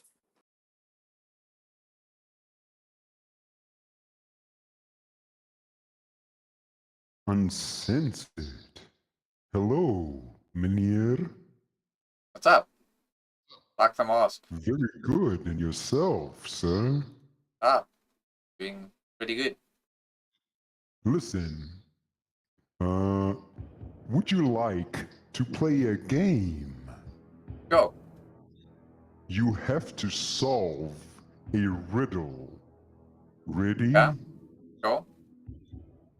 First, you eat me, then you get eaten. What am I? First you eat me, then you get eaten. Yes. Hmm. It's a tough one. I don't know. I give up. What is it? Fish hook. Next riddle. Ready? Go. Which word in the dictionary is always spelled incorrectly? Incorrectly. Correct. Next riddle. Just give me a moment. I'm No trying to problem. find one. No problem. Take your time. Where are you from, by the way? Gauteng? Yep, Joburg. Lekker. Me too. Lekker. I'm from Randburg. Boxburg. Boxburg. A Oh, Boxburger. we're both burgers. Box burgers, yes. Okay, I'm still struggling to find a riddle. Do you have one for me? I don't have any riddles. I do have a question, though. Go ahead. Are you streaming or something, or I'll be happy to I drop you a follow. am. I'll be happy to drop you a follow. Thank you. What My do you stream? chat is watching you right now. I should have disclosed that. No, don't Anyway, worry. they like you. Thank you. Everyone, W's in the chat for uncensored Deba. Did I say that correctly? Uncensored debate. I'm also streaming, by Uncensored the way. debate. Yeah, I also stream. Oh, Twitch or Kick? Which platform are you on? Twitch, Rumble, Kick, and YouTube. Give me a moment. So that's Twitch / what is it? Twitch, Kick, YouTube, and Rumble. Yes, what is your name on Twitch? Uncensored debate. Okay, I'm just Googling it quickly so I can give you a follow. Thank you. What's your channel name and where are you streaming on? Wait, hold on. Is this your channel? Twitch / uncensored debate.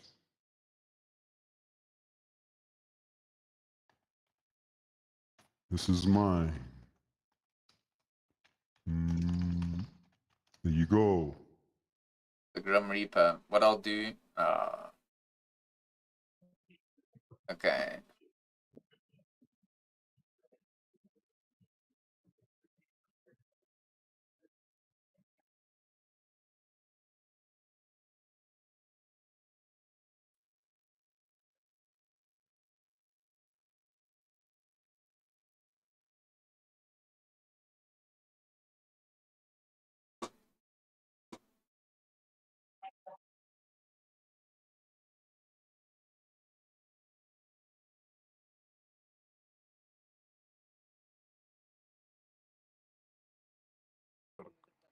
انا فاكر مش ده دي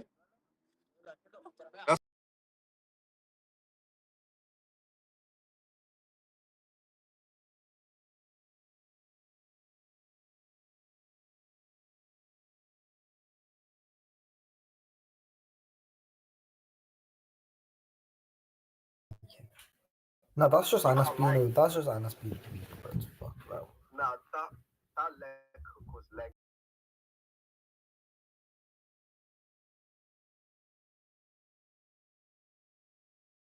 What am I?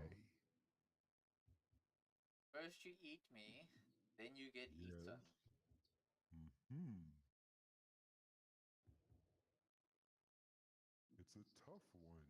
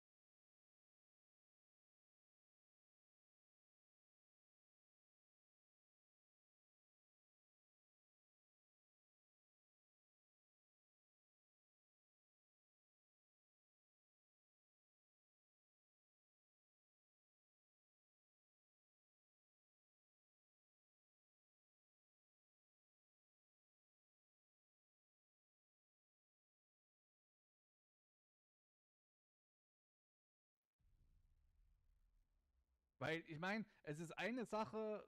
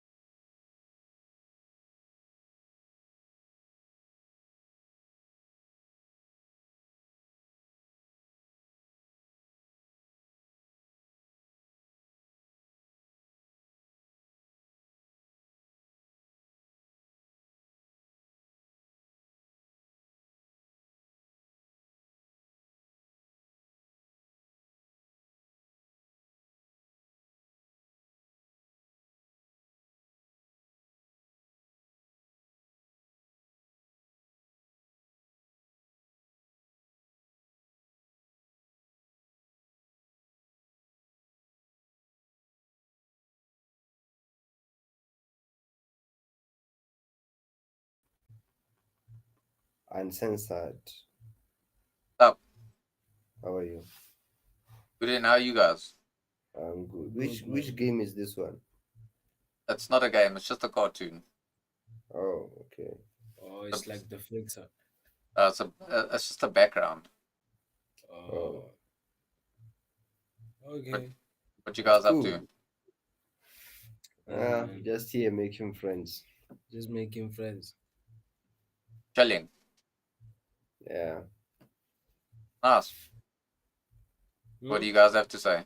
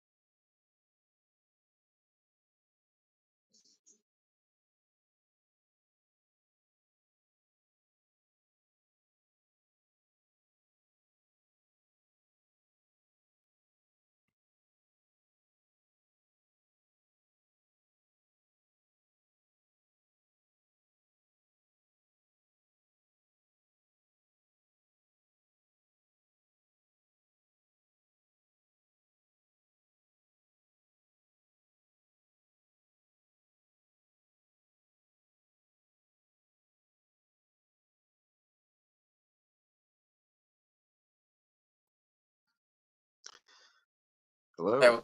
Hey, what's up, bro? Hey, what's up? Welcome back. Sorry about that. Yeah. No worries, man. No Called it, worries. called it right before it happened. Anyway, so you were about to give a response to my big long speech. I don't know if you remember at this point what you were gonna say.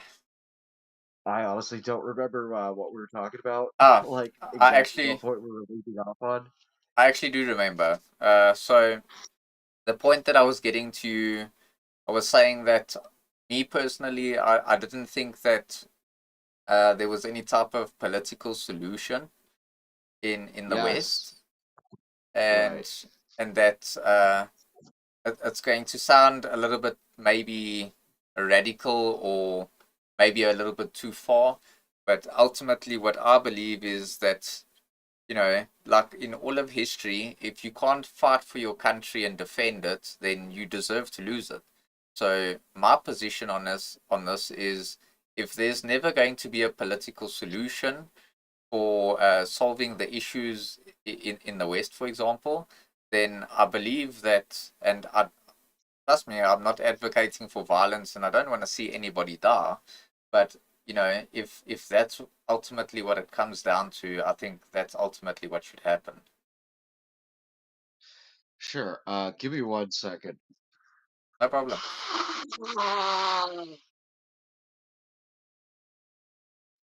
Sorry, I'm fucking sick as a dog. Uh, yeah, I mean, I guess that kind of, goes back to what I was saying earlier about, these kind of influencers and the kinds of political solutions that they offer, or, you know, the what kind of practical solutions they can offer beyond, electoralism, participating in the system. So far we've basically got as far as basically saying, yeah, let's give a third party a shot, and then everybody came up with a million reasons why it was going to doomed to fail, and why it wasn't worth doing, and you know, and then kind of Trump took over everything, kind of redefined populism, and kind of took that away from Bernie Sanders, and his ability to kind of define what populism meant. Um, but yeah, I mean,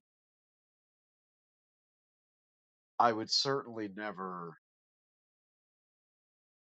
openly advocate for anything against the law, of course.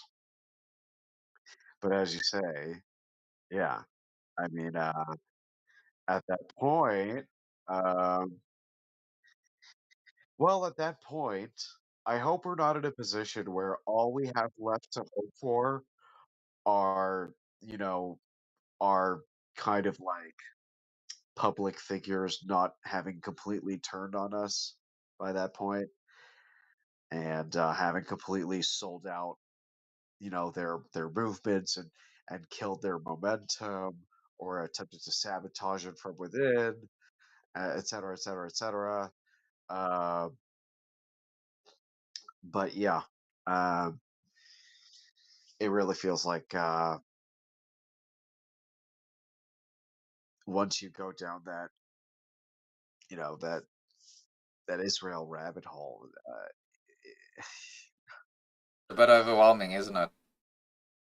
well, in terms of solutions, I mean, where eh, where do you end up? I mean, I was I was not actually even that long ago, like of the mind that, ultimately, and I still kind of am that ultimately, yeah, like the globalists are, partially using, Jews to basically kind of like essentially be the scapegoat for, their larger globalist kinds of agendas and plans and all kinds of tyrannical bullshit. Um, but I mean, um, not even coming at it from a specifically religious point of view, but just a general uh, point of view. I mean, it is shocking the kinds of things people tend to learn when they're first exposed to the Talmud and stuff like that. I mean, talking about how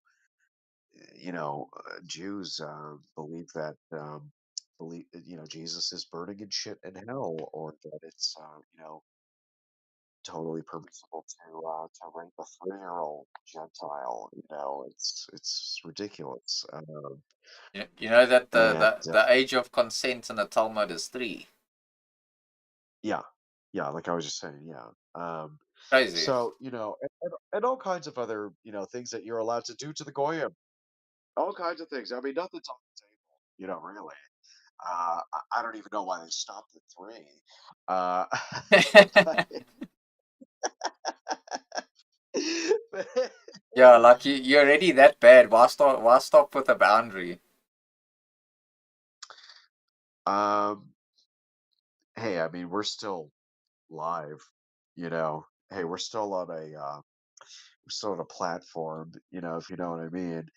But yeah, I mean, my general point through all this is that as much as I agree with Fuentes on again a lot of pretty much almost everything I must say, um, I don't I think I think it's his take on the whole like Macron, like actually, marrying his father, and having that and like suddenly calling that Russian intelligence, like I'm sorry, Russian propaganda. It's ridiculous. I mean, that really just kind of came out of nowhere, you know, or at least it seemed like it did to me. I've never heard him talk about it before that. Um, and he basically brushed that off as like nothing, which is like, hey, as much as I feel like Candace went mask off with that whole interview with him, like, I think there was definitely, it seemed like there was definitely something there. I mean, the numerous lawsuits that kept flying between the actual original journalists and Candace, and the fact that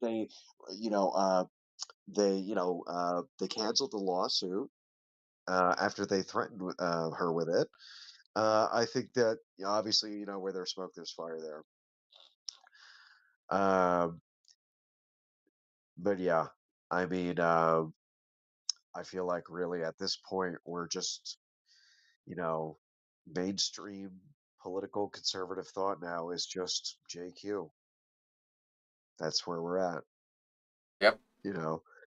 And it's only on the fringes that people are going to be kind of like trying to peel off from the core. But see, the fundamental contradiction that they don't want to address when it comes to trying to court conservatives or groypers or whatever is it really does come right back down to just the issue of immigration because you know uh, like I know plenty of communists who are not for open borders at all. They recognize that as like the, neocon Koch brothers kind of, social engineering that it is. Um, but then, there are others who, like, the moment you even, breach the topic, you're immediately labeled a racist or yeah, reactionary, a graper, whatever, a gay frog. Um, and there's just absolutely no talking to them because, like, even in, like, the most, like, fringe, like, communist kind of, like, spaces like that I was part of, um, a lot of them are still just like post-leftists at the end of the day. A lot of them are just lost Democrats. They still are. They've gotten a little older. They know how to meme, and, like, yeah, they're like, I guess, like, their worldview has gotten a bit more informed, but just the way that they react to contradictory information, uh, the way that they react to having their worldview challenged, anything. And by worldview, I mean just like their, performative morals, their performative values about being anti-racist and pro-immigrant, and et cetera, et cetera, and believing that ultimately, immigrants are going to benefit this country. Um, so we ought to just open the floodgates. Yeah, like, at the end of the day, they don't really want to have a good faith discourse because you really can't get past step one.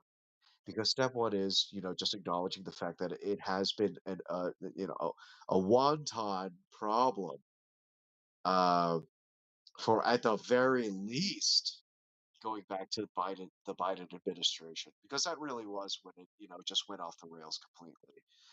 Uh, and if they can't even meet you there, like, you know, what, you really think you're going to be able to, like, start some kind of discourse about, like, mass deportations with any kind of, like, post-leftist, that's out of the question.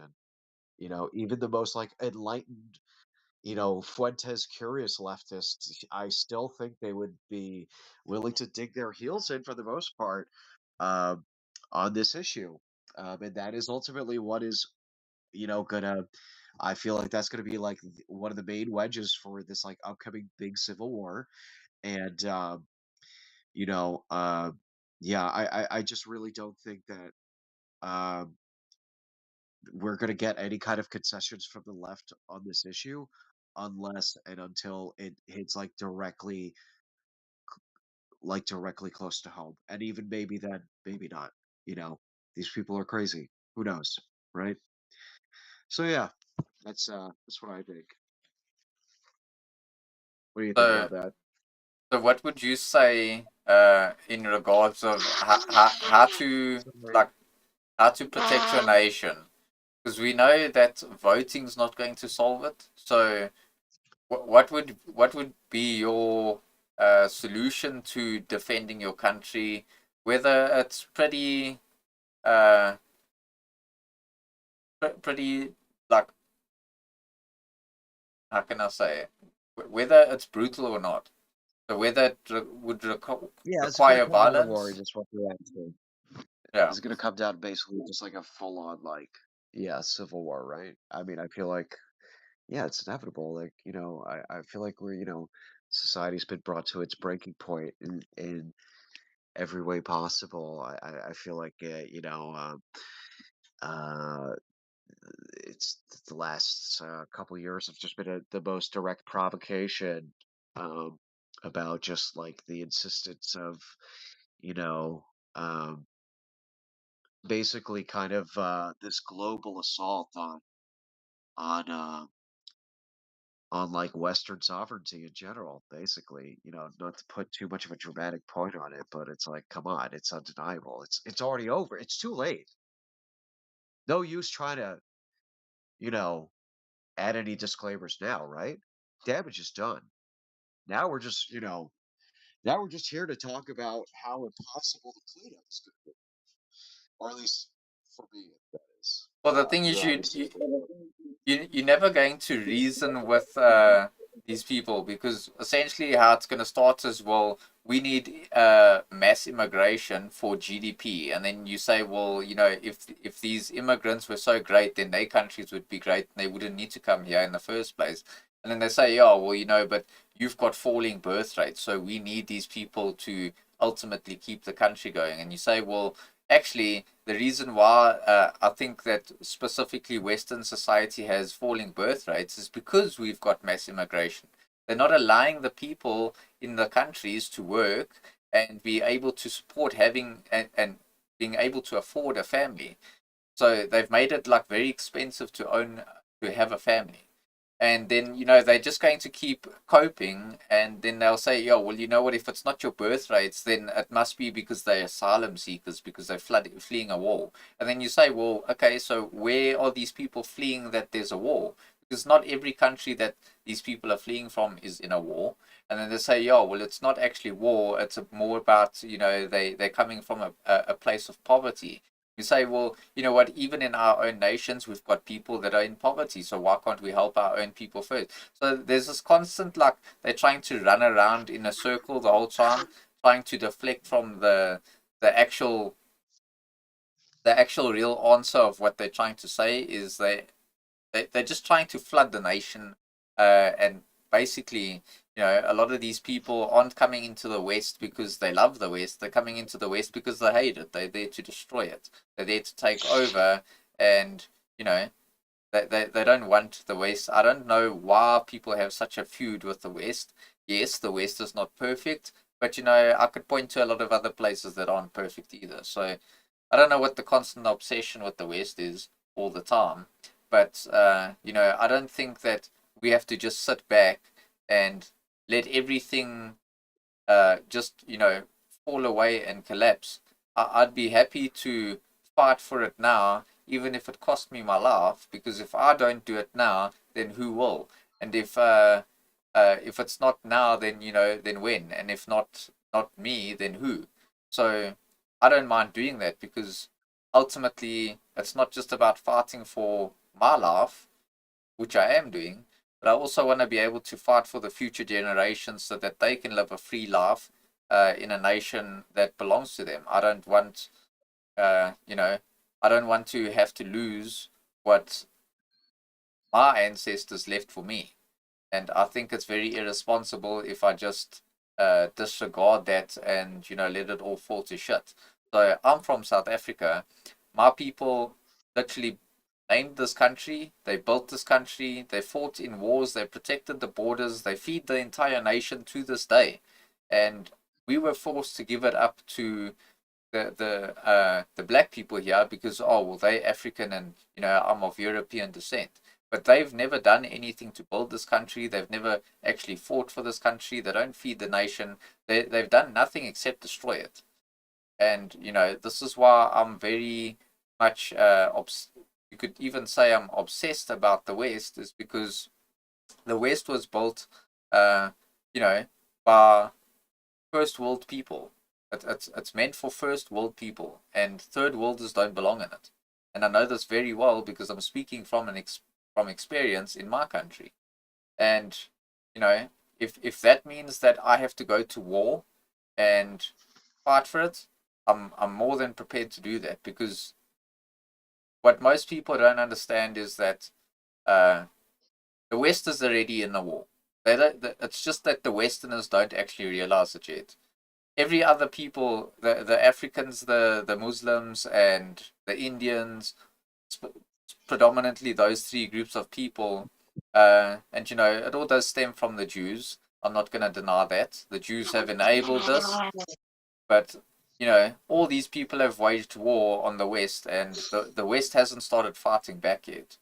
And this is where you were saying earlier, is that a lot of people just end up speaking about it and they do nothing about it. And I feel that frustration as well, because I'm also very, very tired of people just voicing an opinion and trying to talk about the politics of it, and ultimately not actually having any type of solution, because they've never had a solution. And I don't believe there is one. So I'm all for, if we have to go and start a civil war, so be it. I'd rather have people afraid to come to my nation because they can fear for their lives and rather feel much safer in whatever shitty country they come from instead of them coming to my nation, destroying everything that my people have built and everything that my people have done, for example. And yeah, I'd rather do it that way. You know, if we're gonna destroy the West, then I would rather them come and try and me try and fight to preserve that, even if I destroy part of my country in the process. The difference is if I keep them out, I know that future generations that belong where I am, uh, the people that I'm ultimately fighting to save, I know those people they can rebuild because we've done it once before, we can do it again. But we'll never be able to do this if we have all these foreign third world people in our nations. Believe me, I speak from experience. You can look at South Africa, you can look at our falling infrastructure, you can look at how very, very corrupt our politicians are. We've got extremely high crime rate. We've got one of the highest unemployment rates in the world. Everything's falling apart in my country, and it's because of these people that specifically liberal leftists advocate to have in these nations. It's just Marxist people. It's communists. Um, well, like I was saying earlier, I mean, when it comes to like the general kind of crowd you're referring to when we talk about communists, yeah, I would probably agree with you, because for the most part, leftists are basically at this point just like the vanguard for like you know all the biggest pillars of the new world order, like and destroying society at its most base cores, but I will say, there are definitely like like a group, a sect of communists that I do know, that are much more conservative than a lot of people would expect them to be, but they're definitely like label themselves as like hardcore Marxist Leninists, and they recognize that um, there is a much longer game being played here than just trying to immediately flood X and Y nation with 10 million immigrants or whatever. That's not the ultimate point. There is there is a much larger psyop packaged and baked into that about including encouraging people like Nick Fuentes to essentially flourish now, because ultimately the whole JQ essentially fits right into the global plans and whatever, and I don't doubt that, but like I already said before once before, um, I think both of those things can be true at the same time. Where yes, they are, um, using like the obvious ghoulish scapegoat that is Israel and Netanyahu, and just like like what, like 99% of Israeli society, like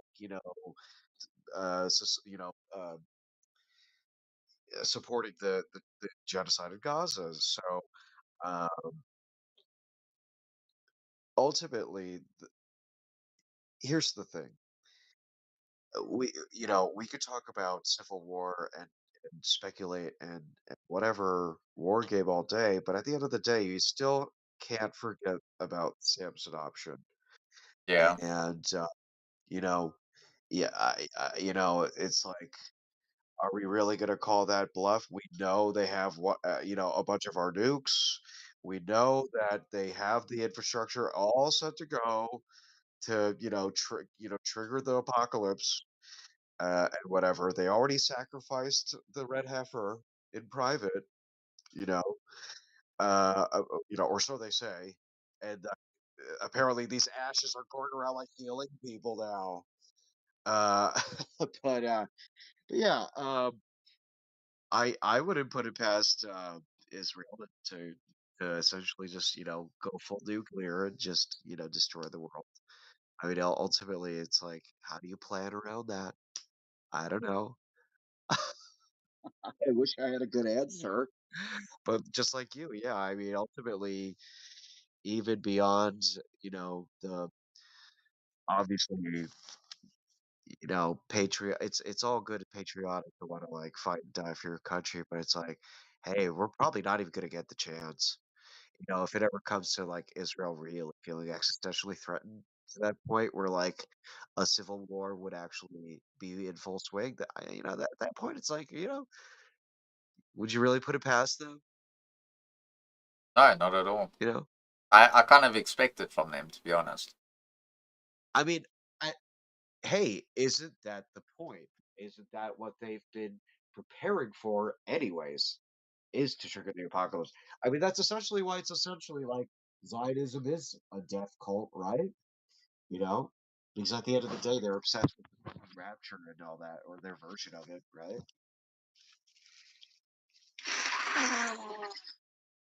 Uh, Excuse me. I mean, like, yeah, Christians also obviously, you know, fixate on the rapture, but not in the sense that it's going to like wipe out their enemies. You know, Yeah. it's not. Yeah, it's not. So it's not going to be. It's not going to clear the way for them to take over the planet. Uh, but yeah, I mean, it's like, you know,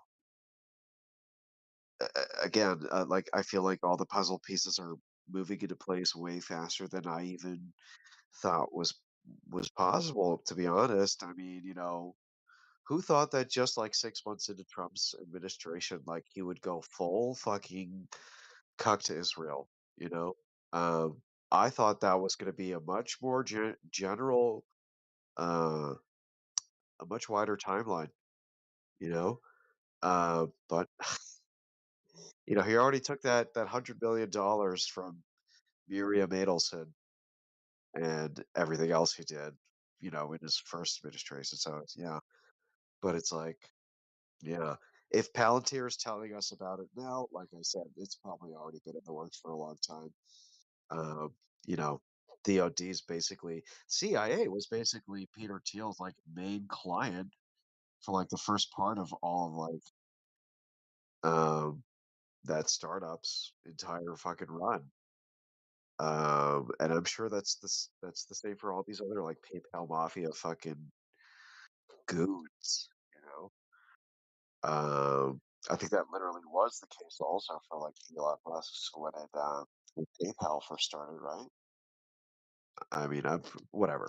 Anyways, but yeah, you know, I don't want to sound. I don't know. I don't want to sound too doomer about it at the same time, you know, um, because I don't like you.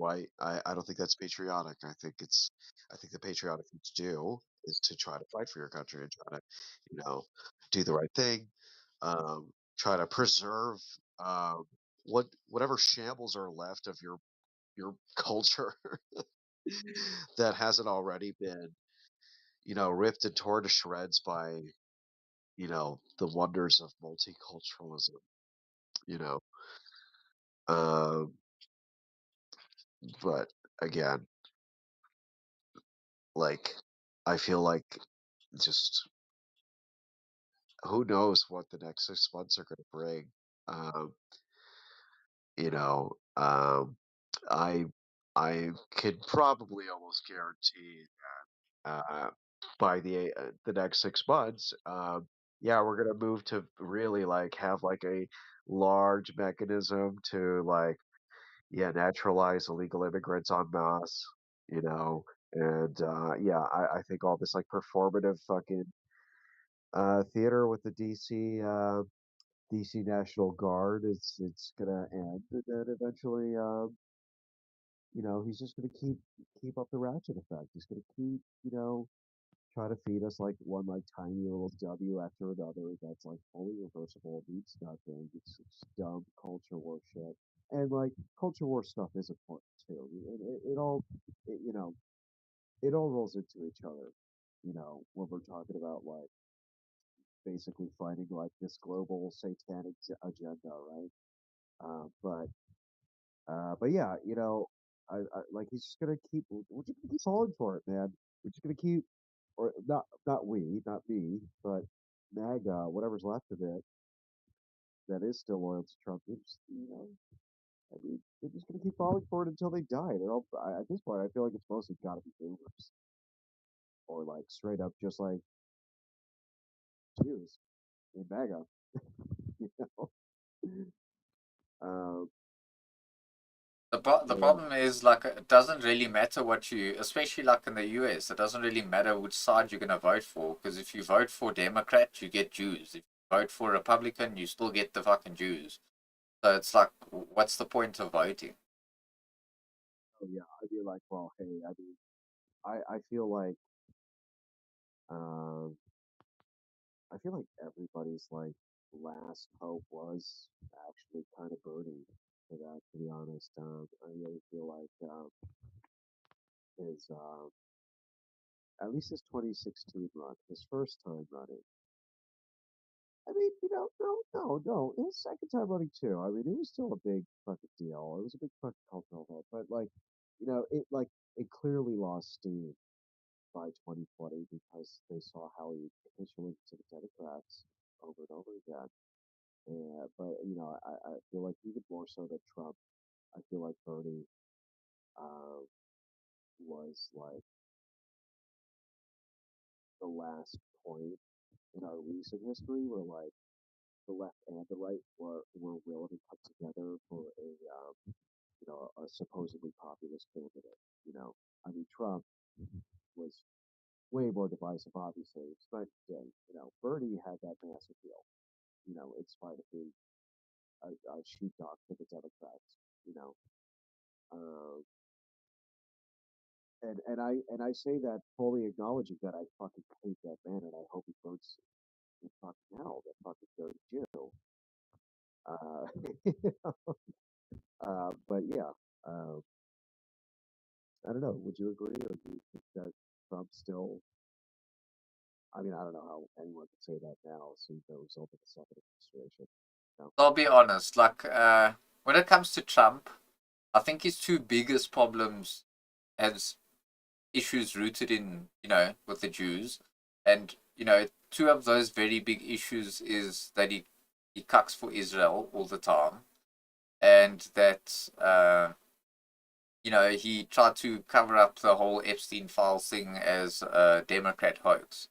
So I think if he could have essentially, if he stood against those two very things from the beginning, I think we would be having a maybe not a much different conversation, but I think the shift in power would still be very different because ultimately, the Jews are trying to destroy USA and they open about it, but they're trying to also use the USA while they can. So, and this is the problem that I have with politicians anywhere, even in Europe. I mean, the EU, whether it's the EU or the individual countries, they all seem to tuck towards Jews, including Germany. And I mean, even with South Africa, a lot of our political parties here are funded by Jews as well. They control everything. And this I think is Germany is totally cocked to the Jew to Israel, absolutely, for sure. Uh, and isn't also like even Hungary on the way to that too? I mean, I thought they were like fully committed to like, anti-globalist, no immigration kind of policies, or maybe that was just Poland.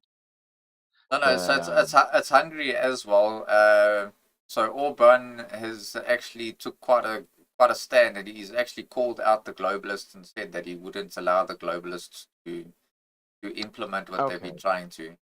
So I it's figured it was Hungary and Poland, yeah. but But but yeah, he obviously everybody else around but them is just they're cooked.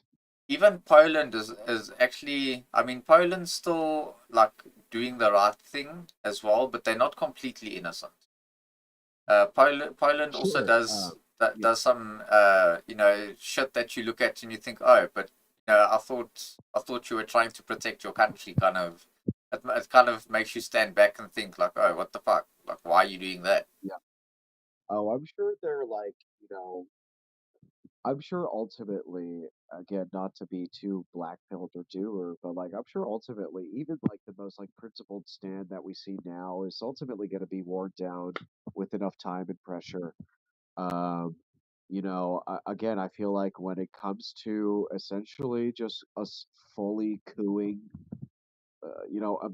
the American government. Like hard part's over. It's already done. And like, you know, them rubbing Epstein in our faces was just the dessert.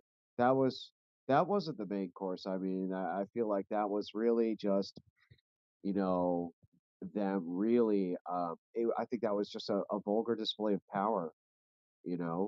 Because nobody knew anything really about Epstein until he basically got rearrested and then died right after. He could have stayed hidden forever. Nobody could have nobody had to wake up to any of this. And I feel like, unfortunately, I'm not 100% convinced that it is organic. Again, as much as it's impossible to ignore, and they're rubbing it in all of our faces, it's still, I still think it's a large part of it is astroturfed, and Fed jacketed, uh, and it's just I think the only way you can really kind of keep your head above water, just kind of follow your north star politically is yeah, just kind of see like what kind of like avenues they try to corral you down and be like, are they ultimately gonna try to just wear you down back to kind of like accepting a limited level of immigration and then just kind of like, having that ratchet effect there. I mean, that's already where like, like mainstream MAGA is now for whoever's left of it. Um, I still consider myself MAGA, but like, not like blue MAGA. I know it's kind of retarded to say I don't like that term, but like, yeah, it's the best way to describe these fucking like JD Vance supporting fucking Jew loving fucking zombies, basically. And they're mostly just boomers who don't know how anything works. They never did, and they don't really care. Whatever. Not their problem, right? Essentially, what As they long as call what they call people like you and me, even though you're on the side of MAGA, for example, like me, even me, I would side with Donald Trump over the liberals, for example, any day of the week, because I just think liberals, they tend to just go off on a tangent, and they're just doing it to oppose the side that they're going against. So for the most part, they do it for nonsensical reasons. But like even the side that we tend to fall on, which is right leaning, we will get called what they call the woke right, because we get to even call out the bullshit even on our side. So they just they'll just label us the same way that the liberals do, because we don't fully conform and trust the plan, boy.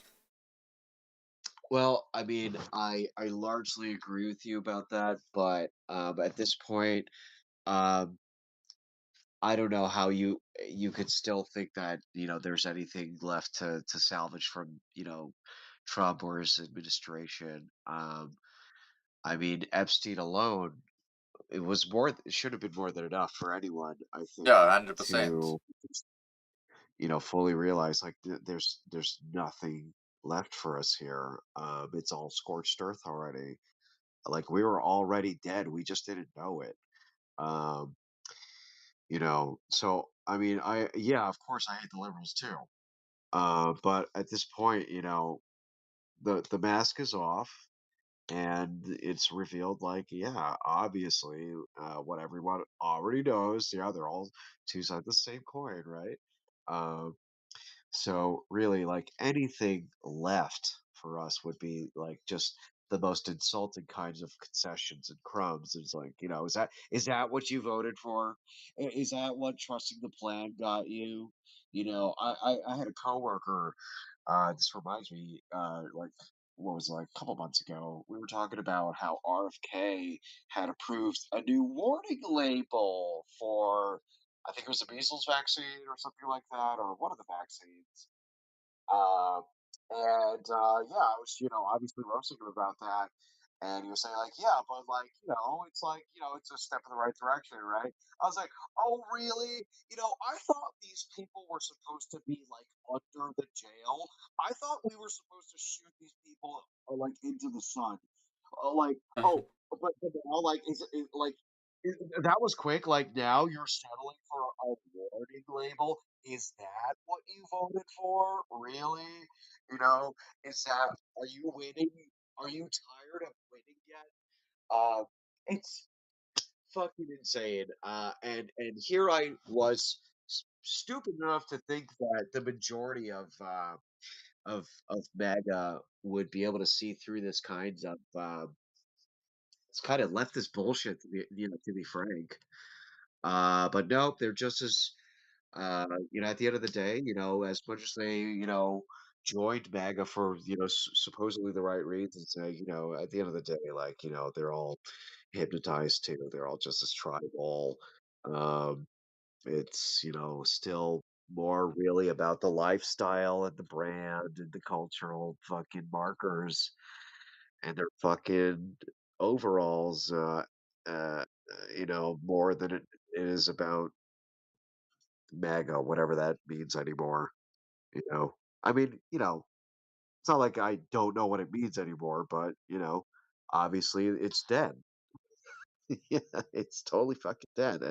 And anybody else that tries to come along to try to rep MAGA again and revive it, um, it's either going to be a Fed or it's so tarnished.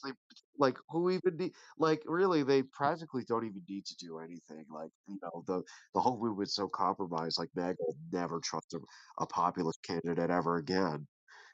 Unless like we like literally vet him from birth and like grow him ourselves in a fucking test tube. You know, uh, honestly, I I am curious to see if maybe like people like Nick Fuentes are going to consider a run for some kind of office because he is the right wing now. He's basically dominated everyone.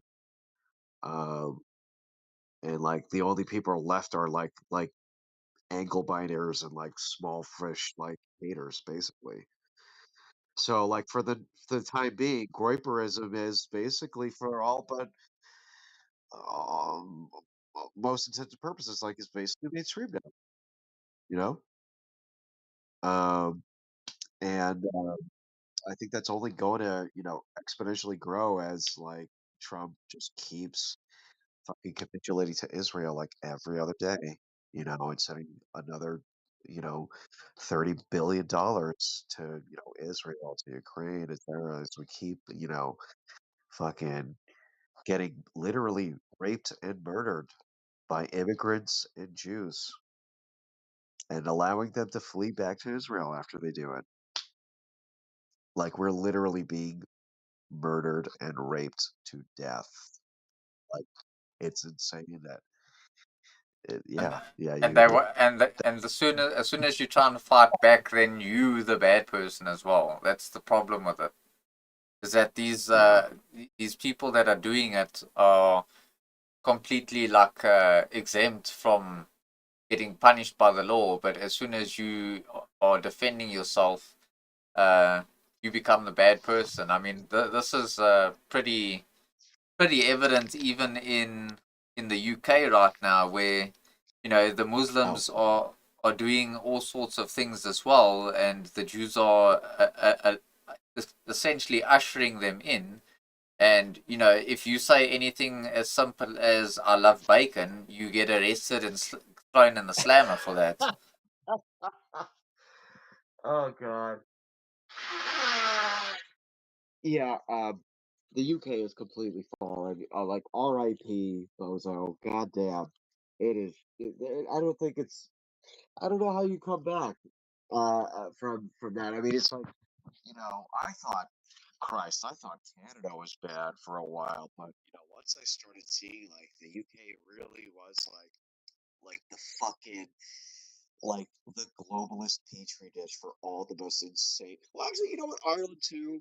They were catching up for a while. Ireland, Australia, also going crazy. For a while. But I really feel like ultimately, at the end of the day, like the UK won that race to the bottom. you know. Uh, yeah, it's. I mean, really, like it's beyond going full Big Brother. Um, like the only thing that's missing is like literally like like Minority Report, like pre-crime technology. Like we need like 6 Jew girls in a pool with like shave their heads, and they'll just like predict crimes by the goyim all day, just forever for the rest of for the rest of our lives. Like, I mean, that's gonna be our Matrix, right? I guess. Pretty much. That's our Matrix, baby. You know.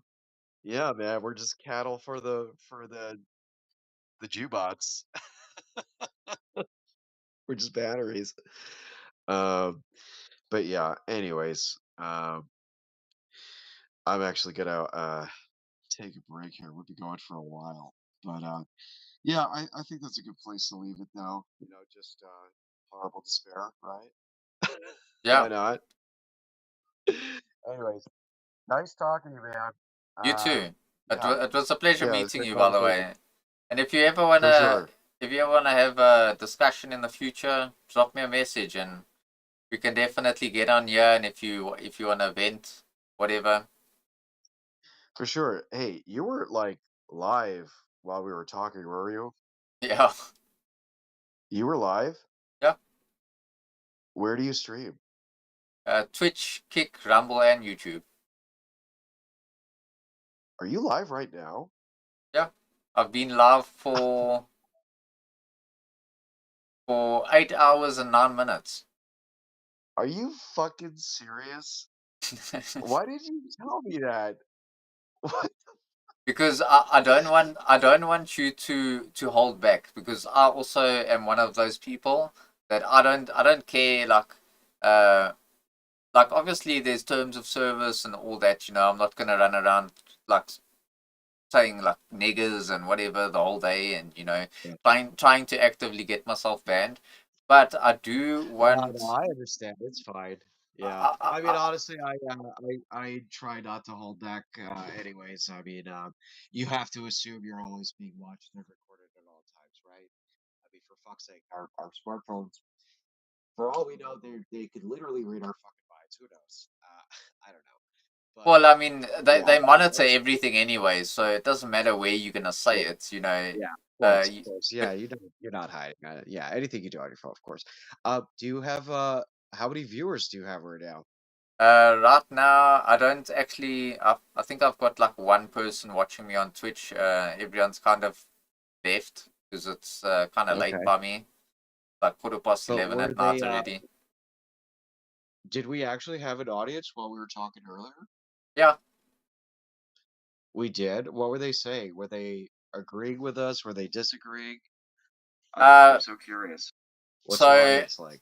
there was a guy that was asking me about you, and he was saying, uh, "Is this guy a lefty or a right?" So I said I wouldn't, I replied to him. I said I wouldn't say either. It's kind of like me. He calls out the bullshit on both sides, which you do. Uh, there was another guy, and then also they were mostly replying to all the other guys that I was talking to on this app. Okay.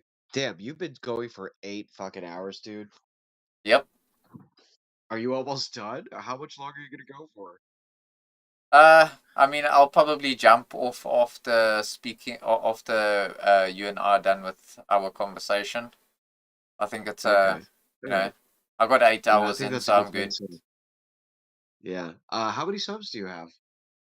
Not many. So these channels are actually still very brand new. I went from Okay. being a gamer, and then about a month or two ago, I decided to actually start these channels and start streaming and start having these types of conversations. Because for the most part, I've spent like the last, I'd say the last 3 years being very active on X, having these types of discussions in spaces and all that, trying to Sure. learn from other people and also trying to teach the people that know less than me. But that also only goes so far. And just like you, I'm tired of people just fucking talking shit the whole time and doing absolutely nothing about it. So I feel like streaming is one way to get this out a little bit more, to get a little bit more coverage. And then not just that, I do a bit of IRL activism myself.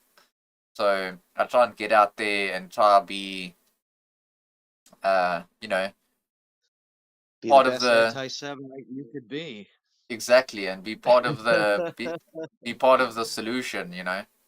So I'm trying to do my part in society, and I want people to have a collective against this type of issue.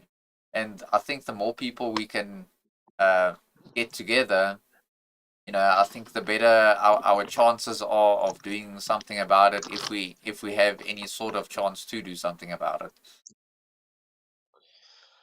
Yeah, again, like I don't want to, keep harping on the Samson option because yeah, of course that's always been a threat, right? So that's always just been baked in to just dealing with Israel in general, right? So even, if you just like accept that as, you calculate that into the risk, again, at this point, I just wonder if if anyone were to try to attempt to fix any of this from the inside out, honestly, I really wouldn't know where they would start because, like, yeah, you could easily make a list like, oh, well, easy, yeah, you start with the lobbyists, and then you start with the, you do an audit of everybody's finances, blah blah blah blah blah, and it's just, all it immediately becomes just too large in scale to really expect anything to ever come out of it. You know what I mean? Again, I don't want to sound too doomerish, but you know, um, you can't half-ass this kind of thing, and you can't really take your time either because we really are on the brink of just total societal collapse. So anything we would attempt would have to be absolutely extreme, Exactly. and and we absolutely everyone would have to commit, um, because you only really kind of you're really gonna get one shot, and then the whole world might blow up anyway. But you got to try, right? Got to Yeah, try. well, that's exactly my Can't just give stance. up. Is I'd rather die on my feet instead of living on my knees. And I mean, ultimately, those people that want to ultimately sell out and not defend their nations and ultimately fall into that whole Jewish trap, and they don't want to fight against what's coming. Those people are gonna be the ones to suffer. I might die, but they'll be the ones to suffer. So it's like I say, I'd rather stand on my feet, and I'd rather die on my feet instead of living on my knees. It's just that's not a way that I can live. Uh, for I, sure. I can't just be thrown into the machine and become some fucking slave, essentially. That's never gonna be me. Like it's For better sure. that you just rather kill me, honestly. Well, Because yeah. I mean, hey, everybody loves to say like what they would do when the time comes. Hey, I think the best any of us could reasonably just hope for is that we just in the moment, you know, not necessarily like decide to be like the ultimate action hero, but at the very least to yeah, just not betray ourselves, to just really remember like we bother to, you know, be fringe in the first place about this issue, even though I don't think it's fringe at all. I think it's totally fucking reasonable, but hey, that's why we're crazy, right? So anyways, yeah, I think that's a good place to leave it. Great talking to you, man. You too, Have a and good night. And yeah, I'm gonna have to look for your channel. What's it called? I'll type it in the chat there for you. So Okay. I'm gonna type it with the @ sign. So if you do search it on YouTube, then you'll see it'll take you straight to the channel. But you can search the same name on any of the other platforms, and it'll take you For sure, directly for sure. there. All right, awesome. All right, take it easy, man. Have a good Peace. rest of your stream. You too, See man. ya. Take it easy. Cheers.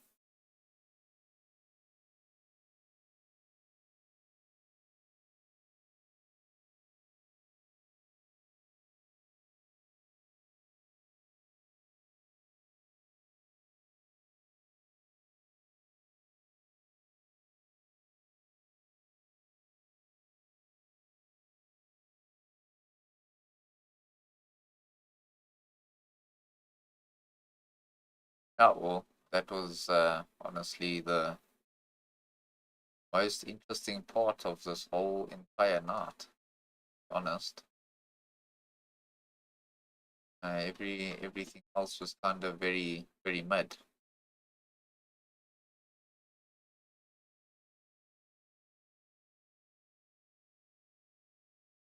Quite a slow day.